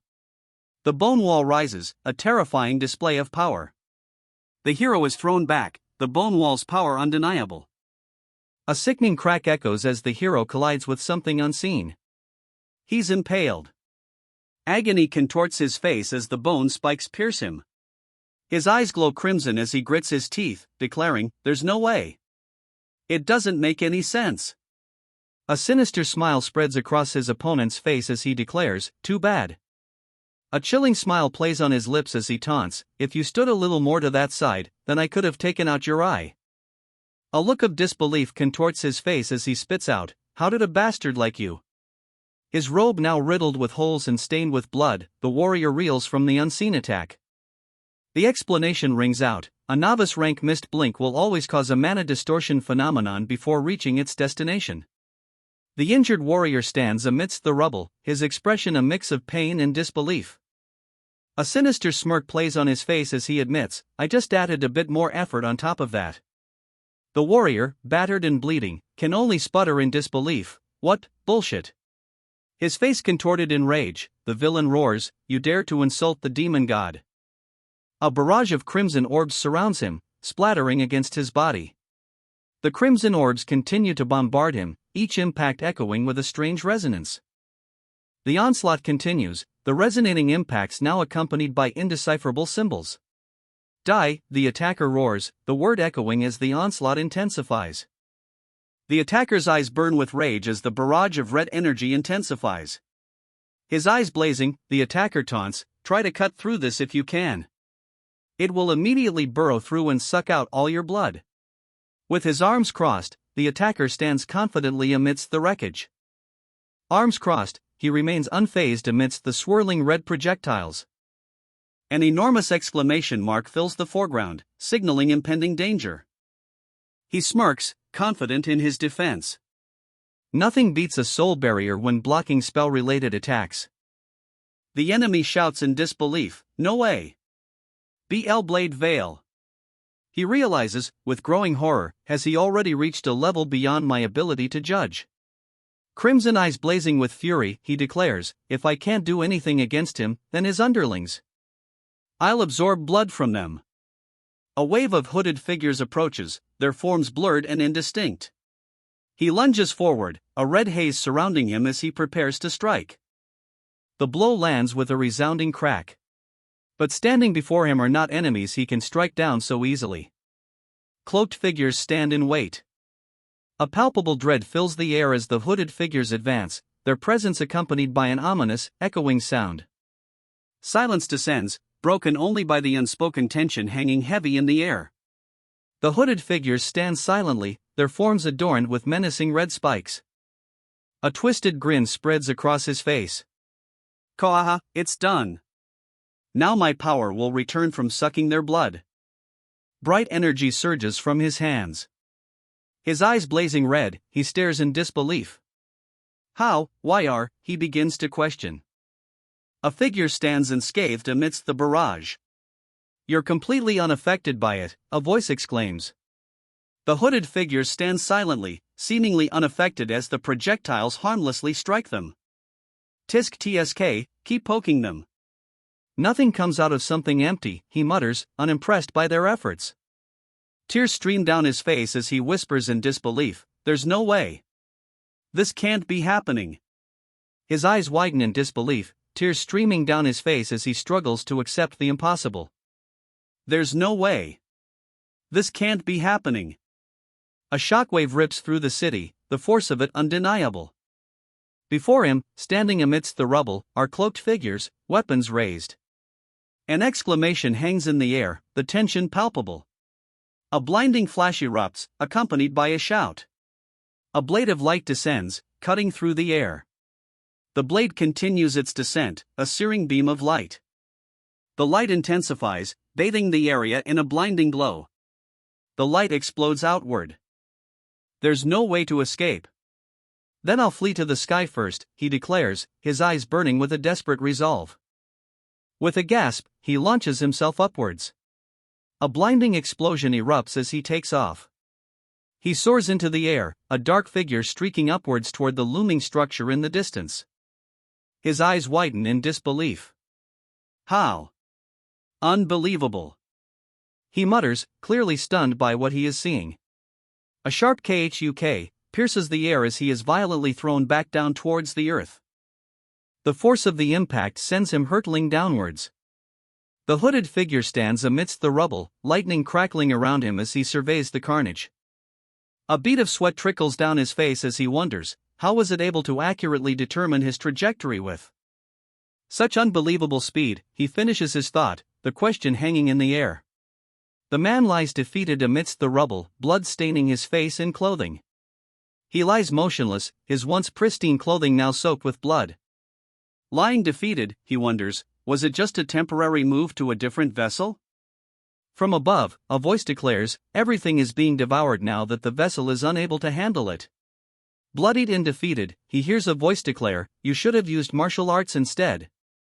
Looking up, he spits out, did you really think you could defeat me using power from those bastards? Lying defeated on the ground, he glares up at his opponent. His face contorted in pain and defiance, he questions the source of his enemy's power. Coughing weakly, he struggles to speak through the pain. Kook. Keek. Weakly, he manages to choke out a question. What do you mean by that? The man's eyes narrow, a hint of disbelief in his gaze. Do you really not know? He asks, the question hanging heavy in the air. The man mutters two phrases, as if naming skills. Mist blink. Bloody spear. Bloody thorn. The man declares, I can immediately tell whose power that is. A looming figure emerges, silhouetted against a crimson moon. Staring up in disbelief, the man is confronted by a terrifying figure looming over him. The man demands, you bastard, how are you using the powers of a vampire lord? The vampire lord is revealed, his red eyes gleaming with an ancient power. The vampire lord, a monster of rank AA, can increase his strength and turn victims into familiars by absorbing their blood. This creature has been designated as a disaster. The vampire lord stands triumphant, his foot resting on his defeated foe. He was one of the toughest monsters. But to me, it was just another one of those annoying pests I've had to deal with as a hunter, he thinks, already on the phone. Again? Where is it? Busan, he asks into the receiver. The vampire lord's skills are ineffective against the undead. Therefore, he handled most of the elimination requests that didn't involve them. Thanks to all that experience, I was able to figure out immediately that. He begins to explain. Kwak Ju-san was using a vampire's power. He continues, his face contorted in what seems to be pain. In my previous life, no human was able to successfully use the powers of a monster. The scene descends into chaos, the words transformation, infection, berserk, and explosion punctuating the unfolding horror. The man screams in agony, clutching his head as the monstrous transformation overtakes him. The citizens bore the brunt of the damage from the attempts to harness the monster's power. Teha, run away. Those aren't the brothers and sisters you once knew. Teha, run away. Those aren't the brothers and sisters you once knew. The man shouts, fear etched on his face, as he brandishes his weapon against the monstrous figures. Tears stream down Teha's face as he whispers, Director. Run away while I can still hold them off. Hurry, the man's urgent plea echoes. TCH, a memory I barely remember came to mind. He thinks, a flicker of something crossing his face. He reaches out, a finger hovering over the fallen man. Monsters are the only ones that can use corrupted mana, he muses, considering the implications. A human that can use it, and with a clear mind instead of going mad. He states, Kwak Ju-san. I have to acknowledge that you have stepped into a realm beyond humanity. The man recoils in disbelief. Vamp. What are you saying? This is the demon god's power. A voice declares, after 1,000 long years of waiting, finally, this is the power of the one that has descended upon us, the blood sect. The man's face contorts in a horrifying scream, his eyes glowing an ominous red. Veins pulse visibly beneath his skin. He reflects, realizing, the blood sect. I assumed that when they were going on and on about sects, they were referring to the demonic sect in Mttion. But then, a more cautious thought surfaces: let's not make any rash decisions. Even that might be a lie. But then, a realization dawns: 1,000 years of waiting means that there's a secret organization that's been accumulating power without anyone knowing. He then wonders: the demon god's descent means that there's an absolute being that they follow? A new priority takes shape in his mind. Should I dig up more information? Let's first destroy his key source for safety's sake. A desperate cry escapes him as the protagonist's fist connects. Kuu. Kill me. He begs, the words a desperate plea. He retorts: this much pain is nothing compared to all the innocent lives you sacrificed. A question hangs in the air, unanswered. His gaze hardens, a silent resolve etched on his face. A skin. He begins to say, blood dripping from his mouth. A skin mask, he exclaims, the realization hitting him hard. The skin mask peels away, revealing a scarred and damaged face beneath. A hand grips his throat, choking him. A look of shock washes over his face as he realizes the truth. The peeled-off skin mask falls away. His true face is revealed, scarred and twisted with rage. A hand grips his throat, choking off any resistance. A choked gasp escapes him. Cuck. He manages a strangled gasp, his body wrapped in bloodied bandages. He stands, his legs heavily bandaged and stained with blood. He cries out, a sharp khuk escaping his lips as he shields his eyes. Another figure approaches, and he recoils from the sudden attack, shielding his face. His eyes widen, pupils dilating in stark fear. This is... Yu Shinwon's memories flood his mind. Cuckoo, it's been a while, first young master, a voice booms. The man's scarred face twists into a cruel smile. You were just trash before you died and got buried. The scarred man continues, his words dripping with disdain. Who would have thought that you would become an exceptional talent after taking you out of your coffin? Staring up, the man's eyes widen slightly, a flicker of surprise perhaps betraying his stoic facade. His chest, wrapped in blood-stained bandages, rises and falls with each shallow breath. A maniacal grin spreads across his face as he declares, Kuhaha. Now, rejoice. In his hand, he dangles a strange, bulbous object. His twisted declaration rings out, you shall be reborn as the only and become the foundation of the blood sect's will. A chilling sound echoes as his eyes glow with an ominous red light. He winces, clutching his head. I can directly feel Yu Shinwon's emotions. He gasps, overwhelmed. The questions he's had since the GM Miho hallucinations finally have an answer. The answer arrives: there exists an alternate life for the original Yu Shinwon that I didn't reincarnate into. The revelation continues, and the memories of the future that were shown as hallucinations were his memories after his death. Just what is this? Grasping a foe by the hair, he demands, you bastard, tell me everything about the blood sect. He demands to know everything about the blood sect, but the captive can only stammer, that. The captive's eyes glow a menacing red as a dark energy emanates from him. The captive screams, a grotesque purple liquid dripping from his mouth as his eyes burn with an unnatural red glow. This is? Someone placed a restraint, a voice exclaims, realizing the captive's true condition. His mind is breaking down. He realizes the urgency of the situation. I need to stop it. I still lack information. A sickening crack echoes as the captive's head snaps back. The captive's head lolls to the side, lifeless. He stares down at the broken body, muttering, the mental restraints level is too high. A soft rustling sound echoes in the darkness. He clutches the mangled face, his fingers digging into the ravaged flesh. To think this world has someone this powerful. He mutters, his voice laced with disbelief. He sits on the steps, staring down at the mangled corpse. The realization of his opponent's power sinks in. The system announces the Vampire Lord's elimination, granting him a mana stone and a level increase. Reaching level 35, his necromancy attribute has reached rank A, unlocking new proficiencies and the ability to summon 22 familiars. New skills have been unlocked: Ghost Horse, Nightmare Mastery, Ghoul Mastery, Memory Manipulation, Mental Image Projection, and Pocket Dimension. However, the system rejects the Vampiric Sword, instead granting him the Scythe of Melting Poison and the title Ratslayer. He pauses, a chilling realization dawning on him. What? Kwok Ju-san is a monster. His brow furrows, a new thought clouding his mind. Blood sect, just who are these bastards? The mist is clearing up, a man shouts. He orders all faction members to find the future clan leader and guard him. Future clan leader? Where are you? A desperate cry echoes through the clearing mist. A grim discovery is made. The red cloud house has completely collapsed. A desperate voice cries out, it's the future clan leader. The future clan leader is over there. Racing forward, the men shout, it's the future clan leader. The future clan leader is over there. The cries of future clan leader echo around him.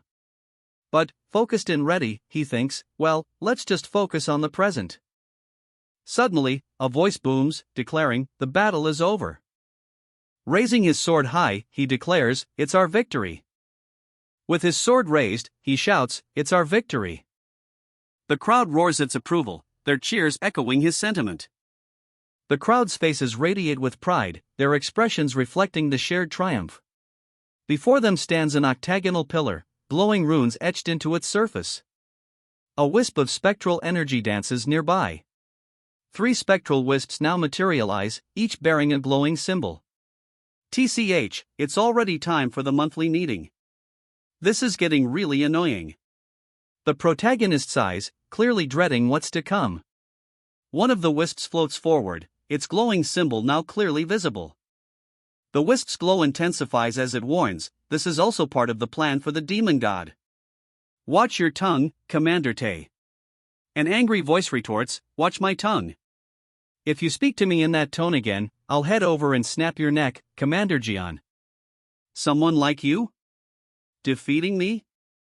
What a joke, booms a voice, filled with arrogant disdain. What? Did you just call me a joke? Someone angrily demands. Another voice interjects, attempting to defuse the situation. Both of you, calm down. Don't forget, this is the demon god's castle. The tension hangs heavy as a voice questions, why are there only 6 of us? A mystical table sits at the center of the room, surrounded by floating, glowing symbols. A voice declares, in that case, I'm not attending next time. Above the mystical table, the glowing symbols drift. The voice continues, stating, you already know Commander Jean and Commander Gon's assignments aren't easy to deal with. The glowing symbols continue to drift above the table, swirling within the ethereal blue flame. The voice cuts through the arcane atmosphere. Let's start the monthly meeting. A voice reports, there's no change. Another voice adds, we should be able to completely overwhelm it within 3 months. Silence hangs in the air before a voice breaks it, I have a minor problem. The first voice immediately questions, did you say problem? What do you mean by that? The glowing orbs float silently, awaiting an answer. The orb's voice continues, relaying grave news. There was an incident in Zhujiang. The infiltration squad I placed there has been wiped out. The orb continues, stating that after calling on the sorcerers to investigate, everyone believes it was just an ordinary revolt. The orb's voice expresses disbelief. How is that possible? There definitely should have been traces of us left behind. The orb continues, explaining that after searching the area where the infiltration squad was eliminated, it appears their opponent used a violent thunder bomb. A thunder bomb, the orb exclaims, clearly surprised. Immediately, it demands, how are the damages? The report comes in, 1 vice shaman and 1 squad of blood azuras. A sigh of relief escapes, phew, no changes to the major force then. The orb demands to know, who's the rat that's besmirched the Great Will? Another voice answers, revealing the culprit, Yu Shin-woon of the Baekun clan. Of the Baekun clan. The orb glows with an eerie blue light, the symbol within swirling ominously. Yu Shinwon, the orb questions, its eerie glow intensifying. A booming voice erupts, declaring, to be beaten down by some nameless weakling. The threat hangs heavy in the air, one of the 8 commanders might be replaced in the near future. It sounds like they suffered an accident by making a mistake, one voice observes. Another responds, I believe Commander Tae will be able to fix this. Of course, a voice replies, as 2 orbs float in the room, one blue and one purple. The voice continues, warning, but please take care of it with caution. Until the appropriate time, the identity of the sect must remain hidden.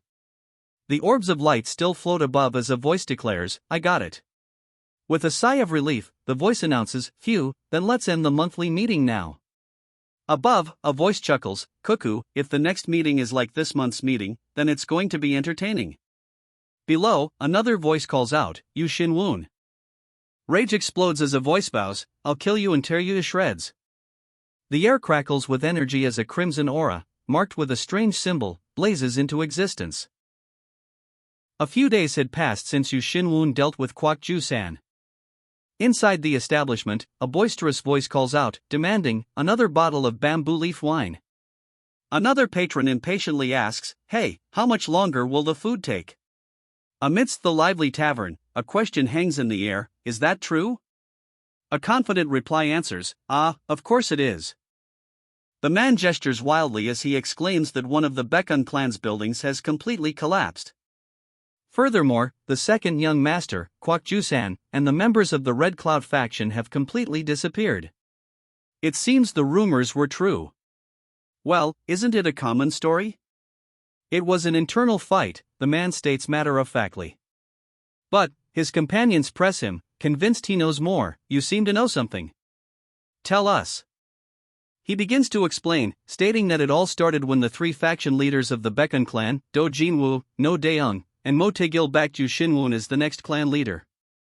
But the man then poses a question, but would the second young master, Yu Jinsang, and his supporter Kwak Ju-san accept that? The man reveals the grim outcome, they laid an ambush when everyone was off guard. Many members, including Mo Taegil, were killed. The man continues, revealing that someone single-handedly dealt with the ambush. He then poses a pointed question, who do you think it was? The man answers his own question, it was the fool, the first young master, Yu Shinwon. He continues, explaining that Yu Shinwon revealed his hidden martial prowess, and thunder struck with every swing of his blade. The man then asks if Yu Shinwon hasn't obtained the first clan leader's martial art, the 12 swords of the thundercloud. My God, is that true? She asks, clearly stunned by the revelation. When cornered, Kwak Ju-san met. The text begins, hinting at a revelation. The speaker reveals that Kwak Ju-san met his end at the hands of the violent thunder bomb, hidden in the Red Cloud House. He continues, stating, he even locked up Yu Jinsang who was high off drugs? This, he concludes, means he won't allow any more chaos. The man scoffs, dismissing the idea. Do you think that makes any sense? The 12 swords of the thundercloud? He continues, such an old martial art can't be that amazing. He dismisses the idea that the 12 swords of the thundercloud are responsible, stating, I'm sure he just showed up after the white beauty blade and the steel core blade had already cleaned up. Of course, the man sneers, claiming the rumors are just a cover-up to hide his family's shame. Another voice chimes in, mocking, the young phoenix of Baekun? It would make more sense to call him the Fat Phoenix. The conversation takes a turn, revealing the Baekun clan's internal strife. From what I've heard, the Baekun clan's internal issues have been chaotic. None of the other members follow the first young master. The man laughs maniacally, held in place by 2 others. Then isn't the future of the Baekun clan obvious, he asks, his words dripping with arrogance. A man with a headband pauses mid-bite, a question mark floating above his head. Oi, busybody, a voice booms from above. The man with the headband stammers, why yes? The man is held firmly in place as a voice threatens, after you're done talking, why don't you see us afterwards? The scene shifts to a towering pagoda under a dark, clouded sky. A brutal impact sends the man flying. His face contorted in pain, the man is sent hurtling backwards with a sickening khuk. He lands hard on his knees, begging, oh, sir. Please spare me. The man is met with a stern warning. How dare you slander our future clan leader? You'll be dead if you play around with that tongue again. He cowers on the ground, stammering, "Oh, yes, yes. I understand." The men standing over him shout, "Get going now." He stammers, "Thank you." The man reveals, "I heard that recently, the Wanrock clan have been spreading false rumors targeting our area." So, it was true. He continues, "It's not just the Wanrock clan. Other small and medium-sized merchant groups, and even the Kowloon group have been showing strange movements." One of the men chuckles, "Ho-ho, people must be really curious about our plans." His companion adds, "I'm not surprised. We've only been doing the commissions we received previously and haven't accepted any new commissions. I don't think they'll be able to figure it out," one of the men states confidently. "I don't care what anyone says. Our faith is stronger than ever," one of the men declares, a resolute glint in his eyes. "For me, my heart trembles," one of them confesses, deeply concerned. He worries about how the Baekun clan will change. The question hangs in the air, what could the first young master be planning now? Under the cloak of night, the Baekun clan's estate stands silent, waiting. Two cloaked figures flank the young master as they say, "Young master, rest well." The young master approaches the main doors of the estate, flanked by the two cloaked figures. The young master has become the new owner of the clan leader's residence, the Thundercloud House. Everyone in the family has deemed the young master as the next clan leader, and it's finally peaceful. He thinks, his hands clasped in front of him. It's been 5 days since the incident. He thinks, a worried expression on his face. What could the young master be preparing that he hasn't slept at all? A sharp, piercing sound cuts through the air. Sweat drips from his brow as he exhales, "Phew dash. You stubborn bastards." He mutters, sweat beading on his brow. He sits in a meditative pose, hands clasped. The meditative silence is broken as he reflects, they finally cleared away their suspicions and recalled all their spies. Very fitting for a blood sect. A bead of sweat trickles down his face as he exhales, relieved. Good thing I responded quickly. The text reveals, as soon as he dealt with Kwak Ju-san, he injected a completely different story into every member of the clan about the rebellion of the Red Cloud faction, its suppression, and Kwak Ju-san's explosive death. The text continues. The skill memory manipulation, ranked A+, allows him to manipulate the memories of anyone whose level is lower than his. However, only memories within the period of a day can be manipulated, and simultaneous use with multiple targets increases mana cost. The newly obtained mental skill is memory manipulation. Despite the massive mana cost, there was only one reason he used memory manipulation. The voice booms, declaring, "These people are too weak to know about the identity of the blood sect." He discovered how the blood sect was drenched in madness and blood through the battle with Kwak Ju-san. If their identity was leaked, no one in the clan would have survived. Anyway, I bought some time, he thinks, resolving to protect his clan. Even if the blood sect needs someone to target, it would only be limited to me instead of the clan. He calmly states, "Summon cancel." "Shadow whisper," he utters, canceling the summoning. The purple energy dissipates, the summoning now completely cancelled.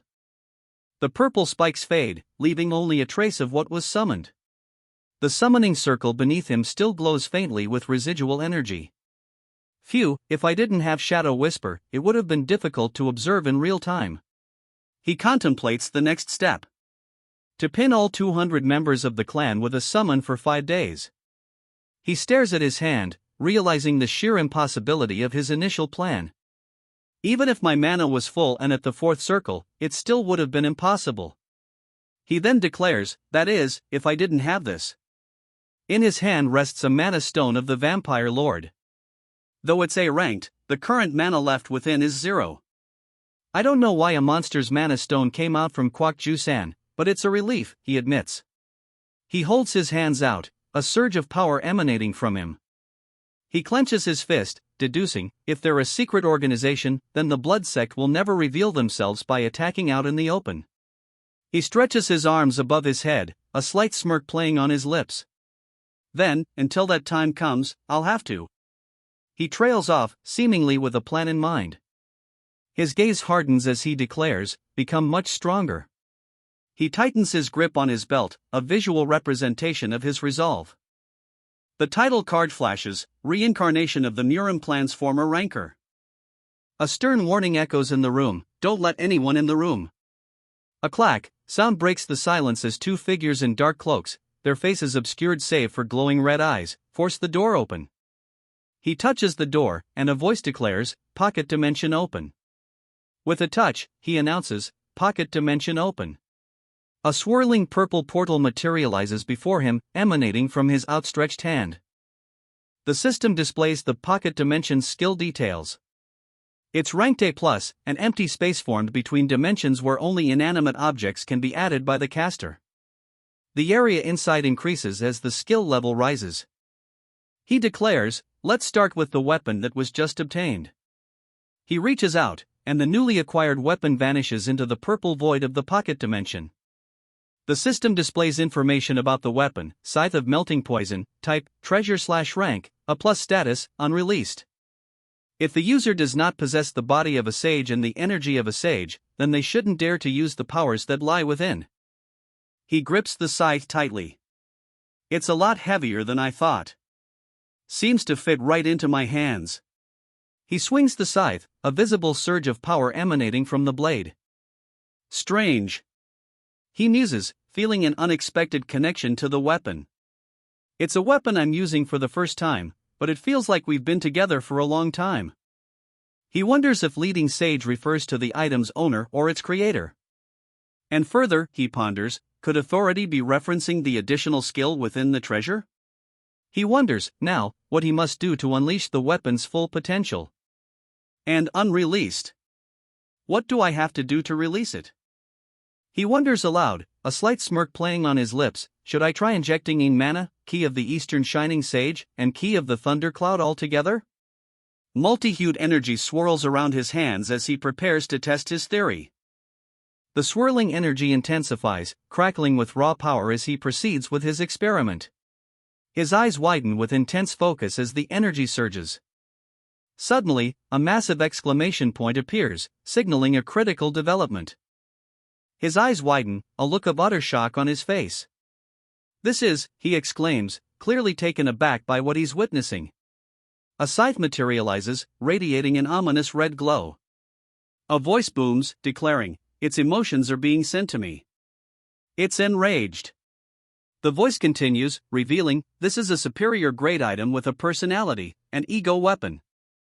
To obtain this already." The man confidently holds the ego weapon, a scythe that seemingly chose him. But a system message flashes, "You have failed to use the treasure. There is no natural power within the player's body." Another system message appears, "Natural power must be replenished." He wonders aloud, replenish natural power? Natural power. Then, a status window appears, displaying his martial body status. The status window reveals he possesses the sage's natural body, C, a rare martial body type often naturally obtained, but sometimes earned through immense effort. This body grants a 40% boost to martial art achievement rate, reduces the chances of chaotic inner energy by 30%, and increases both natural power sensory and affinity by 50%. I was wondering about this, but it looks like the treasure uses natural power, he realizes, finally understanding the connection. He furrows his brow in thought. I can't even use the ego weapon after obtaining it. How do I obtain natural power? He wonders aloud, clearly frustrated by this new obstacle.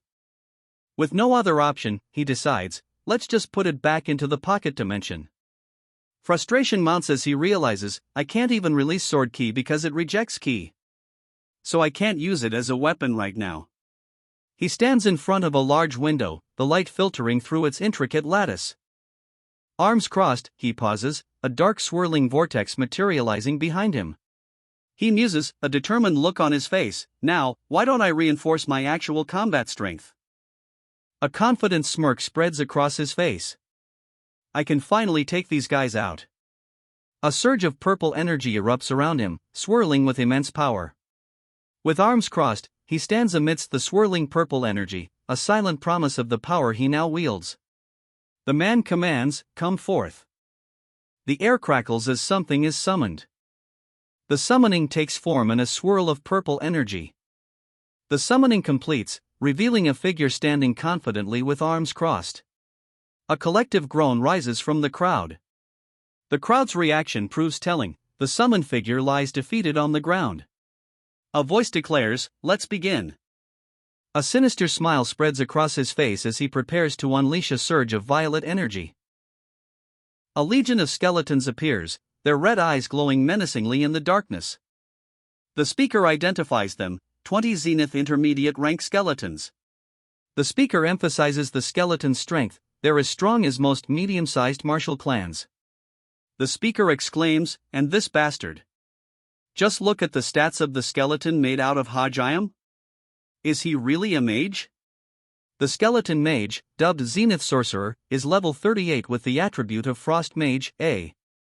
His skill, White Frost Ghost Hands, is rated A-/7 stars. The speaker notes that while the skeleton has the stats of a Frost Mage summon, its strength and agility are completely off the charts. But the martial arts these bastards have learnt are all demonic arts, so I can't use them immediately, he muses, arms crossed as he faces the spectral figures before him. Footfalls echo as he walks, the hero realizing the danger of being caught using demonic arts. If I'm caught with underlings that use demonic arts, then everyone will be charging in to kill me. He considers his options, thinking, and it would be too wasteful to make that guy into a skeleton. He then wonders, if he was treated as that thing by the system, then he surely would have. Lying on his back, he thinks to himself, "Release pocket dimension." He thinks to himself, "I think I've done everything that needs to be done, now then." With a thwack, the pocket dimension is released. He stares intently at the object in his hands, thinking, it's time to put the most important thing into action. The protagonist resolves, I need to organize the original Yushinwun's memories to find out more about the blood sect. He realizes that information is the most important thing to defend himself and defeat his enemies. But he has no information on the blood sect. Suddenly, a sinister voice booms, "Caught. Now, rejoice." The speaker's scarred face is twisted into a cruel grin. The sound of bells echoes as the scarred man declares, "You shall be reborn as the only and become the foundation of the blood sect's will." A memory surfaces, one he can't quite grasp. The most crucial part of the recollection remains frustratingly muted. A system message then appears, mental image projection, rank A+. After separating a part of the caster's soul, enter your mental world. Upon usage, you can recover from the damage of mental type skills. Lying still, eyes closed, he thinks, I can finally use the skill I unlocked. Eyes still shut, he resolves, I can finally use the skill I unlocked. As he lies there, a ghostly image of himself materializes above him. The ghostly image fades as he declares, I've succeeded. Wisps of smoke rise from his head as he lies still. He remains motionless, smoke still rising. His eyes snap open, a sense of dread washing over him. What is this? It feels ominous. He lies still, but a chilling realization dawns on him. I feel as if I'm stepping into a realm I can't come back from. He extends his arms, a look of grim determination on his face. But, if I can't shake off this fear. Lying on the ground, he steels himself, a surge of defiance washing over him. Then I'll be devoured by it instead. A blinding light erupts, accompanied by a deafening roar. The light intensifies, now directly above him, seemingly poised to engulf him entirely. His eye flares with an intense, crimson light. The beam strikes him, a deafening crack echoing through the air as he's thrown back. Quan, the force of the impact reverberates. The world blurs as he hurtles backwards. A pained grunt escapes him as the world spins. Irk! It feels as if my head is splitting, he groans, clutching his head. He cries out, Irk! It feels as if my head is splitting, as he clutches his head, clearly in agony. Amidst the throbbing pain, a realization dawns. I knew it. There's definitely a problem with the other Yushinwun's memory. A single drop pierces the still water, creating ripples that spread outwards. Standing on what appears to be a frozen lake, Yushinwun seems lost in thought. Yu Xinwun's eyes widen, a look of dawning realization spreading across his face. The ice beneath Yu Xinwun's feet begins to crack, the surface no longer solid. Yu Xinwun falls, his expression one of grim determination as he stares directly ahead. Yu Xinwun's eyes glow with a strange light as he wonders, was this me before I died? Why am I being reflected? A sudden, jarring exclamation mark punctuates the air, hanging ominously above Yu Xinwun. The ominous exclamation mark looms larger. The exclamation mark descends rapidly.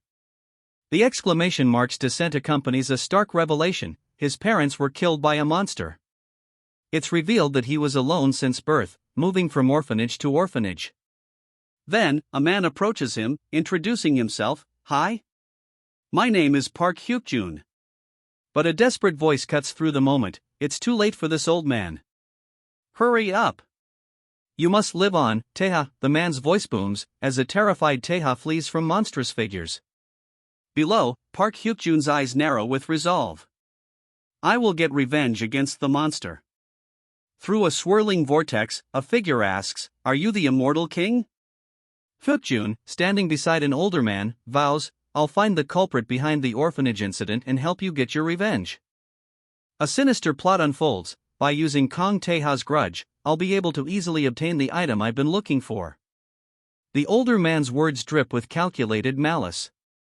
Submerged in what appears to be a pool of memories, Hyukjun wonders, why are these my memories? A sinister grin spreads across his face as he dangles a glowing gem before Hyukjun. A figure descends from above, casting a long shadow over the pool of memories. The figure asks, "Was that your world?" A sinister smile plays on his lips as he adds, "Glad to meet." The figure stands silently before the ocean, a storm brewing in the distance. He states his name, Yu Xinwun. The title appears, Reincarnation of the Murim Plan's former ranker. How chaotic, for someone else to exist in my mental world, he thinks, the sky swirling above. Facing him, the figure declares, "Only your own soul can take on a rational form in the mental world." The figure wonders, has he been hiding all this time and is appearing now to recover his body? He steels himself, realizing, "I need to get ready for combat." "Do not worry. I have no thoughts of harming you," he states, his expression unreadable. The figure stands close, far too close. He continues, "I simply want to help you. I do not desire anything else."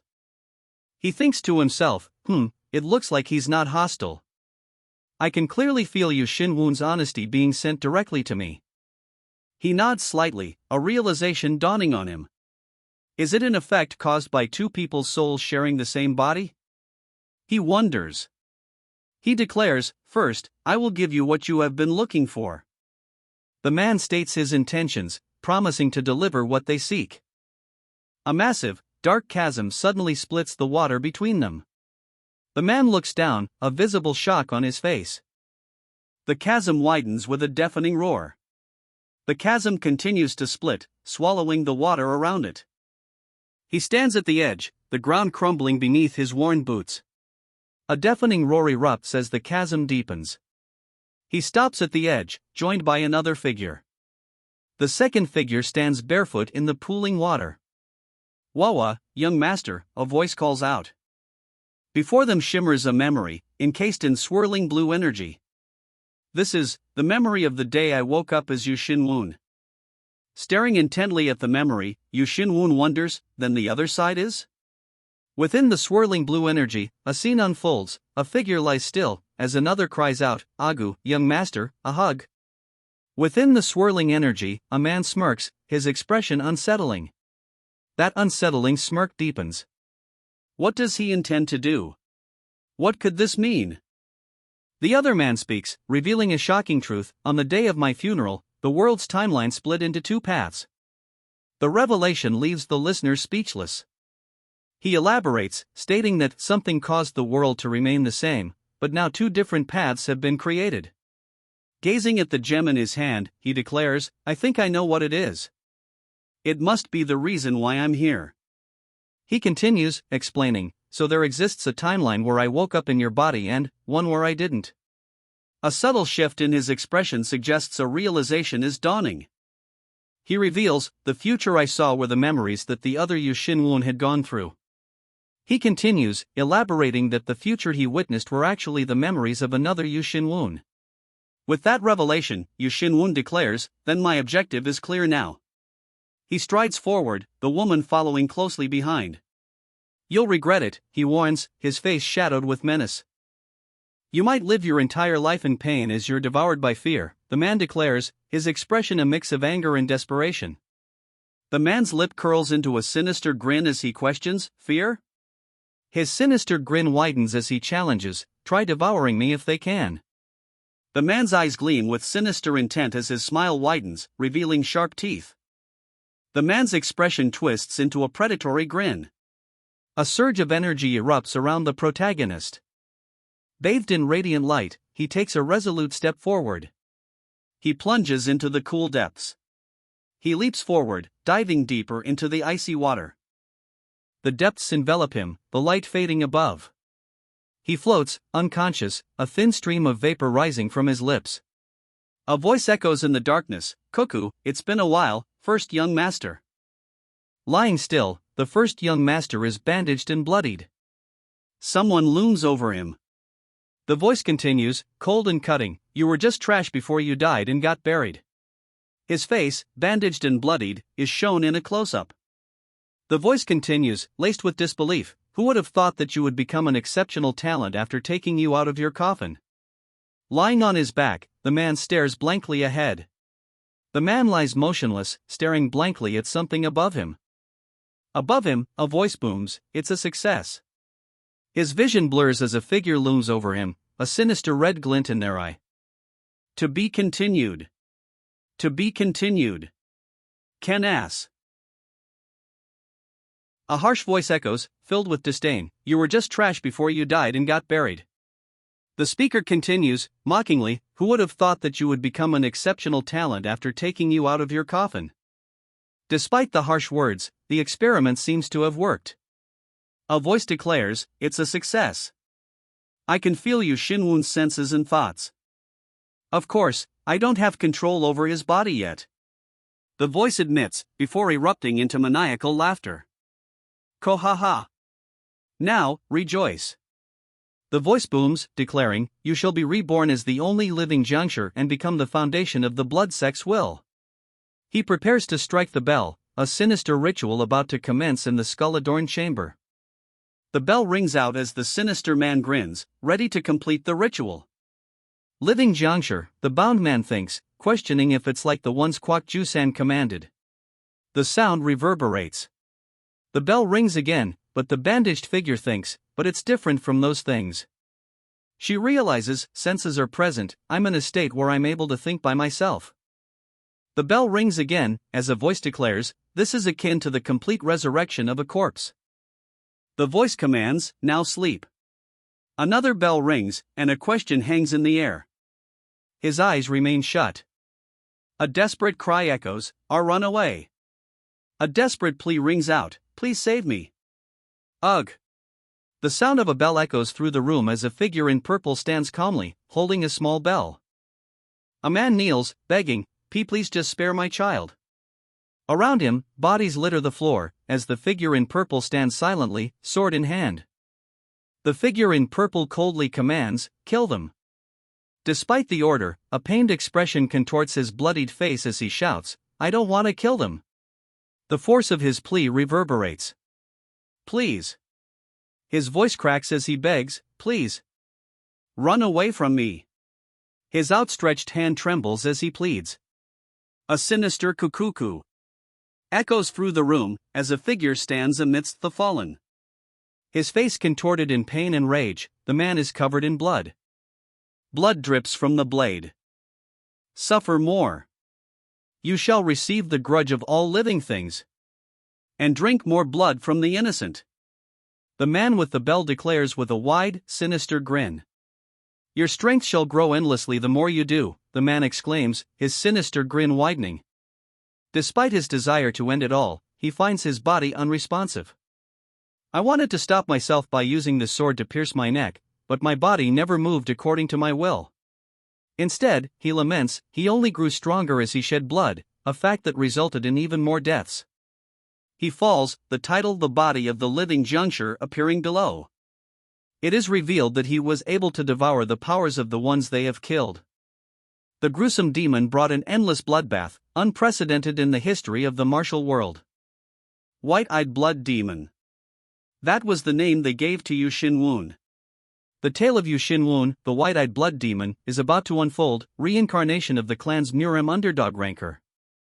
The tale of Yu Xinwen, the white-eyed blood demon, continues in chapter 26. A year turned into 2. The Baekun clan surpassed Zhujiang, now standing at the top as a major force. The Baekun clan's headquarters now stand tall, a testament to their rise. A looming figure questions, is this the living juncture? He raises the cup to his lips, preparing to drink. One man states that it's hard to believe someone without martial arts talent could become the sect's greatest assassin. Another adds that the living juncture has only been completed once in the sect's history, so his strength must be exceptional.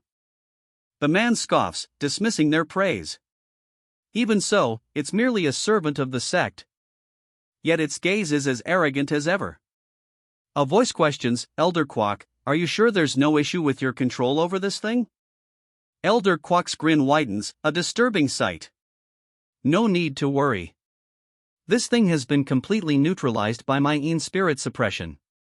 With that settled, he abruptly shifts the conversation. How is the progress on corrupting the Union, he demands. The answer comes, with the exception of Manhwa and Wudong, the majority has approved of us. Suddenly, a voice booms, I need to raise as many senses as I can muster. A new voice cuts through the discussion. I need to obtain and memorize as much information as possible about the blood sect. It's not easy. A voice warns. Yu Xinwen's spirit has been completely destroyed, and it's filled with vengeance. He continues, realizing the danger. I need to avoid being affected by his pained mind as well. The scene is a burning ruin, and a voice echoes, filled with weariness. It's been 2 years since I've entered his memories. How much longer must I watch? Can I continue enduring this? The man with the staff stands firm, his gaze unwavering amidst the burning ruins. Beside him, another watches, his expression unreadable. A sudden blow lands. The man with the staff reels, blood splattering as he's struck. Staggering, the man with the staff utters, the clear sky will never.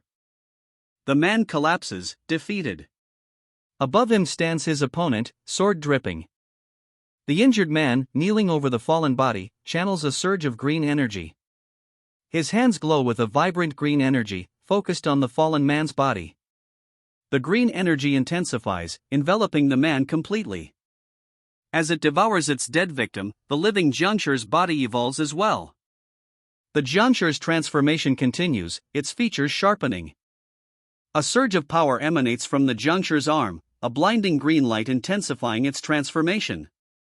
The juncture's eyes glow with an eerie light, blood trickling from the corner of one eye. The juncture's transformation intensifies, the sound of its power echoing through the air. A surge of power erupts from the juncture. The juncture cries out as green lightning crackles around him, the energy radiating intensely from his chest. The juncture, overwhelmed by the surge, exclaims, I've never felt this type of energy before. It feels like the natural life force that embraces both humanity and the world.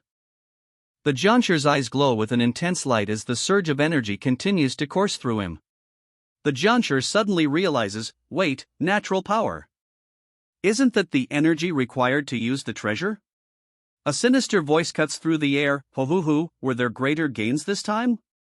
Now let's go, Yu Xinwen. Suddenly, a sinister voice echoes, ho, were there greater gains this time? Now let's go, Yu Xinwen. As the sinister voice calls out Yu Xinwen's name, the man himself contemplates, this power is mysterious. If I can harness it, then I can break free from these constraints and move through my will. Yu Xinwen resolves, until then, I need to hide this perfectly and wait for the right opportunity. Yu Xinwen plunges forward, a trail of blood marking his desperate advance.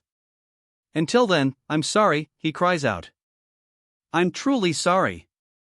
Yu Xinwen exclaims, his desperate advance leaving a bloody trail. He continues his charge, screaming his apology. "I won't stop repenting for this sin even after I die," he declares, his bloody sword held firm. "However, I will avenge you all. After enduring 3 stark winters, I finally..." The figure begins to say, blood trickling from their eye. "Broke free from the constraints and regained control over my body using natural power," he finishes, revealing his torso wrapped in bandages. But a single tear of blood streaks down his face, a stark reminder of the battle's toll. The Azura blood sex great will had already become a reality. Without regard for whether they were martial artists or ordinary people, everyone was brutally slaughtered by the blood sex soldiers. The grand building is engulfed in flames, reduced to rubble.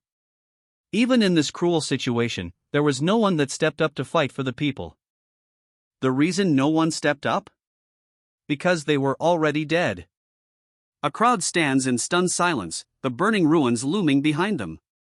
A booming voice declares, "The 8 commanders are here to receive the hierophany of the demon god." The 8 commanders kneel before the demon god, their heads bowed in reverence. The demon god descends, his presence casting long shadows over the land now engulfed in flames. The demon god surveys the fiery landscape, remarking, "What beautiful scenery." The demon god declares, "This is the moment where our aspirations have become a reality." The crowd erupts in a unified battle cry. One warrior kneels, his fist clenched in anticipation. A booming voice declares, "This world that did not receive the baptism of the demon god is now purified. Now, the world shall be liberated." The figure in the mask raises a fist, declaring, "This world that did not receive the baptism of the demon god is now purified. Now, the world shall be liberated." The masked figure's declaration echoes before a silent crowd. The masked figure's words are met with a resounding cheer from the crowd. The crowd roars its approval. His expression hardens, and he grips his sword tightly. He unleashes a devastating strike. The strike lands, leaving his opponents collapsed and defeated. His opponents, masked and silent, appear shaken. A question hangs in the air: what will they do now? The force of the blow sends shockwaves through the masked figures. One of the masked figures stutters, What? The force of the attack clearly took them by surprise. A surge of power emanates from the swordsman as he unleashes a furious strike. The swordsman's blade flashes, a blinding arc of light cutting through the air. Silence descends as the monstrous figure looms. The monster's eyes glow with an eerie light. A hand reaches out, seemingly towards the viewer.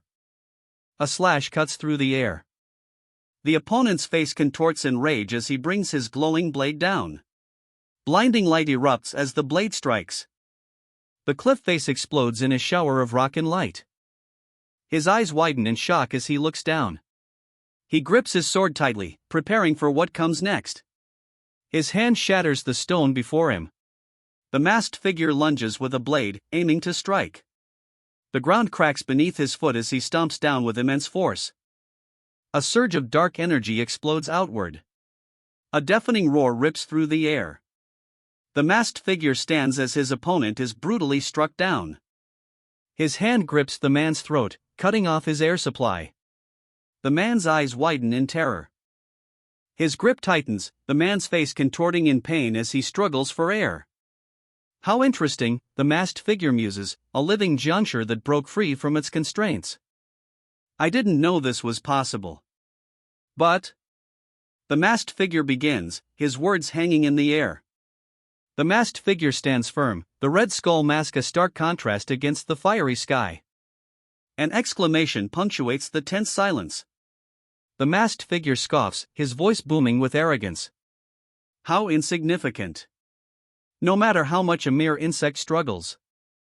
The masked figure continues his taunt, declaring with disdain, "They will always be lowly creatures that can't even break a mask." A grim realization dawns: this bastard is the final enemy. He endures the masked figure's grip, a quiet promise escaping his lips: "Just you wait." The masked figure declares, "Lowly animal, now become a sacrifice." The masked figure's single visible eye gleams with malice as he pronounces his grim intent: "Lowly animal, now become a sacrifice." A blinding flash erupts as the blade descends. Engulfed in a swirling vortex of energy, the sacrifice is seemingly complete. The ritual ground lies still, the air thick with residual energy. The vortex intensifies, a blinding light emanating from its center. He is pulled into the vortex as a sharp, cracking sound echoes. The vortex spits him out into what appears to be an underwater realm, where another figure awaits. He stares ahead, speechless. His expression remains unreadable as he surveys the new environment. Time passes. 1 year later, the search for the missing clan's youngest lady leads to the nested lake, and a blood group is identified. 1 year and 2 months later, he still wonders about something. These bastards are crazier than I thought. He mutters, realizing the true extent of the situation. His eyes narrow, a bead of sweat trickling down his brow. He grits his teeth, his expression a mask of grim determination. His hands clench into fists, knuckles white with tension. A blood-red moon hangs heavy in the sky, casting an ominous glow across the land. The Blood Sect, a group of fanatics, aims to bring forth Armageddon in the name of purification. Their tight solidarity and powerful strength far surpassed Kang Taeha's expectations. Yu Xinwun's transcendent body art, capable of folding space and charging forward, combines with overwhelming demonic ki and natural power imbued in his sword. Yu Xinwun's eyes narrow with intense fury as he reaches forward, the speed of his movement emphasized by the surrounding blur. The narrator reflects on the foe's power. It was at the level of an ascended, perhaps even surpassing abyss. He achieved a level of strength that was hard to believe a mere Jiangshi could possess. But even with such immense power, the narrator realizes he was still unable to even scratch the Blood Sect leader. Furthermore, the Blood Sect leader hadn't even used 30% of his power in those final moments. The Blood Sect leader possessed a level of power that was absolute. He reflects on the battle, admitting, if it was me in my previous life, I would have definitely lost. He then reflects that Yu Xinwun, as a living Jiangshi, was almost as powerful as he was in his previous life. He realizes, with dawning horror, that bastard was a completely different being. The realization hits him: Xinwun is neither monster nor human, a being that surpassed both. A chilling thought crosses his mind: it would not be embarrassing to surrender to fear. He states, from now on, you should think about your own safety. Eyes narrowed, he retorts, what nonsense are you spouting? A beat of silence hangs in the air as he processes the words, confusion etched on his face. A sinister grin spreads across his face as he declares, I'm not someone that would surrender here. And if it's fear, then I'll make those bastards fear me. He leans in closer, his sinister grin unwavering. That sinister grin remains as he declares, right now, I might not be as strong as I was in my previous life. But 5 years is enough time for me to become stronger than the Blood Sect leader. That sinister grin remains, as he plots, it may not be perfect, but since I know what will happen in the next 5 years, I'll be able to interfere with those Blood Sect bastards. He continues to plot, wondering, and if I make sure nothing happens to the people the Blood Sect sacrificed and rally them together, then it should be doable? He finishes his thought with a chilling certainty, as expected. A hand lands on his shoulder, the touch causing him to flinch slightly. His expression softens, a faint smile gracing his lips as he declares, my unmoving heart beats once more. I want to bet my hopes on you. His hand still resting on the other's shoulder, he continues, I will wager everything on you, take good care of me. Friend. An unspoken question hangs in the air. The other man simply stares back, his expression unreadable as the weight of the offer settles between them. A surge of energy erupts between them, the air crackling with unseen power. The force of their combined power unleashes a shockwave rippling outwards. This is, he exclaims, as he sinks beneath the water's surface. He continues to sink, bubbles rising around him as the light fades from above. Submerged, a startling realization dawns on him: is he trying to share the last remaining parts of his soul with me? The guilt he felt for those who died by his sword, and the sorrow for his father, poisoned by his younger brother, now overwhelm him. The frustration of not being able to get revenge weighs heavily on him. The hero hears a voice, declaring, Yu Xinwun, I've fully received your mind feelings. The voice continues, promising, now you can rest easy. A strange, ethereal light fills the space. He lies still, sweat beading on his brow, eyes wide with a dawning realization. He remains prone, the strange light reflecting off his sweat-soaked brow. A faint smile plays on his lips, but beads of sweat still cling to his brow. A strange sound echoes around him. Suddenly, a message flashes before him: unity of souls has been achieved. You have met the hidden requirement. A reward notification appears: martial body, Sage's natural body, is evolving. The reward solidifies: his martial body is evolving into the heaven-defying martial body, and he's gained a small amount of natural power. Another notification appears, this time declaring that he's obtained one who chases chaos. Another title appears, Chaos Pursuer. The title of the story is revealed, Reincarnation of the clan's Nurim former ranker. The chapter begins, Chapter 27.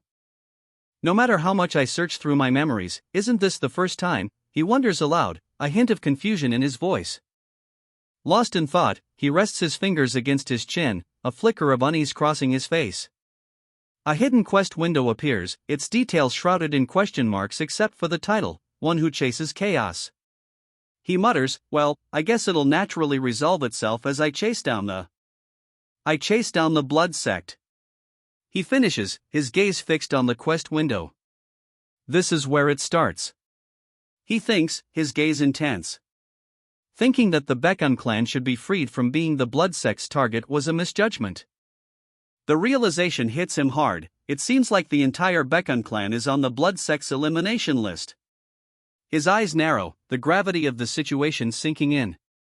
Before him stand members of the Bekun clan, bearing the marks of a brutal conflict. A surge of resolve hardens his gaze. Of course, I'll never let that happen. A grave revelation surfaces: the blood sect has been permeating through slowly like venom for a long time now. He continues onward, but a chilling revelation hangs in the air, and now, the blood sect is everywhere in the order, chaos, and demonic sects. The scope of the blood sect's infiltration is revealed: the 8 commanders, the executives of the blood sect, have each taken root in the 8 major powers and can now influence the actions of each faction.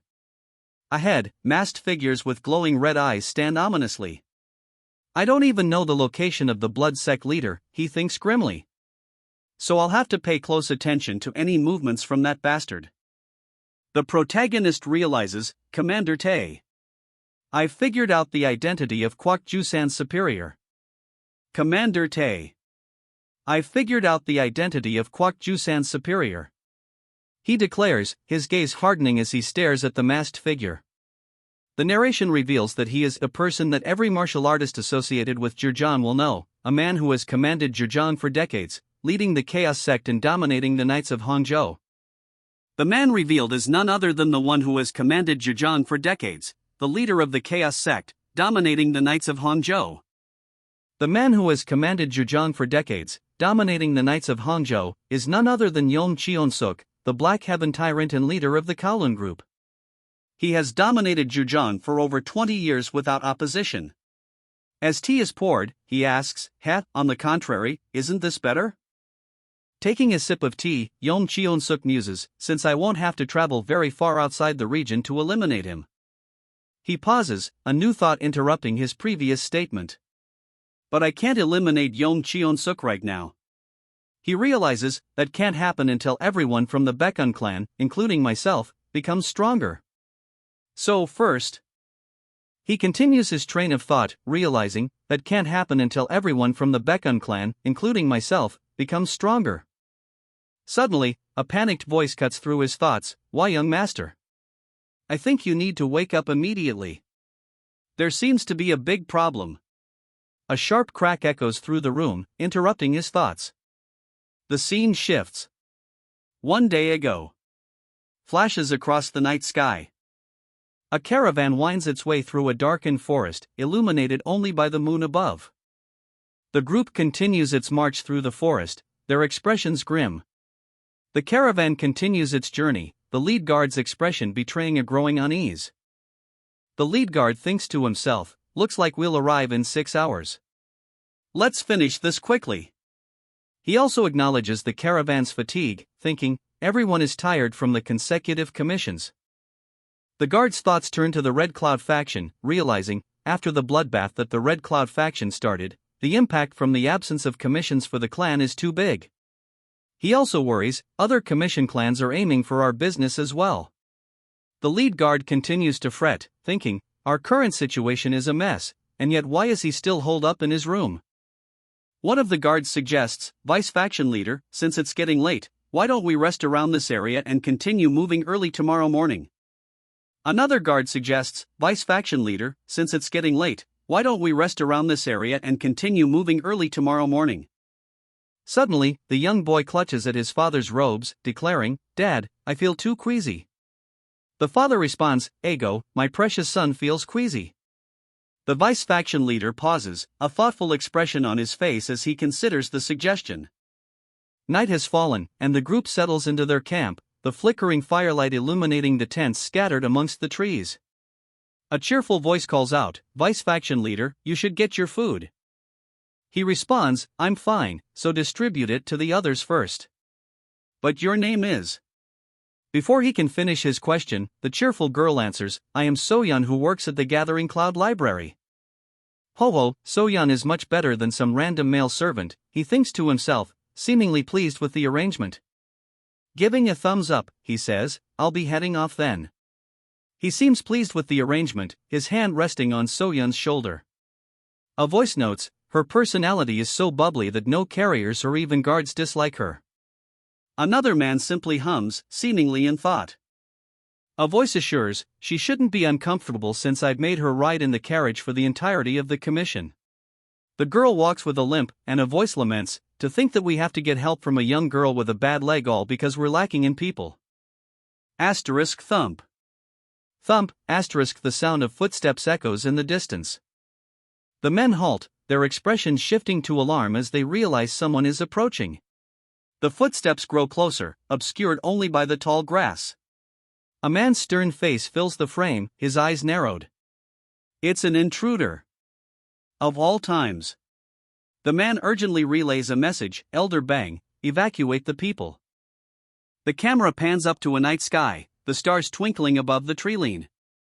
A man shouts, sword in hand, this is the campsite of the Baekun clan. Show yourselves if you have any business. A group stands before him, their faces obscured by shadow. A voice from the shadows replies, Oh, who's this?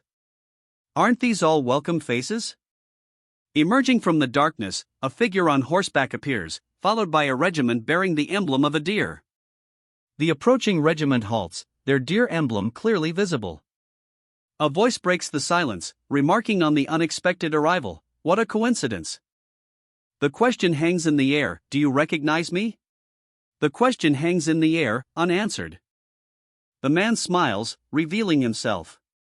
Vice Faction Leader No, how long has it been? The text reveals the man's identity, Hwang Rock Clan Vice Clan Leader, Heir du Akchil. No demands, what business does the Vice Clan Leader of Hwang Rock Clan have this late at night? Du Akchil grips his sword tightly, a low shwuk sound accompanying the movement. The thought hangs in the air, a person known to be cruel and filled with envy.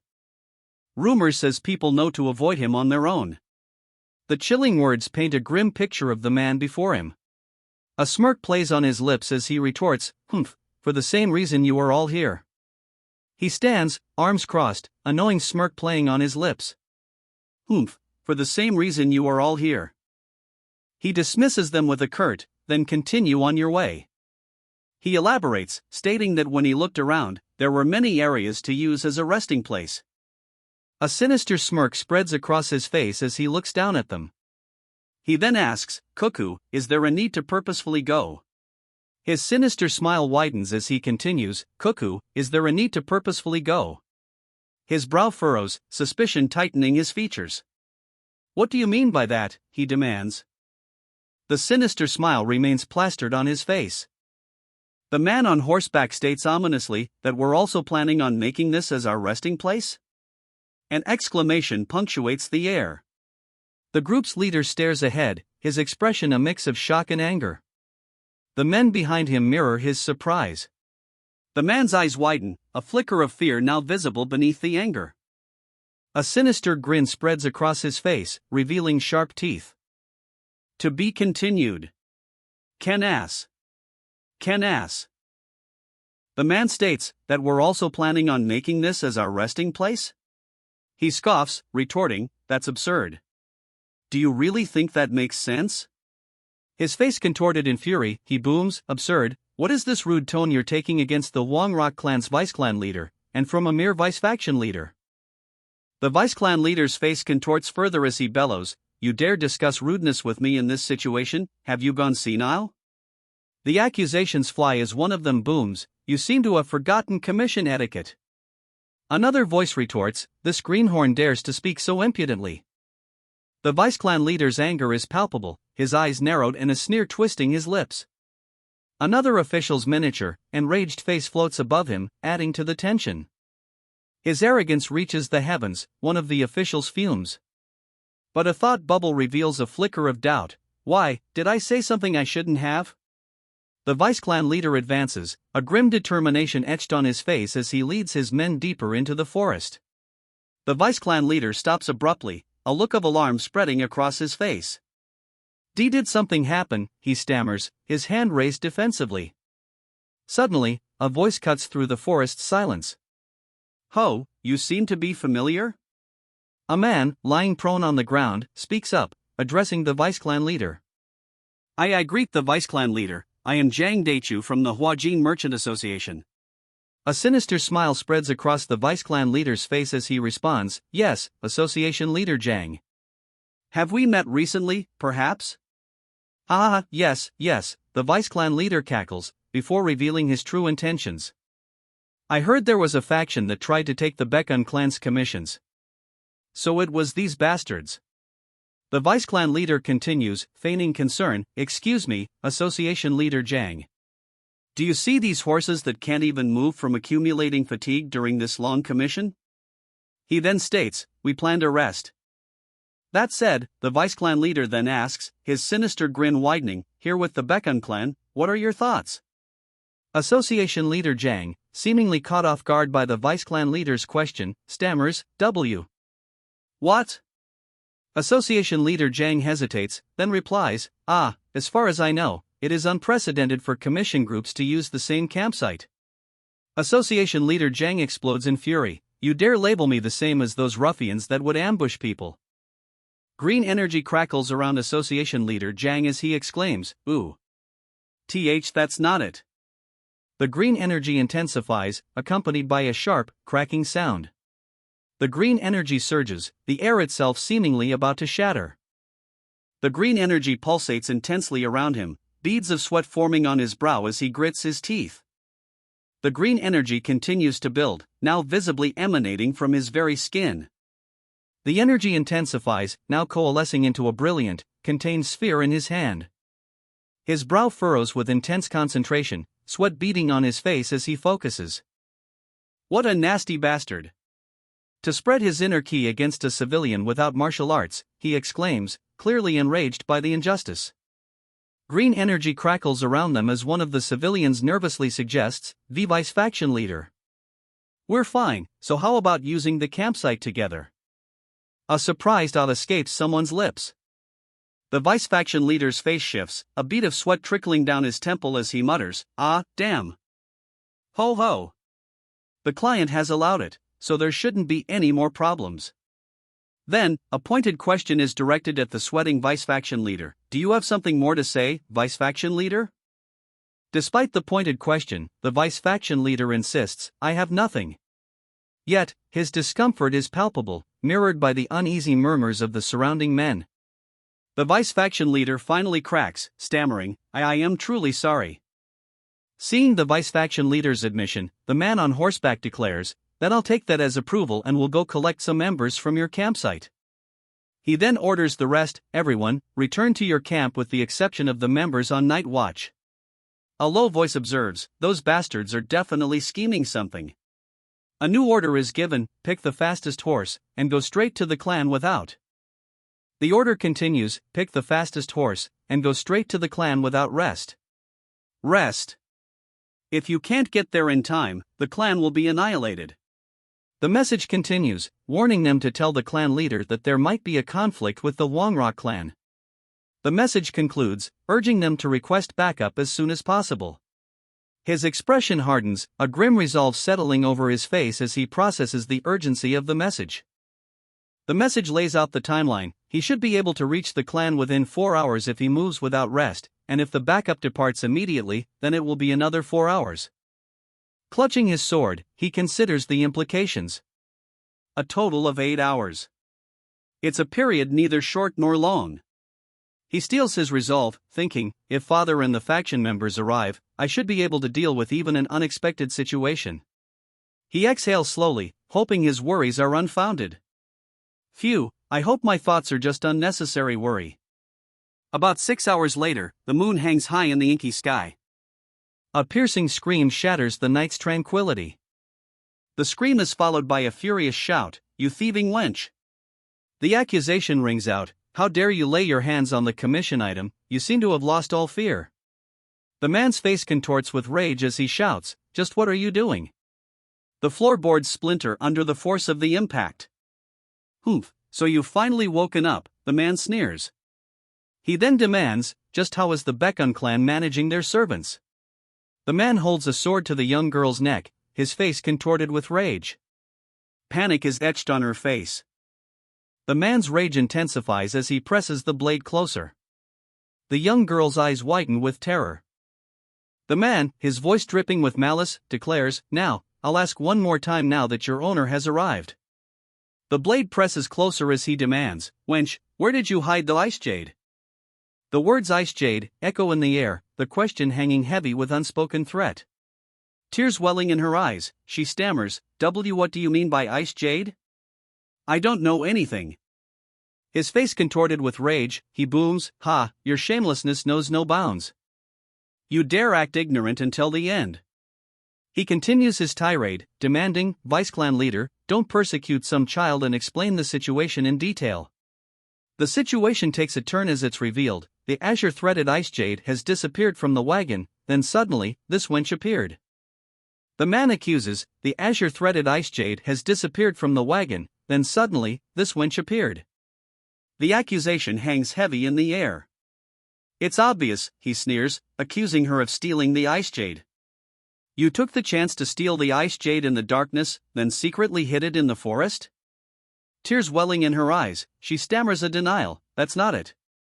I couldn't sleep, so I went to pick some flowers I saw yesterday on the road coming here."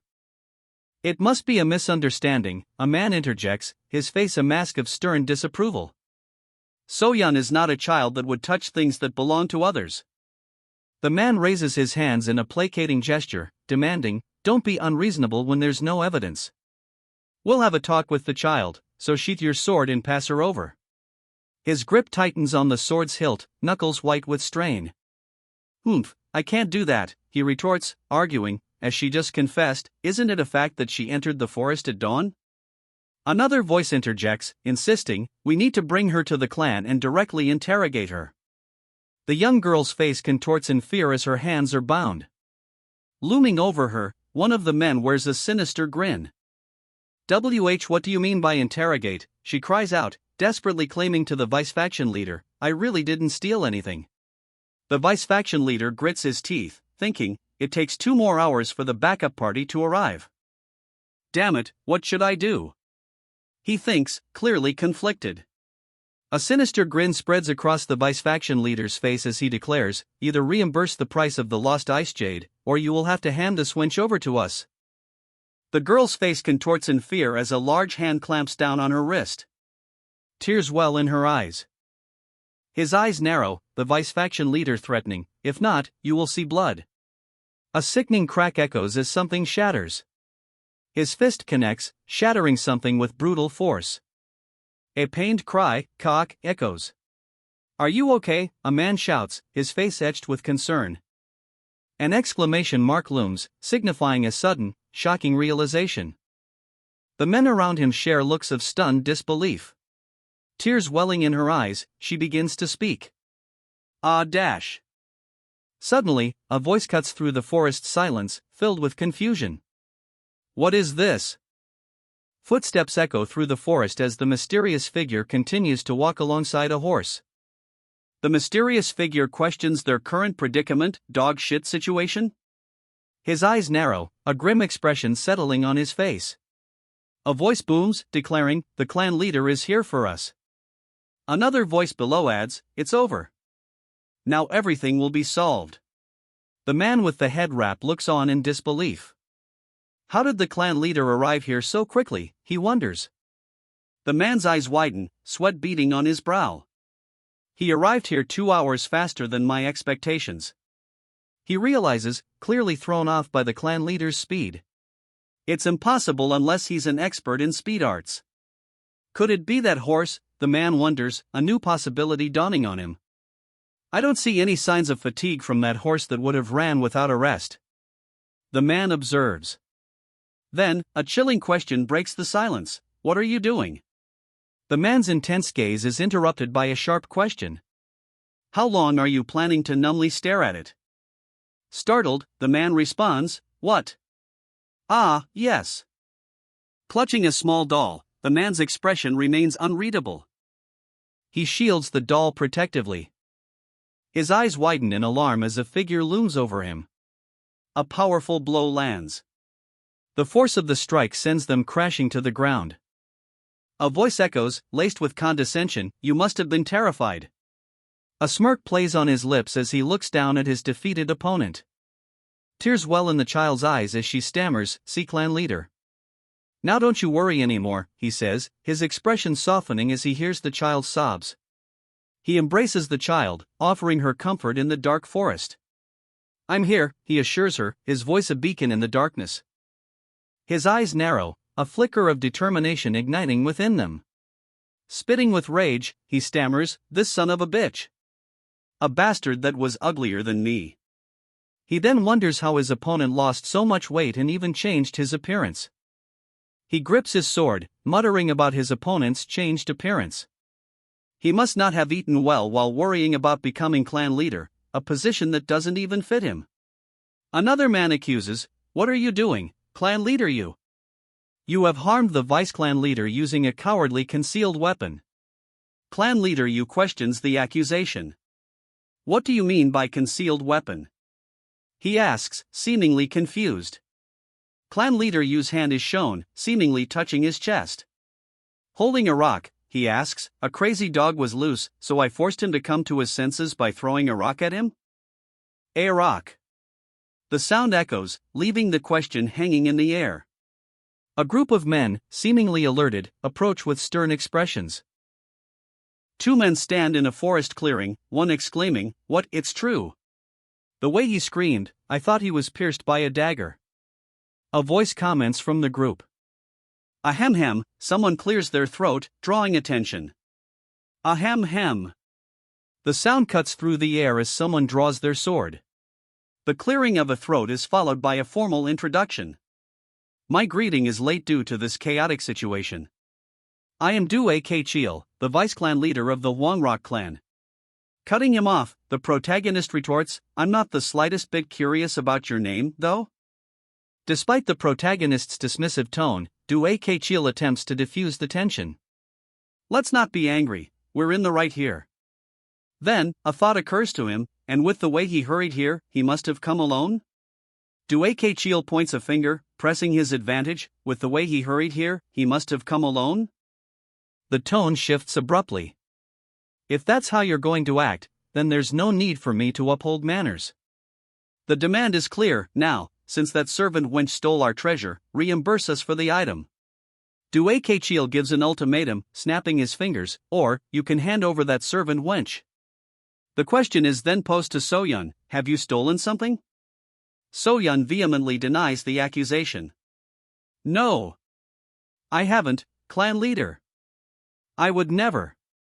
Oh, looks like she didn't steal it, a new voice remarks, casting doubt on the clan leader's accusation. The clan leader's expression remains unreadable as he looks down at Soyun. The little girl beside him watches with wide, concerned eyes. The clan leader scoffs, questioning, how absurd. You take the words of that servant wench at face value? The clan leader points a finger, demanding, then what reason do I have to listen to the words of a bastard like you instead of one of my clansmen? The insult hits hard. Bastard, he repeats, his face contorted in disbelief and anger. His anger flares. Why, I'll tear you, he threatens, then adds, and if it's about the azure-threaded ice jade, then I know something about it as well. A sinister smile creeps across his face. The man's claim sparks immediate skepticism. What nonsense! How would that bastard know about the jewel of the North Sea that we've only just seen for the first time as well? The man continues, revealing the jewel's origins. The azure-threaded ice jade is from a mythical creature native to the frozen lake of the North Sea. He adds, it's the finest jewel that can only be harvested from the azure-threaded clam. The man continues, revealing more about the jewel. There is no other information aside from its place of origin. It's something the entirety of the Commission clan had painstakingly obtained after a long time. Scoffing, a voice retorts, sounds like you're just trying to lower the reimbursement cost with nonsense, but... The man scoffs, retorting, that won't happen, so why don't you quit? Suddenly, the man asks, your name was Jiang Daichu? Suddenly, a voice interrupts, excuse me, but let me borrow. That thing around your waist, the man finishes, already reaching for the item. Ah, yes, he murmurs, securing the object. With a knowing smirk, the man reveals, even the residents of the North Sea might not be aware of this, but the ice jade is smeared with a unique essence from the azure-threaded clam. The man continues, revealing a crucial detail, and that essence causes a strange phenomenon when it comes into contact with alcohol. The man with the mustache, visibly intrigued, stutters out, "STR strange phenomenon?" "STR strange phenomenon," he repeats, his voice laced with curiosity. The man explains, yes, when the essence comes into contact with alcohol, it creates a thick purple color. The man continues, explaining that the essence disappears naturally after a day and cannot be washed away. He pauses, leaving his meaning hanging in the air. The man reveals his plan. To confirm if she touched the ice jade, all we need to do is pour alcohol over her hands. The ice jade's essence glows brightly in the palms of the man's hands. The man's sinister grin widens as he declares, there's no change. What nonsense! You lie, he shouts, his face contorted in disbelief and rage.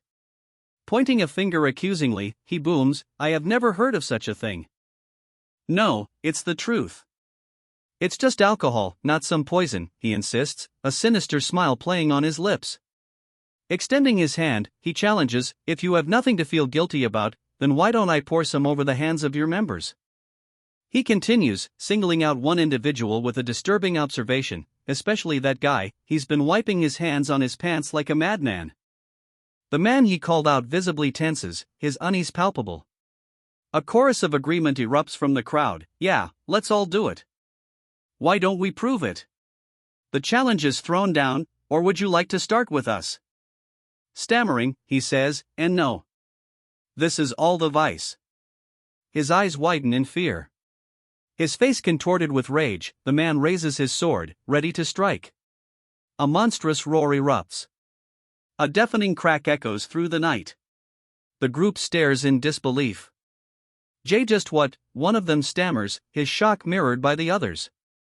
Despite the group's shock, a voice booms, there must have been a mutual misunderstanding between us. Despite the tension, the figure declares, now that the day has become brighter, we shall soon take our leave. But then, a menacing voice warns, and you will receive the payment for this disrespectful attitude later. But then, a voice cuts through the air, demanding, wait. His expression is one of barely contained rage. His rage barely contained, an exclamation punctuates the air. The air crackles as the attack is unleashed. The force of the blow sends tremors through the very ground. The attack connects with devastating force. An exclamation hangs in the air as the swords collide. His eyes widen, a flicker of shock crossing his face. The clash reverberates through the air, a deafening quack. The crowd stares ahead, a palpable tension gripping their faces. A scream pierces the air, my arm. A chilling declaration cuts through the screams. I'm sorry, but I'll be taking the payment up front. The sword descends, poised to strike the kneeling figure. The attacker's voice rings out, cold and remorseless. I'm quite impatient after all. A chilling smile spreads across his face. Chapter 29. The scene shifts to the Huangrok clan. At the Huangrok clan, a furious voice erupts, "You idiot!" The shout continues, now commanding, "Everyone, leave at once if the treatment is over." The man's booming voice continues, "Everyone, leave at once if the treatment is over." Du Jungyake, the Huangrok clan leader, points accusingly, his face contorted in rage. "Why did you have to stir up trouble doing something I didn't even?" The Huangrok clan leader's rage intensifies as he demands, "Why did you have to stir up trouble doing something I didn't even order you to do?" The Huangrok clan leader's face is a mask of fury as he shouts, "Do you not see that the entirety of Zhujiang is talking about the Ice Jade all because of you?" He continues, enraged, "How important is that jewel for you to be treating me like this when I'm injured?" The Huangrok clan leader reveals the true threat. The one looking for that jewel is the Kowloon group leader. He continues, his voice rising, "If this had gotten any bigger, do you think the Kowloon group would spare us?" The injured leader, lying in bed, emphasizes the danger, Kowloon group. Lying in bed, the leader recalls, Director Yang said he had a good plan. The man continues, "I was concerned that things would escalate further, so I profusely tried to stop him from the start." The man's words hang in the air as he asks, "Is that true?" His intense gaze pierces through, demanding, "Is that true, Director Yang?" Director Yang confirms, "That's correct. This is all my fault." A separate thought bubble reveals his inner turmoil, "Damn it, what a horrible situation." Director Yang lies prone, wrapped in bandages. Lying in bed, wrapped in bandages, Director Yang fumes. "Phew, damn it. I need to regain the sect's trust somehow." A dangerous idea sparks in Director Yang's mind. Should I strike the Baekun clan right now using AK Cheil's incident as justification? The director realizes, it wouldn't be easy. It's an incident that started from a misunderstanding on our side, so if we start an all-out war, both the Union and the government will intervene. The director's face is etched with worry as he considers the potential consequences of his actions. The director's face contorts with rage as he barks, "Don't bother with the eyes of the world, and just get it done by any means necessary." But, clan leader, an advisor cautions, if we coax them any more brazenly than we're doing now, while also executing other plans. The advisor warns that, the reputation of our commission clan will steadily drop. Dismissing the advisor's concerns, the clan leader declares, "Our current reputation means nothing, since the world will only remember the victor after all." The clan leader turns his back on the advisor and the prostrate figure. With a dismissive air, he leaves both the advisor and the fallen figure behind. The clan leader believes that if we become the best commission clan in Zhujiang with the power of the Kowloon group, then our fallen reputation will rise above the heavens once again.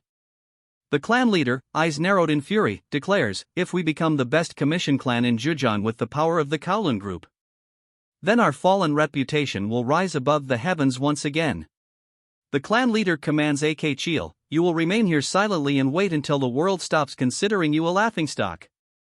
AK Cheil, consumed by rage, vows, "Damn it. Damn it. You Shinwoon. I'll kill you by any means. Even if I have to sacrifice everything I have." A dark aura emanates from him. AK Cheil roars, "How dare those crazy Huangrok bastards!" His face contorts with fury. His fists clench, the sound of cracking knuckles echoing his rage. "We need to immediately send a person to protest, we can't just let this go," he demands, his voice ringing with urgency. His eyes narrow, a vein throbbing in his forehead as his anger intensifies. He scoffs, dismissing the idea of an apology. "It's meaningless. What point is there in receiving an apology from an opposition that has already raised their sword against us?" He raises his hand, signaling a clear stop. The scene shifts to a formal meeting, where men are gathered around a table, seemingly in deep discussion. The leader begins to speak, announcing, "Therefore, starting today, our Baekun clans' highest priority will be the complete annihilation of the Huangrok clan." The leader's declaration hangs heavy in the air. His eyes narrowed, a chilling intensity radiating from the leader's gaze as the weight of his words settled upon the clan. A chilling declaration echoes, "Highest priority will be the complete annihilation of the Huangrok clan." The chilling order continues, "Starting now, I want you to only think about how you're going to repay this humiliation. The men react with shock to the pronouncement, their faces etched with disbelief. The men respond in unison, their voices echoing with forced agreement, yes, understood. The leader decrees, temporarily excuse Soyeon from all her duties and give her a personal room, so that she may calm herself down. A subordinate replies, yes, I'll tell them to do so. The man's face is revealed, and he is identified as vice faction leader No. No responds, yes. His expression, however, suggests that he might have other plans.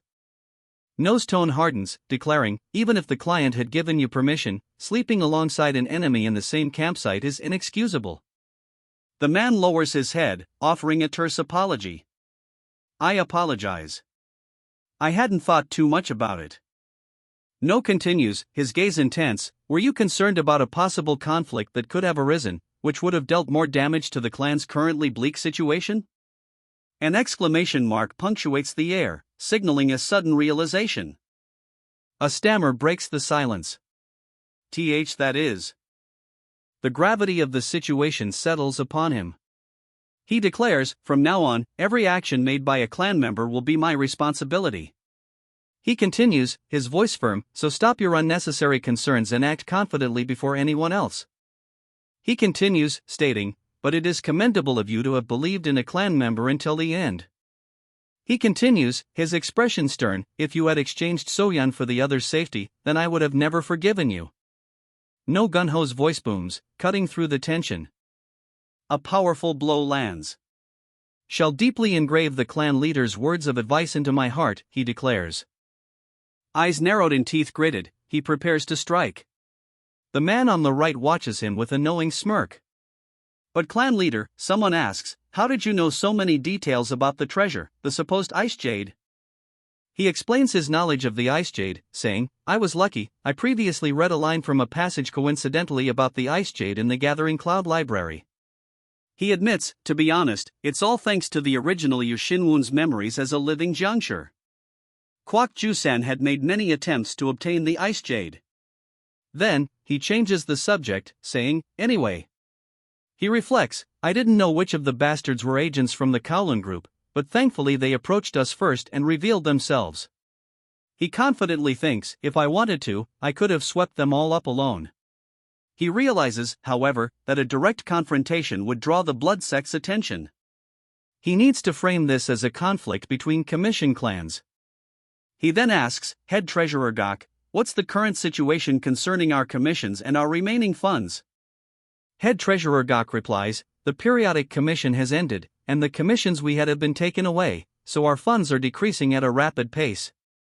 The head treasurer delivers the grim news, at this rate, we would be able to last, at most, 4 months. Silence hangs heavy in the air as the gravity of the situation sinks in. The dire financial situation prompts a sobering realization, no matter how devoted our subordinates may be, a place without money won't be properly. The leader continues, explaining that, no matter how devoted our subordinates may be, a place without money won't be properly managed. Managed, he finishes, then adds, not as bad as I expected. A large question mark hangs in the air as one of the men stammers, but. Now, then, he begins, a steely glint in his eyes. I'll explain our plans for the future. He's about to lay out his vision for what's to come. His words are met with stunned silence. Disbelief is etched on the faces of those listening. His eyes widen in disbelief. He stammers, struggling to find the words to respond to what he's just heard. Reincarnation of the Murim clan's former rancor. The sun sets, casting long shadows across the traditional building. A thoughtful echoes through the building. A peephole is seen on the wooden door. Looking through a telescope, she sighs, there's no change today as well. A quiet, Miss Dang. Trails off. A hand then reaches out, knocking on the door. The telescope is carefully placed back into its case. Baekun clan, they're definitely hiding a secret, Dang Harin of the Murim Union Intelligence Group concludes, her gaze unwavering. Miss Daang. A voice calls out, the words hanging in the air. Her eyes narrow as the elongated call of Miss Daang echoes. The call becomes a shriek as she advances, weapon raised. He scrambles back, a look of panic on his face. Her advance halts as she declares, "Ha, I've told you multiple times now to refer to each other using our code names while outside." A grin spreads across Juga Gun's face. "Hee hee, wouldn't it be strange to call each other number 1 and 2 when there's only the two of us here?" She firmly retorts, "It's still not allowed. Follow the union's rules." He grumbles, "Darn. Union rule this, union rule that." He chuckles, "Is not what I meant, but of course I need to follow it, number 1. Hee hee." She turns to him, her expression unreadable. "Whatever, why did you call me?" he asks, adding, "Shouldn't we grab something to eat soon? I'm famished." She thinks to herself, "I've heard that the Juga clan members are known to be masters at trap mechanisms and formations, and are the type of people to be cautious and like to save their breath, but this guy is just..." Clearing his throat, he states, "Ahem, even old sages have said that the source of all diseases derive from not eating your meals on time." Answering his odd statement, she asks, "And just which sage said that line?" She retorts, Could it have been a sage that starved to death?" Though clearly displeased, she relents with a "Ha, fine. Let's go." Her companion beams, suggesting, "Let's go to the shop around here that's famous for their dumplings." The pair stroll through a bustling marketplace, stalls lining the streets beneath a canopy of fabric and lanterns. A voice trails off, questioning, "But number 1, do you still think that the Bekon clan is related to the mysterious disappearance case?" "Yes, there's been no changes to my thoughts," number 1 affirms, solidifying his stance. His companion counters, "I thought we just needed to fulfill our mission to investigate the downfall of the GM family." It's then revealed that, when performing activities outside, they wear skin masks to hide their identities. "We can't just pretend to ignore the serial disappearance case that started from Hangzhou and occurred all over Zhejiang," he insists, standing amidst the fallen. He continues, revealing what they discovered, "And we've seen all sorts of torture devices and corpses in the GM family's underground storage. I think it's better if we just report it to the Murim Union and stay out of it." One of them suggests, clearly wanting to avoid further involvement. A new plan emerges: use the fallen GM family as a scapegoat to not cause any friction with the government. He argues that, if that happens, then the crimes will continue and the innocent citizens of Zhejiang will be burdened by the damages.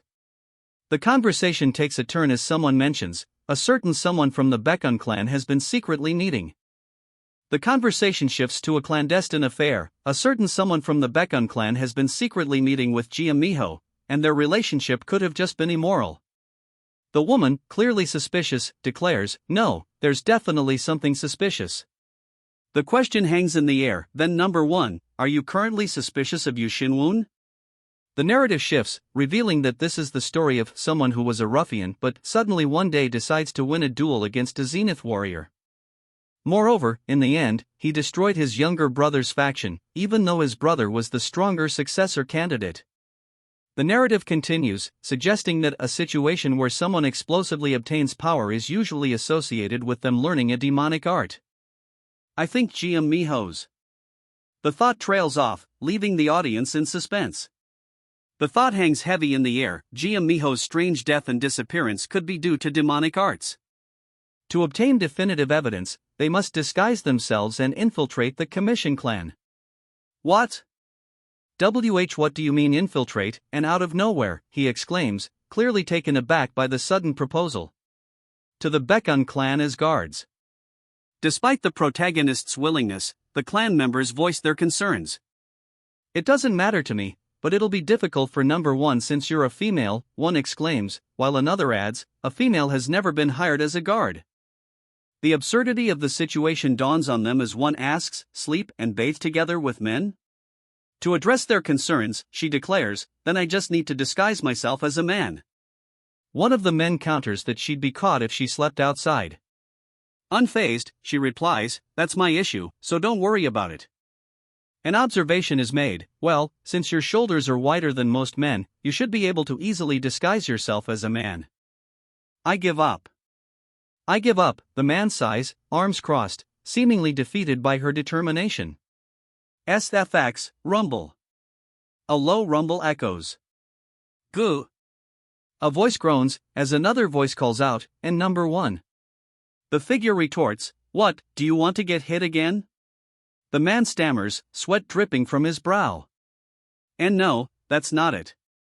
Trembling, the man points a shaky finger to the side, clearly terrified.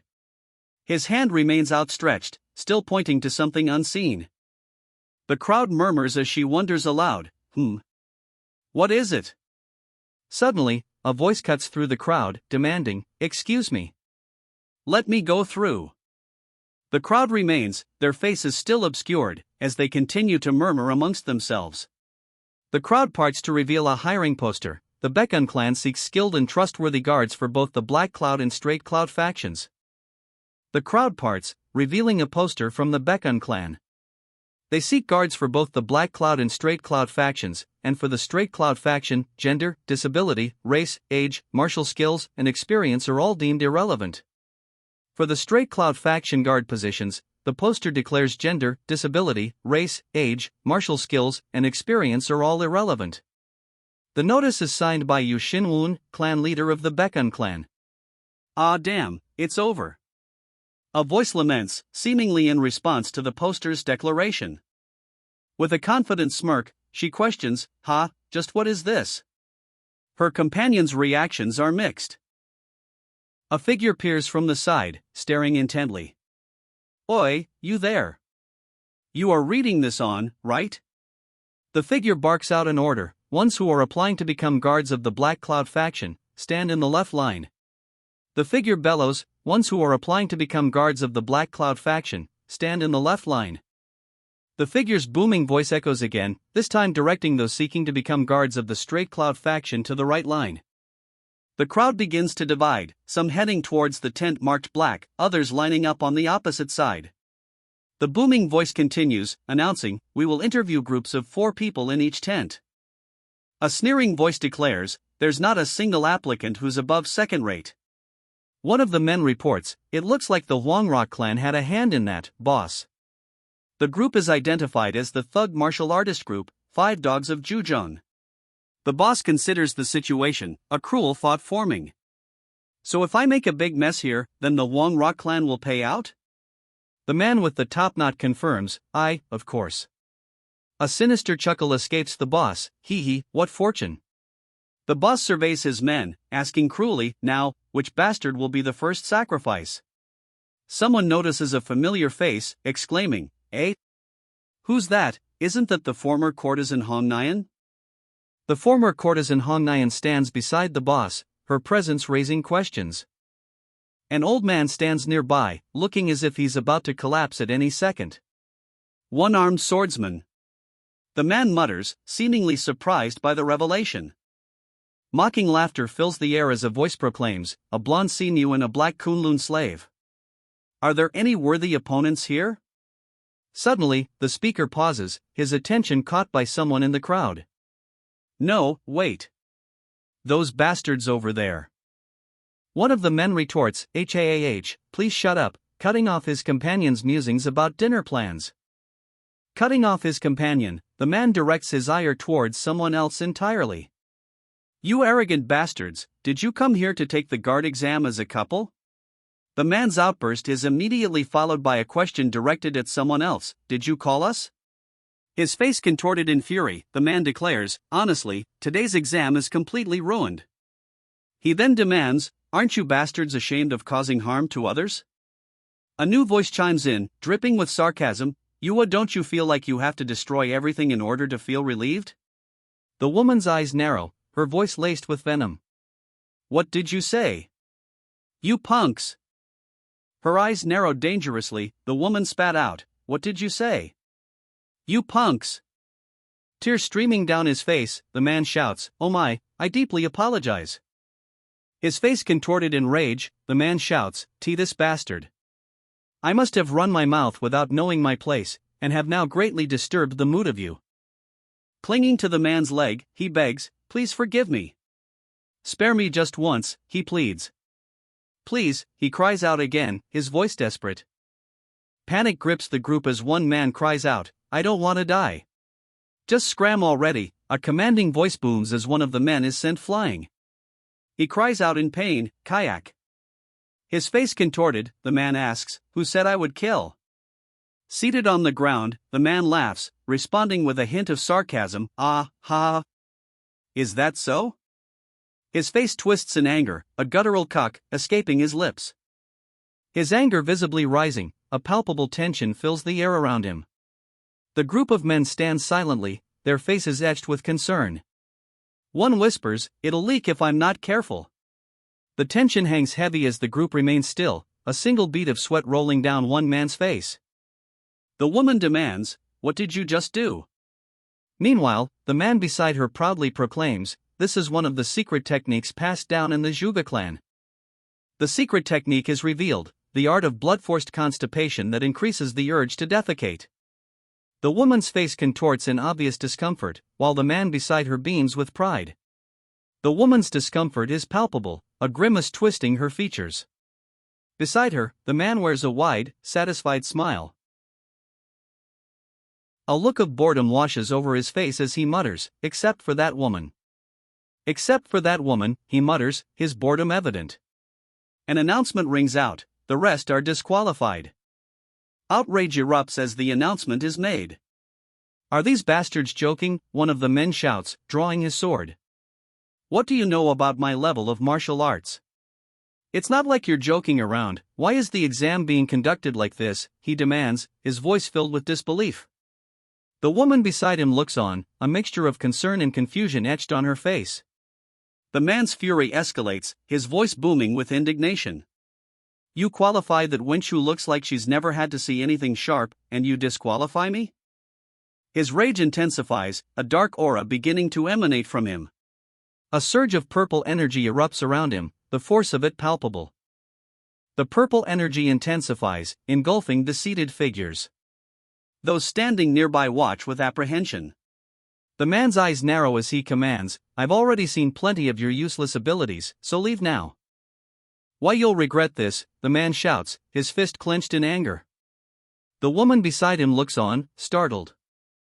He then issues a new command, "Take your commission uniform, and enter the Straight Cloud House before the specified date." "Thank you, clan leader. I'll serve you with all my life," he declares, accepting the command.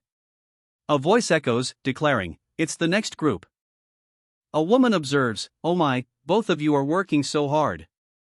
Another voice declares, "Finally, I get to see you Shinwon myself." A look of disbelief crosses her face. What? Could it really be this man, she wonders. The woman's thoughts race. Even if he had lost weight, the ki emanating from his entire body could never be from an ordinary person. Her thoughts continue, a growing certainty taking hold. That's the kind of body that can't be obtained without consistent training. His gaze remains fixed, a silent intensity hanging in the air. Her sharp gaze remains unwavering, and a new thought surfaces. His spirit isn't ordinary, that means he's not an easy person. A sharp question cuts through the silence. Why have you come here? A realization dawns on her. No way, not even the Flying Hawk Squad knows about the Beacon clan infiltration. Furthermore, she thinks, and since I'm wearing a superior grade skin mask. She clasps her hands, a determined look on her face as she declares, I am planning to use this chance to fulfill my dreams of becoming a guard that has been largely deterred by reasons I was born with. Lost in thought, she considers her next move, her fingers gently touching her chin. She murmurs, still deep in thought. What? Why is his response like that? It's the model answer, she thinks, visibly frustrated. Another wonders, just what is this guy's problem? It's unusual for Miss Dang, known for her composure, to be so cornered. The tension in the room thickens as one of the men asks, I see, so what is your level of martial arts? He responds to the question, stating that he is at Zenith beginner rank. The man questions the claim, asking, a Zenith? Is that true? The man's suspicion is palpable as he stares intently. He muses, considering the implications of this revelation.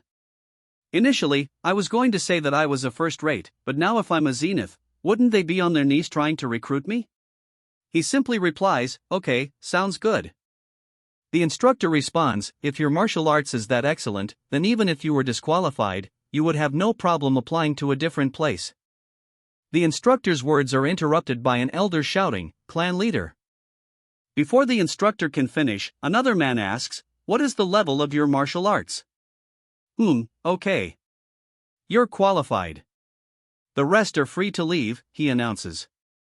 Meanwhile, someone below is furious, repeatedly questioning, why was I disqualified? Clan leader, he says, seemingly surprised. The clan leader assures, she's more skilled than she looks.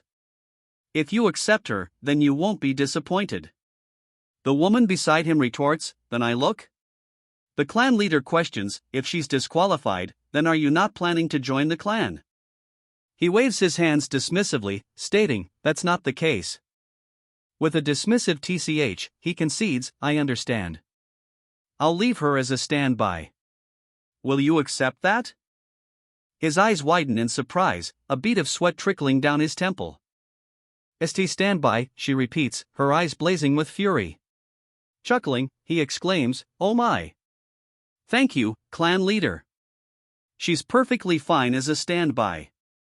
The clan leader continues, dripping with sarcasm, she's so happy she can't even speak up. Then, I'll be waiting for the good news. Farewell, he says, ending the conversation abruptly. The clan leader's words hang in the air as the protagonist considers the implications. He mutters, lost in thought. Still lost in thought, he wonders, why are they here? He stands, arms crossed, still pondering the clan leader's motives. To be continued. To be continued. Ken asks. A figure peers from the side, staring intently. Oi, you there. You are reading this on, right? Deliveries here, a voice booms, announcing their arrival at Hangzhou's best parlor, the Heaven Sent Parlor. The delivery man, now standing before the closed doors of the Heaven Sent Parlor, demands, hey, why'd you close door after ordering a delivery in the middle of night? 3 large jars of alcohol sit before the closed doors. The delivery man stands with his hands on his hips, waiting for a response. Peeking through the slightly open door, a woman apologizes, I'm sorry, someone has fully rented out the Heaven Sent Parlor right now. What? Somebody rented out the whole Heaven Sent? All of Hangzhou's most expensive parlor? Who? The delivery man asks, surprised. He then learns that Baekun clan's leader Yu is feasting there. The delivery man's eyes widen as he exclaims, huh? I heard rumors he got some powerful martial art, destroyed infighting and straightened out order in his clan? A woman's voice cuts through the rumors, incredulous. The same person who steals money from the clan and wastes it? No way. A voice muses, he may have lost weight, but he's the same difficult guest as always? Well, it's good for us. A sinister smile creeps across her face, a subtle sound effect emphasizing the malicious intent. The declaration hangs in the air, it looks like Baekun clan will go under soon. The title, Reincarnation of the Murim clan's former ranker, is revealed. The story continues with chapter 32. I was like this. Whoosh. Ran in. And cut off that bastard's arm in one swing. Like that. He continues his boastful tale, mimicking the sword swing with chopsticks. And he looks at his arm that fell on the floor and screams. It was so hilarious watching him. The tale concludes with a burst of laughter, ka-ha-ha-ha-ha. His audience is clearly impressed, with some calling him so cool. He raises his arms, declaring, today. Let's get drunk until we pass out. His audience looks on, surprised by the sudden announcement. And with that declaration, he falls backward, seemingly already passed out. His audience looks on, some amused, others shocked. Seriously, people say that rumors can't. The speech bubble reads. One woman finishes the thought, rumors can't be trusted. Another questions if anyone truly thought his scoundrel habits would ever disappear. Yet another voice chimes in, suggesting they leave work for now. The women walk away, while the man lies on the floor, soundly asleep and snoring. The women pause at the doorway, noticing a dark figure lurking in the shadows. 3 figures in dark robes stand before them. Let's leave, quick, one of the women urges. The 2 women peer down, their expressions a mix of apprehension and curiosity. One of the cloaked figures reaches out, a speech bubble simply stating, tap. The man lies still, a puff of air escaping his lips. The cloaked figure explains, by using my inner key, I can immediately solve something like intoxication. A voice cuts through the silence, a question hanging in the air. Looks like there's no one monitoring this side. Shall I start? He sits in silence, but a system notification flashes. Equip title, Bat Lord. With the title Bat Lord equipped, 2 new skills become available, Mist Doppelganger and Silence Wave. Dark energy erupts around him, a visual manifestation of his newfound power. He extends his hand, ready to unleash the Mist Doppelganger skill. With a sharp swing sound, the Mist Doppelganger skill is unleashed. The Mist Doppelganger skill swirls around him, ready to take form. The Mist Doppelganger skill takes effect, creating a perfect clone. The system message clarifies, the clone will persist as long as his magic does, but will be immediately destroyed upon taking damage. The clone turns to face him, awaiting instructions. Go take a nap until I return, he orders. He then begins to summon a pocket dimension. Meanwhile, the real body lies prone, already snoring. His real body remains unconscious on the floor. He continues to summon the pocket dimension, his expression remaining serious. With the pocket dimension summoned, he declares, "Now, let's go." He clutches a skull mask in his hand, ready to enter the pocket dimension. He takes his first step into the unknown. The skull mask now covers his face, its single red eye glowing ominously. He continues onward. He lies on the floor, seemingly defeated. He remains on the floor, unmoving. The scene shifts to the outskirts of Hangzhou, specifically to a certain butcher shop. The heavy wooden doors to the butcher shop swing open, revealing a staircase leading down. The staircase descends into what appears to be a dungeon, where a figure begs, please spare me." The man's plea echoes through the dungeon, "I won't tell anyone about this." Desperate hands reach out from behind prison bars. The prisoner's cries escalate, "Send me home." He then begs, "Master, I really won't say anything, so please let me go back home." The prisoner sobs, tears streaming down his face. From a nearby cell, another voice whispers, "Let me out," while a third complains, "I'm hungry." A fist slams into something with brutal force. Through the bars, a guard sneers down at a prisoner crumpled on the floor. "You stupid wench! You should be thankful that you have been selected as a sacrifice to the demon god." A chorus of desperate pleas echoes through the prison, "Save me! Give me medicine! Let me out!" One prisoner vows, "I'll curse you. You bastards will go to hell." One prisoner vows, while another pleads, "Send me back home." Heavy chains hang above as a prisoner cries out in pain, "Ah, ah." Tears stream down the prisoner's face, his mouth agape in a silent scream. A heavy metal collar constricts his neck. "Give me medicine." One of the prisoners pleads, her eyes wide with desperation. Another woman beside her also looks on with a similar expression of suffering. "I'm thirsty. Give me medicine." A prisoner begs, her voice raspy with desperation. The bald man's hand grips her jaw. Looks like the drug was pretty effective this time. He notices the sudden silence. Why did it get so quiet all of a sudden, he wonders. His eyes widen, noticing something is amiss. The bald man's open mouth suggests he's about to shout again, but the words catch in his throat. Panic sets in as he realizes the gravity of the situation. What? I can't hear any sounds. As if I suddenly went deaf. An exclamation mark punctuates the sudden silence. The bald man's eyes dart upward, a look of utter terror now etched on his face. A strange energy crackles around him. Whatever is happening, it's clearly terrifying. His eyes widen as a looming figure descends from above. The figure is revealed, a terrifying being in a skull mask and dark cloak. An ominous tremor shakes the very foundations. The figure speaks, its voice echoing from behind the skull mask, "Silence Wave." It's said to cancel out all noises within a 5-meter radius. Isn't it pretty useful? "I've correctly tracked down my memory of the future," he states, revealing a disturbing prediction. Underneath a small butcher's shop, there would be a few hundred women locked up in a secret area of this size. He realizes there are possibly 10 more jails like this one, all built by Commander Tae of the Kowloon Group in Hangzhou. Guards lie unconscious in the distance. He realizes the blood sect's massive funds come from human trafficking and selling drugs. I would like to release everyone this second. He thinks, purple energy crackling from his hand. He reconsiders, a new plan forming. Instead, this could lead these people to their deaths.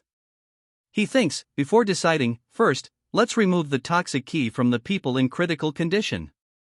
He decides to focus on those closest to death, extracting the toxic key caused by the drugs. A promise echoes in the darkness, just wait here. I'll complete your revenge and return. The figure in the mask stands tall, a silent promise hanging in the air as he towers over the kneeling prisoners. Gongsun Shou, head of the Playful Dragon, demands, why are the lads that went to bring the sacrifice so late? He then mutters, questioning what these bastards are doing this time. Something feels strange, be careful, Gongsun Shou warns, a flicker of unease crossing his face as he eyes the shrouded figure on the table. An unseen figure, presumably the cook, responds, don't worry. I'll definitely educate them about their attitude. Gongsun Shou narrows his eyes, suspicion deepening. Suddenly, a shout rings out, watch out! Watch out, he yells, his face contorted with alarm. He turns, a confused escaping his lips as he faces the looming structure. A deafening crash reverberates around him. He's sent flying backwards by the force of the impact. It's an intruder. Everyone, ready your combat stance, the leader shouts, alerting his men to the sudden attack. A knife protrudes from the fallen man's chest. Who are you? Reveal yourselves, a voice booms. Green energy crackles around the enraged leader's arm as he demands, who are you? Reveal yourselves. Damn it! The location of the underground jail has been found out. Panic sets in as one of them realizes, if the group leader finds out about this, I'm as good as dead. His face contorted with rage, he thinks, I need to capture and interrogate them right now. His thoughts race, I need to capture and interrogate them right now, on how they found out. Footsteps echo as he enters the room. The figure, masked and cloaked, stands ominously in the doorway. What? I don't feel any other key aside from that bastard, he says, brows furrowed in confusion. A thought then crosses his mind, could they be alone? A sinister grin spreads across his face. Kiki, walking into hell alone, he says, a sinister smile twisting his lips. The voice continues, declaring, you're as crazy as can be. A surge of dark energy erupts around him, the air crackling with power. The horned figure declares, because I've decided. The horned figure looms, his gaze intense. His red eye pierces through the mask, a chilling gaze that promises untold consequences. To kill all you bastards with my own hands, without exception, the figure vows, his words dripping with venom. A figure peers from the side, staring intently. Oi, you there. You are reading this on, right? The figure declares, because I've decided to kill all you bastards with my own hand. His gaze burns with an unholy light, the mask failing to conceal the malice beneath. He finishes his declaration with a chilling addendum, without exception. The masked figure stands silhouetted, twin orbs of swirling energy crackling behind him. The bone spear, now upgraded to a plus grade, streaks forward. It is said to be 2 or 3 times stronger than before. Swords flash as the men lunge forward, their faces contorted in rage. Blades clash, a blinding light erupting from the point of impact. Oh ho, they're much stronger than the bastards in the Red Cloud faction, he realizes. His crimson eyes narrow behind the mask as he analyzes the situation. The masked man levels his blade, a sinister glint in his eye. Did you think you could overpower us with such a level of sorcery, he taunts? You're a mere sorcerer, yet you still brought your sword along? The protagonist retorts, what? Do you see this as just a means for me to buy time for my next magic? The masked man, unimpressed, continues to hold his sword. The masked man's patience wears thin. Shut up, he roars. The masked man remains unfazed by the incoming attacks. Whatever, it's better for me if you approach me. The masked man's eyes widen in what appears to be a mix of shock and anger. An intense light floods the room, momentarily blinding him. A sharp, cutting sound rings out. He grits his teeth, bracing himself. He cries out, a searing pain shooting through him. The masked figure stands silhouetted against the archway, the sound of footsteps echoing ominously. A blade of pure energy cuts through the air, wielded by the silhouetted figure. I'm surprised. There shouldn't be any martial artists that are able to use magic, the scarred man says with a sinister grin. He continues, well, you would be a zenith beginner brat at most, anyway. Surrounded by the scarred man's lackeys, the masked figure stands defiant. The scarred man barks out an order, playful dragon squad, face him in the wheel formation. With swift steps, the playful dragon squad begins to move. The playful dragon squad completes their wheel formation, surrounding their masked opponent. Footsteps echo as the masked figure prepares to face the playful dragon squad. The masked figure is surrounded, but a voice declares that each member of the playful dragon squad has reached Zenith Superior rank. The masked figure realizes their opponent's strategy. They want to face me one by one and slowly deplete my inner ki. An opponent lunges, his blade crackling with energy. However, the masked figure shouts, his glowing red eyes piercing through the mask.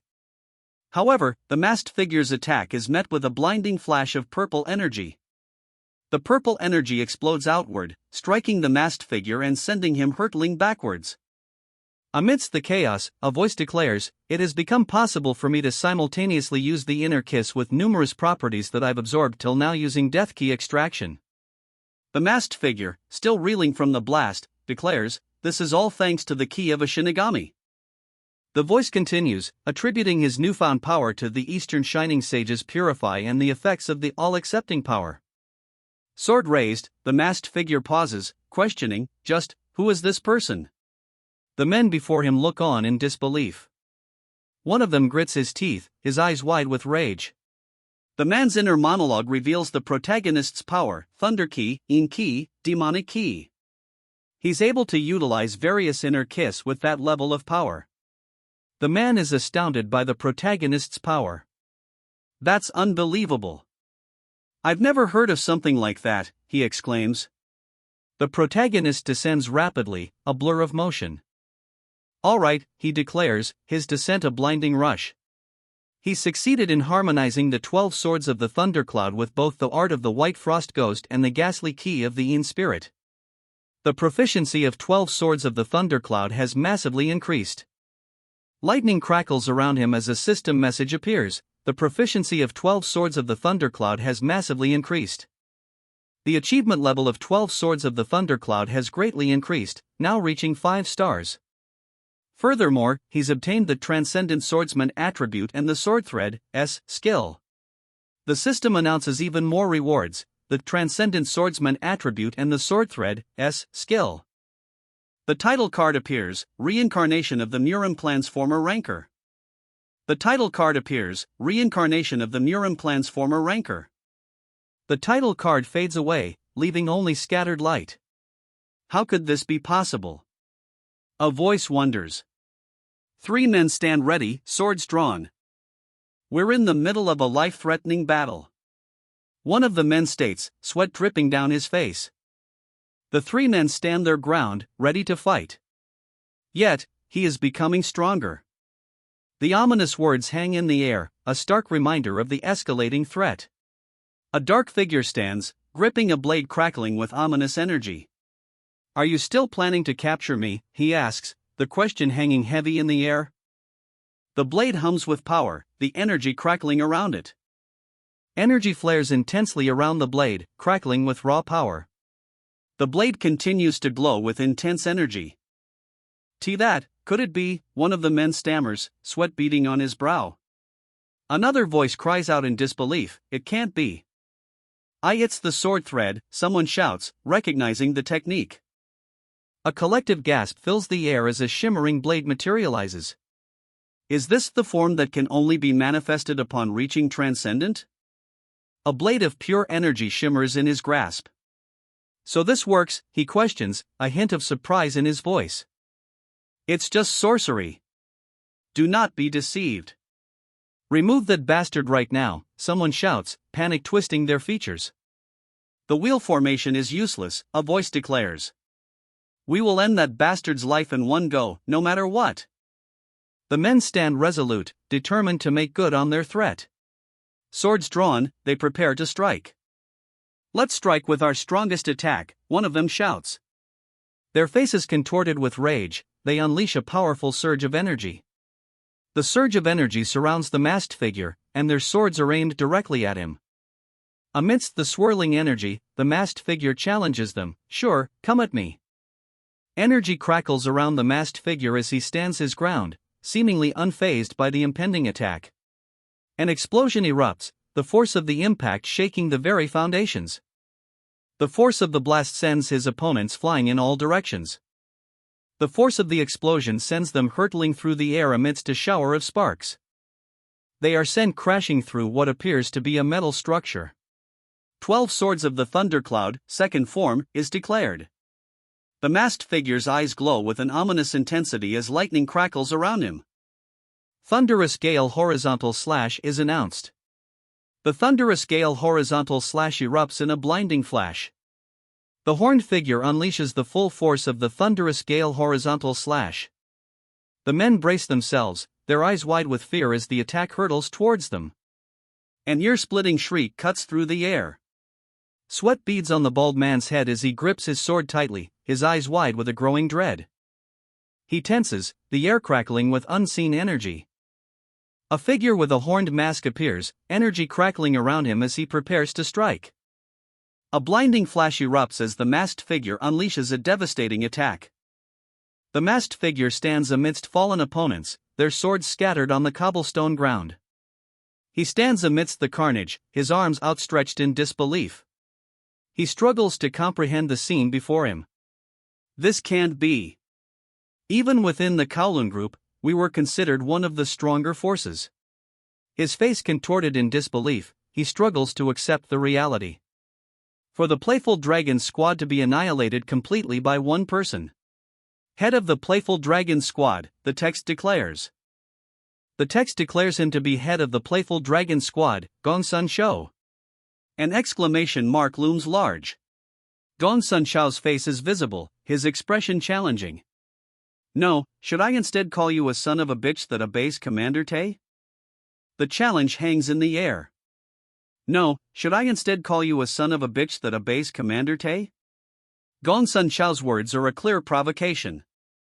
The air crackles with energy as Gongsun Shao's rage intensifies.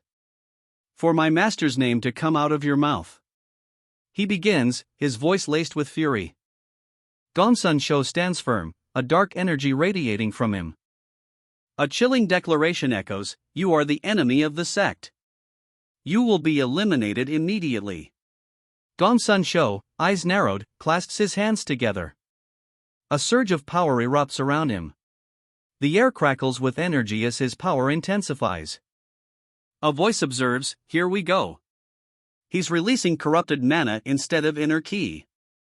The corrupted mana swirls around him as he grips his sword.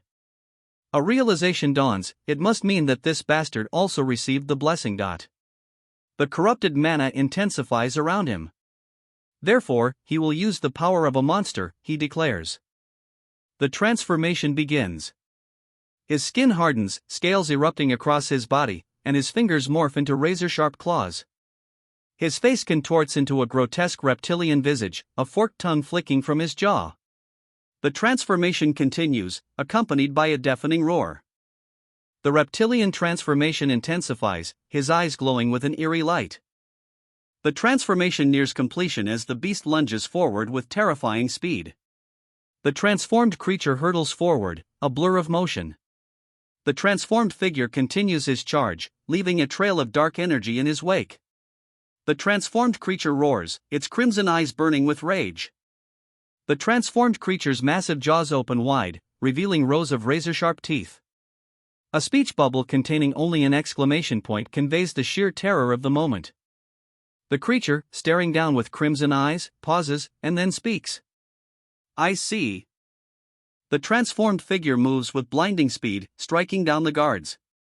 He collapses, his body hitting the floor with a thud. The transformed figure looms over him, his body broken on the ground. The transformed figure stares down in disbelief. What? How did you dodge that? The transformed figure's hand crashes down, the impact shaking the ground. As expected, my prediction was correct, he declares, his masked face betraying nothing. That bastard is. The words hang heavy, the speaker's identity still unknown. The story continues in the next chapter. The story continues, in Canas. The story continues, in Canas. A character peeks from behind a wall, staring intently. Oi, you there.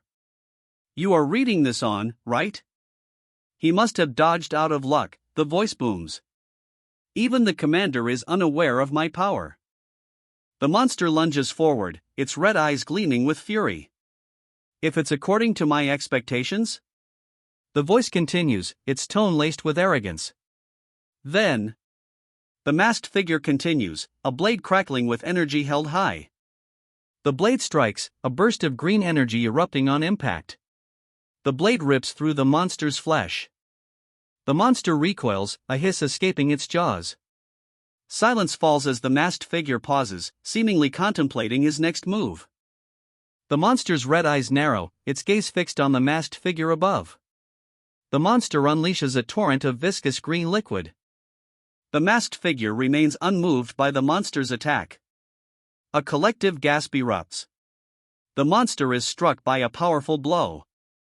It has armored scales, acid breath, and demonic eyes of petrification. Petrification. A viscous green substance drips down the brick archway. It's a basilisk this time. The words hang in the air, heavy with the implication of another deadly encounter. The basilisk hisses, a guttural kiki, escaping its jaws as it prepares to strike. Its red eyes gleaming, the basilisk taunts, what could a soldier do without his sword? It continues, demanding that its opponent give up already, and embrace your death obediently. The basilisk, preparing some kind of attack, now asks, why are you so excited? A swirling vortex of purple energy crackles above. The basilisk's confidence is evident as he declares, I haven't even properly started yet. His crimson eye gleams with malevolent intent. A surge of purple energy erupts from the basilisk, filling the space with raw power. A strange symbol, glowing with the same purple energy, appears. The strange symbol pulses with the basilisk's energy. The screen fades to white, marking the start of chapter 34. The masked figure raises a glowing axe, ready to strike. The masked figure, axe crackling with energy, begins to speak. Just what is this bastard's identity, he questions, eyes narrowing. For a weapon to pop out of thin air. Is he someone that crossed over here from the western region? The masked figure wonders aloud, suspicion heavy in his tone. Anyhow, that's not important at all. He's going to die anyway, the creature declares, its red eye gleaming menacingly. The creature's claws extend, crackling with a dark, ominous energy. I'll tear you to shreds, the creature roars, its intent clear. The creature lunges forward, its red eyes burning with rage. Swinging its scythe, the creature leaves a trail of destruction in its wake. A swirling green energy emanates from its outstretched hand. Red eyes glint menacingly from behind the bone mask. The bone mask rushes forward in a blur. The bone-masked figure clashes with his reptilian opponent, a burst of energy erupting between them. The reptilian beast reels back, stunned. Impossible. It's equivalent to my attack, he exclaims in disbelief. The reptilian beast, sweat beading on his brow, realizes the truth. It wasn't just a visual deception, but it was an amazing item. Looks like it's unable to utilize sword key or sword thread, the text reads. The masked figure stands ready, a scythe held firmly in hand. Looks like it's unable to utilize sword key or sword thread, the text reveals. A monstrous foot slams down, the impact sending tremors through the ground. He dashes forward, scythe ready to strike. The scythe connects, a blinding flash erupting from the point of impact. The monstrous lizard man reels from the blow, dark streaks indicating the force of the impact. The lizard man is sent flying backwards from the force of the blow. The sound of the impact echoes as the lizard man continues to fly backwards. He's taking my strongest attack and laughing, the lizard man thinks, his eyes wide with disbelief. Damn it! His internal monologue screams in disbelief, damn it! Is this even possible? The masked figure looms, seemingly unfazed. The lizard-like monster towers over him, a chilling declaration echoing in his mind, damn it! I need to kill him by any means possible. The monster's glowing red eyes lock onto him, a silent promise of deadly intent. He lies defeated on the ground, his weapon cast aside. A figure wearing a horned mask sneers down at him. You've been running your mouth so proudly, yet your so-called great skill was to secretly mix in demonic eyes? A monstrous figure looms over the fallen warrior, its reptilian eyes burning with malice. The monstrous figure lunges, green liquid spewing from its maw. I'll melt your weapon, it roars. The air crackles as the corrosive liquid flies. A fierce gaze pierces through the chaos. It's time to end this.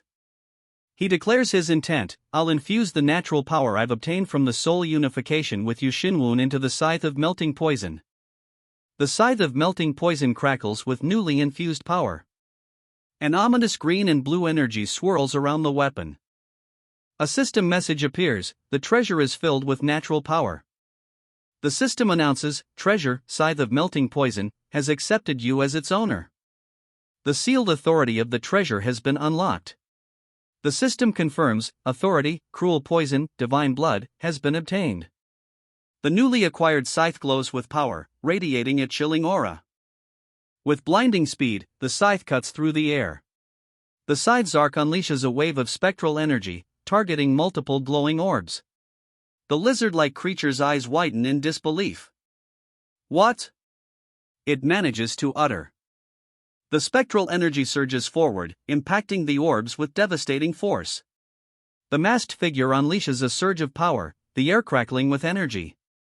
The masked figure's power erupts, a torrent of green energy surging forth. The masked figure's power intensifies, a declaration echoing with chilling certainty, all poison shall belong to me. The masked figure declares, cruel poison, divine blood, so it's an authority that rules all poison within its area. Panic sets in. I need to run. He thinks, fear gripping him. Is this the fear of death? His body betrays him. My body won't listen to me, he realizes, the poison taking hold. The hooded figure approaches, a scythe glinting menacingly in its hand. The masked figure reveals the key to victory. The armored scale of a basilisk is one of the factors that makes a battle with one difficult. But if you attack from the inside, it's not particularly hard. The basilisk, sweat beading on its brow, retorts, what bullshit are you talking about? The masked figure poses a chilling question. What would happen if I completely absorbed all of the toxic ki inside your body? The masked figure holds his sword steady, the blade gleaming.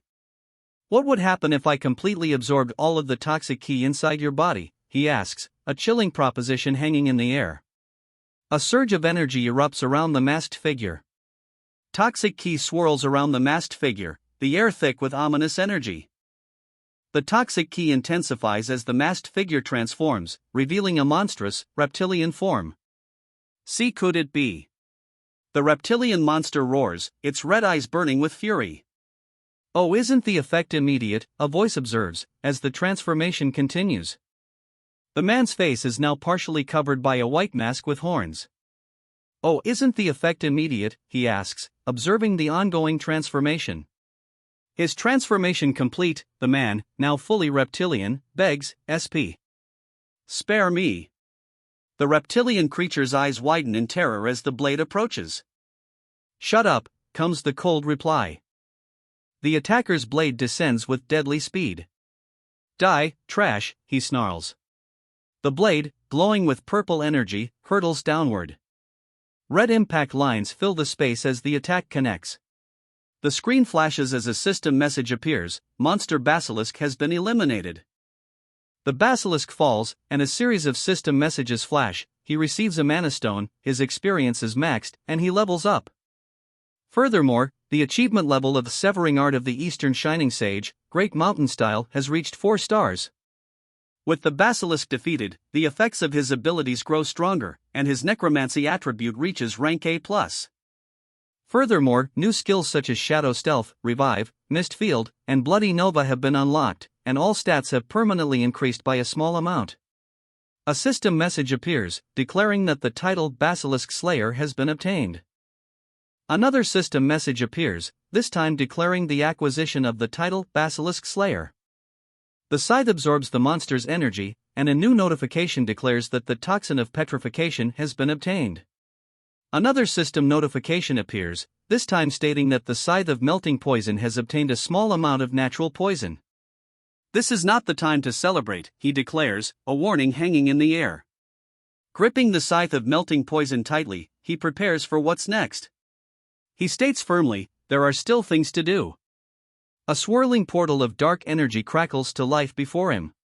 His thoughts crystallize, I need to save the poison women and the others who are suffering. His resolve hardens. He continues his search, muttering, it should definitely be around here. His hand presses against the wall, a hollow sound echoing in the darkness. A burst of light erupts as the wall gives way. Light floods through the opening he created. He steps through the opening and into a vault overflowing with gold. The masked figure turns, his gaze intense. A voice declares, that's 1 out of 9. To be continued. Can-ass. Can-ass. A character peeks from behind a wall, staring intently. Oi, you there. You are reading this on, right? A line of stern faces stares forward, their expressions unreadable. The group of men maintains their stoic gaze, their expressions betraying nothing. They are in the Kowloon Group conference room. The Kowloon Group members remain seated around the conference table, their silence heavy with unspoken tension. The silence is broken as one member, his brow furrowed in anger, demands, say it again since, no matter how much I think about it, my ears seem to have gone bad. The focus shifts to the Kowloon Group leader, the Black Heaven tyrant, Yeon Cheon-suk. The Kowloon Group's second-in-command, Meng Dongho, states grimly, last night, the third jail was attacked. Meng Dongho continues, revealing that the goods didn't arrive, so the Mad Dragon squad hurriedly departed to the third jail. Meng Dongho somberly reveals that the Mad Dragon squad confirmed that all the products that were kept within the jail have disappeared. The question hangs heavy in the air, what happened to the drugs that were going to be sold and the wealth that was being stored? The grim answer comes, all of the drugs have been burned to ash, and anything of value is gone. Silence hangs in the air as he contemplates the implications of this devastating loss. Tears well in his eyes as the weight of the situation crashes down on him. His eyes glow with a menacing red light as he mutters, it's the same no matter how much I hear it. He clenches his fist, declaring, it wasn't my ears that have gone wrong, but it was maggots like you. The declaration hangs heavy in the air. The force of the blow sends his opponents reeling, each clutching at themselves in pain. Cuck! His face contorted in pain, the man clutches at his mouth. Through gritted teeth, he manages to utter a warning, G. Group leader. A figure glows with a blue aura, declaring, the highest priority is to find the culprit. He then asks, have you figured out the whereabouts of Gongsun Cho and the Playful Dragon Squad? The subordinate bows his head, uttering, I apologize. The subordinate reports that he found traces of battle. However, there were also signs of the Playful Dragon Squad's leader using Divine Ki. The man recalls being told that not a single corpse remained. He then suggests, his main weapon was poison, so that could be the reason. The man realizes, so it would have been possible for Gongsun Cho to kill those that defied his will, and also remove all the corpses with the poison. With his arms crossed, the man commands, start the investigation with both the possibility that Gongsun Cho may have betrayed us, and the possibility that there may be a separate unidentified faction. Furthermore, this case will be executed as our independent investigation. The man's words solidify their next course of action. Yes, sir, they reply in unison, their voices booming with conviction. His expression hardened, he internally admits, this incident is a completely different level compared to the humiliation I've faced in the Baekun clan. He realizes, if this incident gets reported to the monthly meeting, then my position is in danger. He thinks to himself, even if I can't recover the wealth again, our connections to the kidnapping and drugs cannot be revealed at all costs, for the great will of the sect. He plots, if I can sway the new provincial governor to our side as I did their predecessor, then find and eliminate the culprit, nobody would be able to find out about this. His eyes narrow, a sinister plan brewing. He intends to sway the new provincial governor to his side, just as he did the last. He continues his scheming, realizing, there are definitely multiple accomplices. One thing that's certain is that the opponent is not a single person. The man across from him leans in, his expression unreadable. Why do you believe that's so? He asks, his tone laced with curiosity. The man's associate states the impossible, they've moved all that mountainous wealth in one night. The man refutes the claim. If a carriage loaded with heavy wealth moved, then it would surely leave a trace, no matter how much they try to hide it. He barks out, fine, set other trifling matters behind, and focus on this job. He shouts, demanding they set aside trivial matters and focus on the task at hand. Yes, sir, comes the immediate reply. The clan leader yawns widely, picking at his ear. Clan leader, your finger might come out through the other ear if you continue to do that, a voice warns. Inside the carriage, a voice questions, anyway, you've told me that you needed to go for the development of the commission clan, but why did you go to the parlor? Oh, well, I went to lift my mood since I've been getting scolded like this every day, the clan leader admits, looking weary. Another voice then questions his behavior. See, clan leader, why are you being like that? From inside the carriage, another voice observes, I feel like his personality got worse than before. A separate thought worries, I hope everyone safely ran away. From below, a voice calls out, thank you for your help. Thank you for your help. Thank you very much, a voice calls out. Another voice promises, Wawa, I'll repay this favor someday, for sure. He looks down, a thoughtful expression on his face, as the crowd behind him continues to express their gratitude. He reflects on his actions, stating, I absorbed all the toxic ki with death key extraction, so they shouldn't have any issues in their lives once they recover. He then declares, I would like to take responsibility until the end, but it's much safer to split up. He reveals the recovered wealth was enough for the entire commission clans in Zhejiang to live luxuriously for a year. However, he declares, I can't use the money made by the blood sect through drugs and human trafficking in some useless place. He vows, I'll only use it when I'm fighting against the blood sect and helping the victims of the blood sect. His gaze hardened, he vows silently, blood sect. Just wait a bit longer, I'll crush you all. A voice declares, we've arrived. A voice cuts through the silence, announcing, we've arrived. The title card for the 35th chapter appears. A loho escapes his lips as he surveys the scene. This place is also quite good, he observes, taking in the cracked, barren landscape. Sure, he replies, a hint of amusement in his voice. The man in the purple robes exclaims, oh dear, what an excellent decision. You truly have an appreciative eye. But another voice cuts through the praise, declaring, clan leader. Buying this wasteland is the same as throwing away money in the air. The man retorts, indignant, what do you mean by wasteland? It looks like the servant doesn't have a good eye like his master. The man with the dark hair retorts, what, do you really have no shame? He continues, questioning how anyone could call the land barren if it could be cultivated into fertile land. The man with the dark hair looks up, a hint of doubt crossing his face. Is that true? He asks, his expression now questioning. The man's gaze remains fixed upward, his expression unreadable. The man spreads his arms wide, a confident smile on his face. It's not that it cannot be cultivated, it just hasn't been cultivated, he proclaims, then adds, it's a land that has been resting to preserve its fertility. He finishes, now that its fertility has returned completely filled to the brim, this is the land that will certainly make great success next year. An outraged voice cuts through the air. How absurd! This land is much more of a waste than the wastelands you've shown till now. Another voice interjects, ahem, stop. A sly grin spreads across his face as he declares, including this land, I'll buy all the land I saw earlier as well. It looks like I've lucked out, seeing how these lands are not even a tenth of the price of other lands. He then asks, I would like to make the payments as soon as possible. Is it possible right now? A stunned "what" escapes someone's lips. Beaming, he replies, oh my, of course. It's definitely possible. He thinks to himself, I've got myself a dupe. The contract is presented with a clear instruction, if you sign this contract here, then the payment will be done immediately. Wang Sam is told, I can't breathe around you with that serious face of yours. He is then told, you must be happy. You've become a wealthy farmer with a vast land instantly. Wang Sam, hands behind his head, assures his companion, don't worry. I have a plan. The other man urges, let's hurry up and go to the carriage.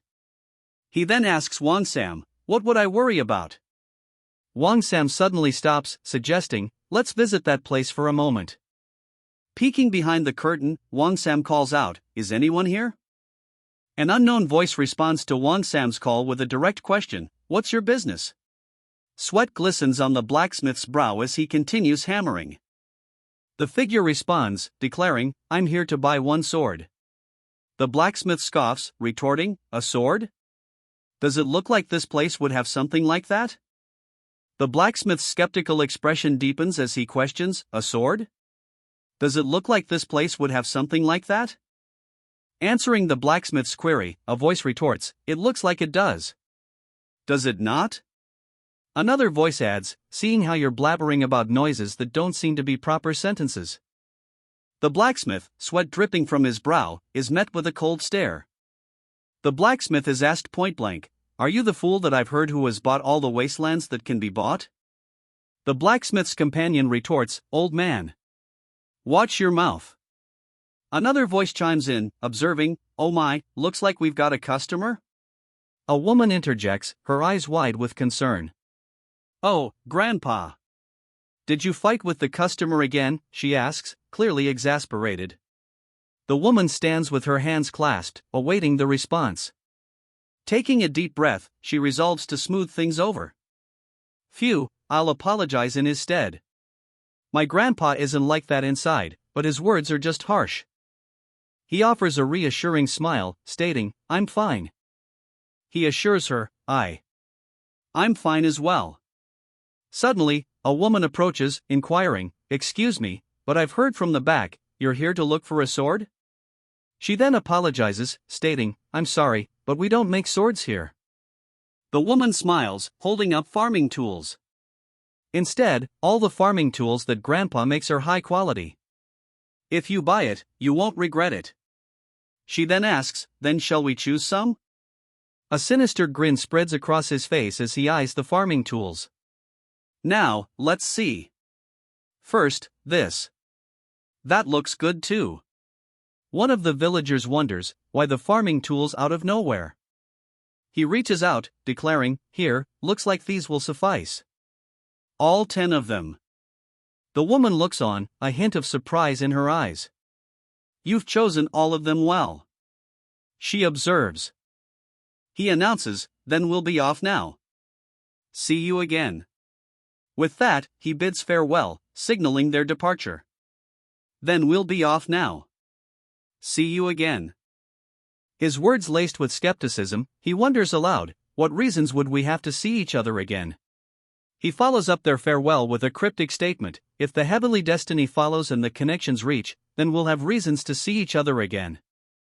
Her brow furrowed, she questions, what? What do you mean? As he says his farewell.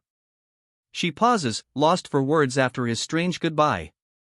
The old man's stern gaze lingers, a deep furrow etched between his brows as he watches her. To be continued. Ken ass. A voice calls out, breaking the fourth wall, Oi, you there. You are reading this on, right? What should we do about this? A question hangs in the air, unanswered, as the scene focuses on a lone building at night. The question is met with a sharp retort, what do you mean by doing something about it? The old man's voice cuts through the tension. It certainly seemed as if he knew something. His words carry a veiled threat. About this place and about the godmother as well. An irritated voice booms out, Huang Gongmang. Haven't I told you not to call me that? She retorts, clearly annoyed, Huang Gongmang. Haven't I told you not to call me that? I apologize. The voice concedes. The man, head bowed, offers a quiet, I apologize. A bead of sweat trickles down his face. But a frustrated, fu, escapes his lips. The text reveals that she is the founder of the Heroic Steel Alliance and the greatest blacksmith, responsible for creating 2 of the 10 martial world weapons. Behind her, figures lurk in shadow, their eyes glowing ominously. But Baek Li Lang was known as the steel monster of the 5 monsters of Zhongyuan by martial artists. One of the 2 weapons she forged became the sword of the Murim Union leader, while the other became the sword of the demonic sect leader. Because of this, she was pursued by all martial artists of the Order, Chaos, and demonic sects. Seated, she reflects, I must have aged poorly. I shouldn't have shown my frustration to this young lad. It was only thanks to the Heroic Steel Alliance's wealth and her own martial arts that she was able to remain. A grim fate awaited her if she hadn't found refuge. She would have certainly been captured somewhere and would have been forced to hammer forever like a slave. If I remember correctly, the Baekun clan had no relations to me whatsoever, she muses, before questioning, did I happen to miss something? Below her, a man kneels, utterly lost in thought. I can't think of even a single thing, he admits, his mind a blank slate. A sigh escapes her lips as she wonders aloud, do I have to find another residence? She continues, lamenting, when will I be finished with this runaway lifestyle? The text reveals that in her later years, she miraculously rejuvenated due to some heavenly fortune. She then began to live with the appearance of a child in the secret branch areas of the Heroic Steel Alliance, all while hiding her identity. Currently, anyone who knew that appearance has either died of age or has been killed, except for me, he states, his gaze intense. The man presses on, questioning, but why didn't you act on that? The man continues to press him, asking why he didn't take action. She explains that the items Yu Xinwen chose were all things that I'd made for fun. She then admits, but I couldn't confirm that my identity was figured out with just that, and there were too many eyes around us. I see, he replies, kneeling. If you had eliminated him, then the news would have definitely spread to the Union or the demonic sect bastards. Her resolve hardens as she declares, but I can't stay here and be idle. If that's the case, he begins, seemingly pondering her words and the implications of her decision. Her eyes narrow as she resolves, I'll do as he wants since he wants the attention that badly. The woman states firmly, understood, I'll immediately assign spies from the Alliance and observe his every action. With a soft click, she shuts the door, the sound echoing in the sudden silence. Turning away, she reflects, I thought he would be some pathetic heir of a rich clan who bought all the wastelands around the blacksmith. Continuing her thoughts, she admits, but he was a strange man that I couldn't even fathom. Her gaze sharpens as she wonders, just who are you? The woman peers through the window, her curiosity piqued. The title card flashes, Reincarnation of the Murim clan's former rancor. The story continues with Chapter 36. Chapter 36 begins, revealing the Scythe of One Strike, a C+ grade weapon. It's described as a one-handed scythe forged with an intentional break in its balance, giving it exceptional martial capabilities despite being crafted with basic steel. The Scythe of One Strike is held aloft, its blade gleaming faintly in the dim light. It's amazing. A voice whispers, filled with awe. The man muses, it wasn't some lie that the steel monster was the greatest blacksmith to exist. He continues, revealing, I've seen the blood sex reports that Baek Li Lang hid herself in this village's weary shop around this time. He continues, recalling, the natural power that oozed out of that girl that we met in the blacksmith we entered by chance. The natural power that oozed out of that girl that we met in the blacksmith we entered by chance. He trails off, the realization dawning on him. The girl behind him stares in shock. The natural power that oozed out of that girl that we met in the blacksmith we entered by chance. He repeats, before the realization hits him. She must be Baek Li Lang. He thinks to himself, realizing the potential consequences of revealing her identity. If I had spoken about her identity, then a battle to the death would have occurred. He breathes a sigh of relief, thinking, good thing I'd activated the system window just in case. Thanks to that foresight, he was able to choose what Beck Lilang had made. He thinks to himself, I've bought the wastelands, and I've hand-picked the items that the steel monster had. A sly smile plays on his lips as he thinks, now that I've planted those 2 seeds, I'll just need to wait until the fruit ripens. He looks down at Miss Hay, a sinister chuckle escaping his lips. He. Miss Hay. Yes, of course, he chuckles, observing the sleeping Miss Hay. He thinks to himself, this lad, his flaw is his lack of eyes for women. Looking at him now, he thinks, it feels as if yesterday's battle was a mirage. His gaze hardened, he realizes, this was only the first step of the plan to destroy the blood sect, there's still far more to go. He continues, realizing Commander Tay and the Kowloon group must have started their movements by now in order to settle the affairs. He realizes he can't act solely based on his future knowledge. I need to become much stronger in a short amount of time in order to stop any more innocent deaths. He resolves to create his own martial art by collecting many more excellent techniques. Furthermore, he'll need to supplement with more natural power to unlock the treasure's true potential, and achieve a level of necromancy surpassing his previous life. He intends to raise the strength of the clan itself alongside the skills of his subordinates. He decides, looks like it's time for me to visit Mtitianmu. A subtle, confident smile plays on his lips as he contemplates his next move. The next day, he arrived at the Bekun clan, specifically the Blue Cloud Hall. Inside the Blue Cloud Hall, several stern faces awaited him. The atmosphere within the Blue Cloud Hall was thick with tension. Just what is he thinking? One voice exclaimed, incredulous. Not only did he squander all of our management fees in the parlor, he even bought the wastelands that can't be cultivated. His hands clasped tightly, the man wonders, is he truly returning back to his past self like the rumors say? Extending his hand, he demands, Head Treasurer Gok, pass me some funds since I'll need to use them somewhere. The treasurer, visibly surprised, stammers, yes? Where are you planning to use it? A smirk plays on his lips as he dismisses the treasurer's question, declaring, now is not the time. You'll naturally know later, so don't worry about it. A beat of hesitation crosses Gok's face before he replies, yes. His head hangs low, sweat beading on his brow as he admits, never mind. I'm not in the position myself to put blame on others. A sudden wave of self-reproach washes over him. Why did I hand over the silver ingots as if I was tranced by the clan leader, he thinks, the realization hitting hard. Suddenly, a booming announcement shatters the air, clan leader has arrived. The clan leader stands framed in the doorway, an imposing figure. He surveys the room with a calm, yet commanding presence. The clan leader, Do Jinwoo, booms, Do Jinwoo, greet the new owner of the Bekun clan. The clan members erupt in a unified salute, as they bow in respect to their new leader. The clan members remain bowed, awaiting their new leader's command. Their new leader's command rings out, begin. The new leader begins to outline their strategy. We, the White Cloud faction, are putting all of our efforts into the periodic commissions that are currently in progress. He continues, outlining the faction's current strategy. Because there are many commissions that we need to handle, we are managing the guard groups with the minimum members, but we've been seeing things through without any issues. He continues, but then admits, currently, the guards of the White Cloud faction must be the most physically exhausted guards there are. He then orders, Head Treasurer Gok, grant them additional pay in appropriate amounts.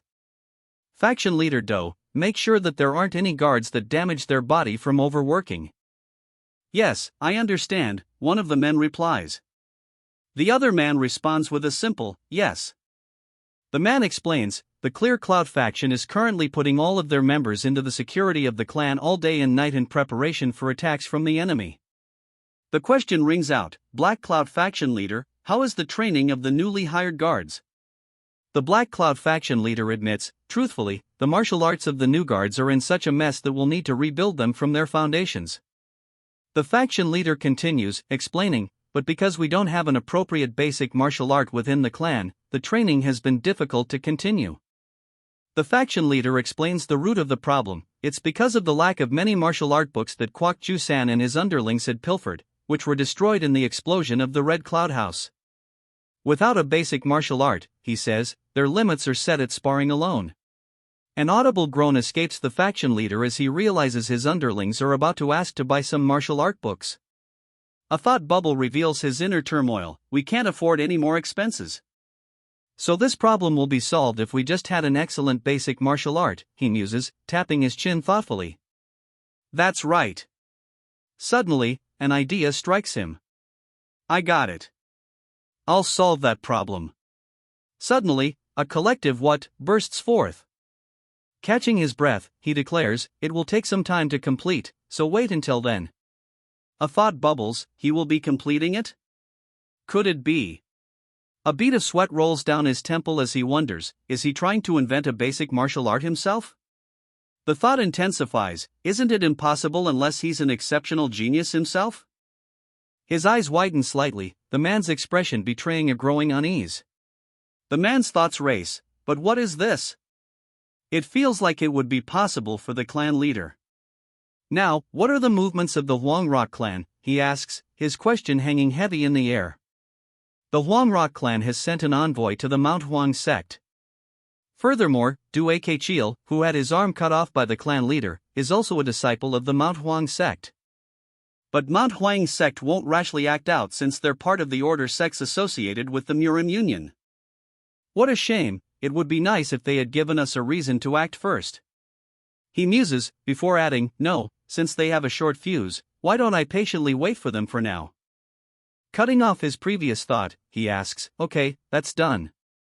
Have you brought the item that I previously requested? Answering the question, a voice replies, yes. Here it is. The requested item is presented, as a voice confirms, yes. Here it is. The document details the deferred commissions that are at minimum 5 years old and a maximum of 10 years old. Those are deferred in words, one man states, questioning, what are we going to do with the commissions that we've declined? Another voice then asks if they are planning to take the commission that could earn as much as 1 year's worth of the clan management fees if done successfully. Holding a stack of documents, he warns that those kinds of commissions would force us to put the lives of the guards on the line. Looking down at the document in his hands, he declares, here it is.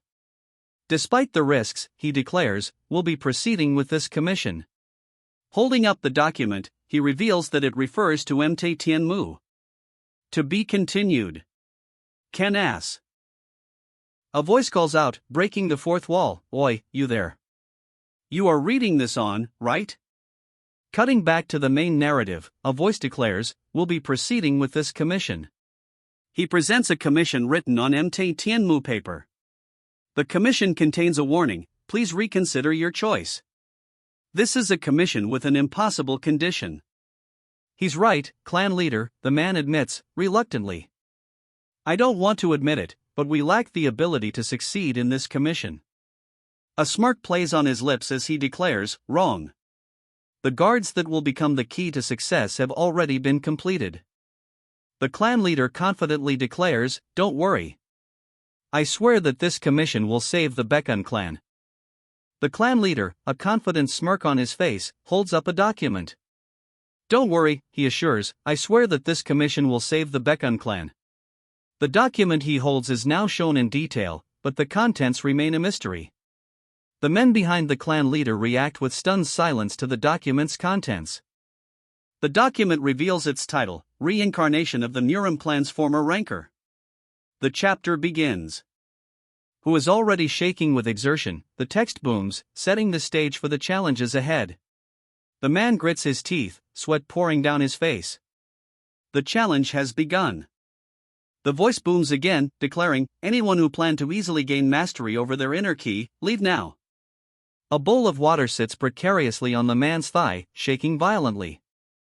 The voice continues, declaring that the clan leader is developing pulse and martial arts. Water spills from the bowl, the man's arm shaking under the immense pressure. The voice thunders, declaring, willpower trumps talent. And it's those of you who possess physical strength through willpower who will succeed. Sweat pours from the man's face as he struggles to maintain his composure. The man's body trembles, the bowl shaking precariously as he struggles to maintain his stance. Sweat continues to pour from his brow, his resolve visibly tested. The instructor shouts, "Inner ki is meaningless if your physical strength can't back it up." The instructor stands before his students, the imposing fortress looming in the distance. His words hang heavy in the air, a challenge to their very foundation. "How peaceful," one of the students remarks, while another remains silent. It's been a few days since they infiltrated the Baekun clan. After investigating the internal affairs, Yu Shin-won, once considered the culprit in the disappearance cases, now finds himself the object of everyone's admiration. One of the students questions, "Miss Dang, isn't this way too peaceful for a supposed den of evil?" A voice emphasizes, "We've only investigated the clan families. We need to dig deeper with a greater sense of doubt." "However, are you really not going to come to your senses?" he demands, his face contorted in rage. Then, in a fit of fury, he roars, "Call me by my cover name." He stumbles, realizing his mistake. "Oops. I made a mistake again.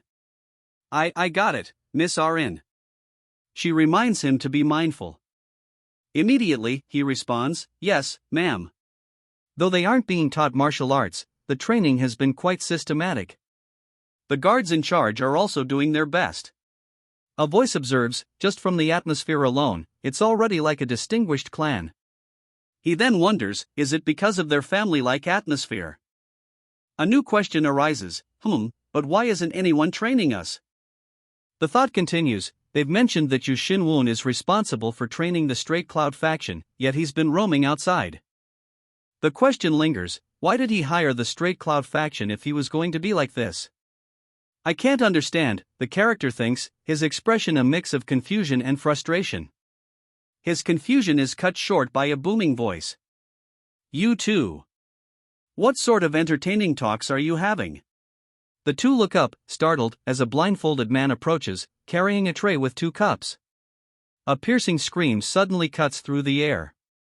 The blindfolded man stops, a tray with 2 cups in hand. "Ho, did this old man just tactlessly disturb a conversation between lovers?" he asks, his words dripping with sarcasm. The sarcastic comment is immediately met with a sharp denial. "We're not lovers." An apology follows the sharp denial. "I'm sorry. I had yelled because it was such a ridiculous sentence."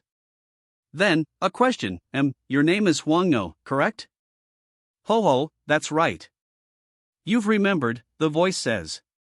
"You two were called Sima-gun and Che-arin, right? It felt boring to stay in the quarters, so I came out," Hwang-no admits. He then adds, "Nyan told me that every guard in our faction had come outside today." A woman approaches Hwang-no, offering him a tray with small cups.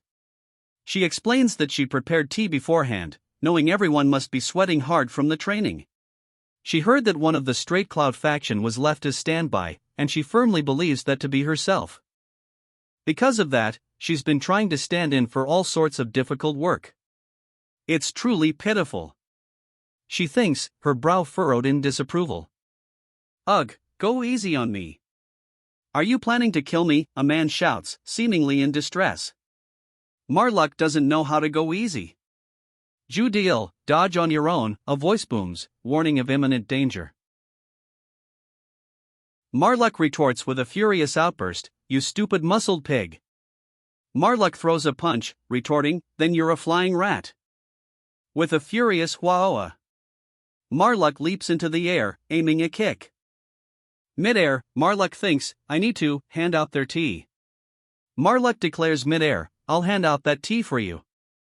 Marluck's declaration hangs in the air, "I'll hand out that tea for you." Before anything else, he declares, "I'll apologize first." He begins with an apology, "I'm sorry, I had something urgent, so I wasn't able to visit you all."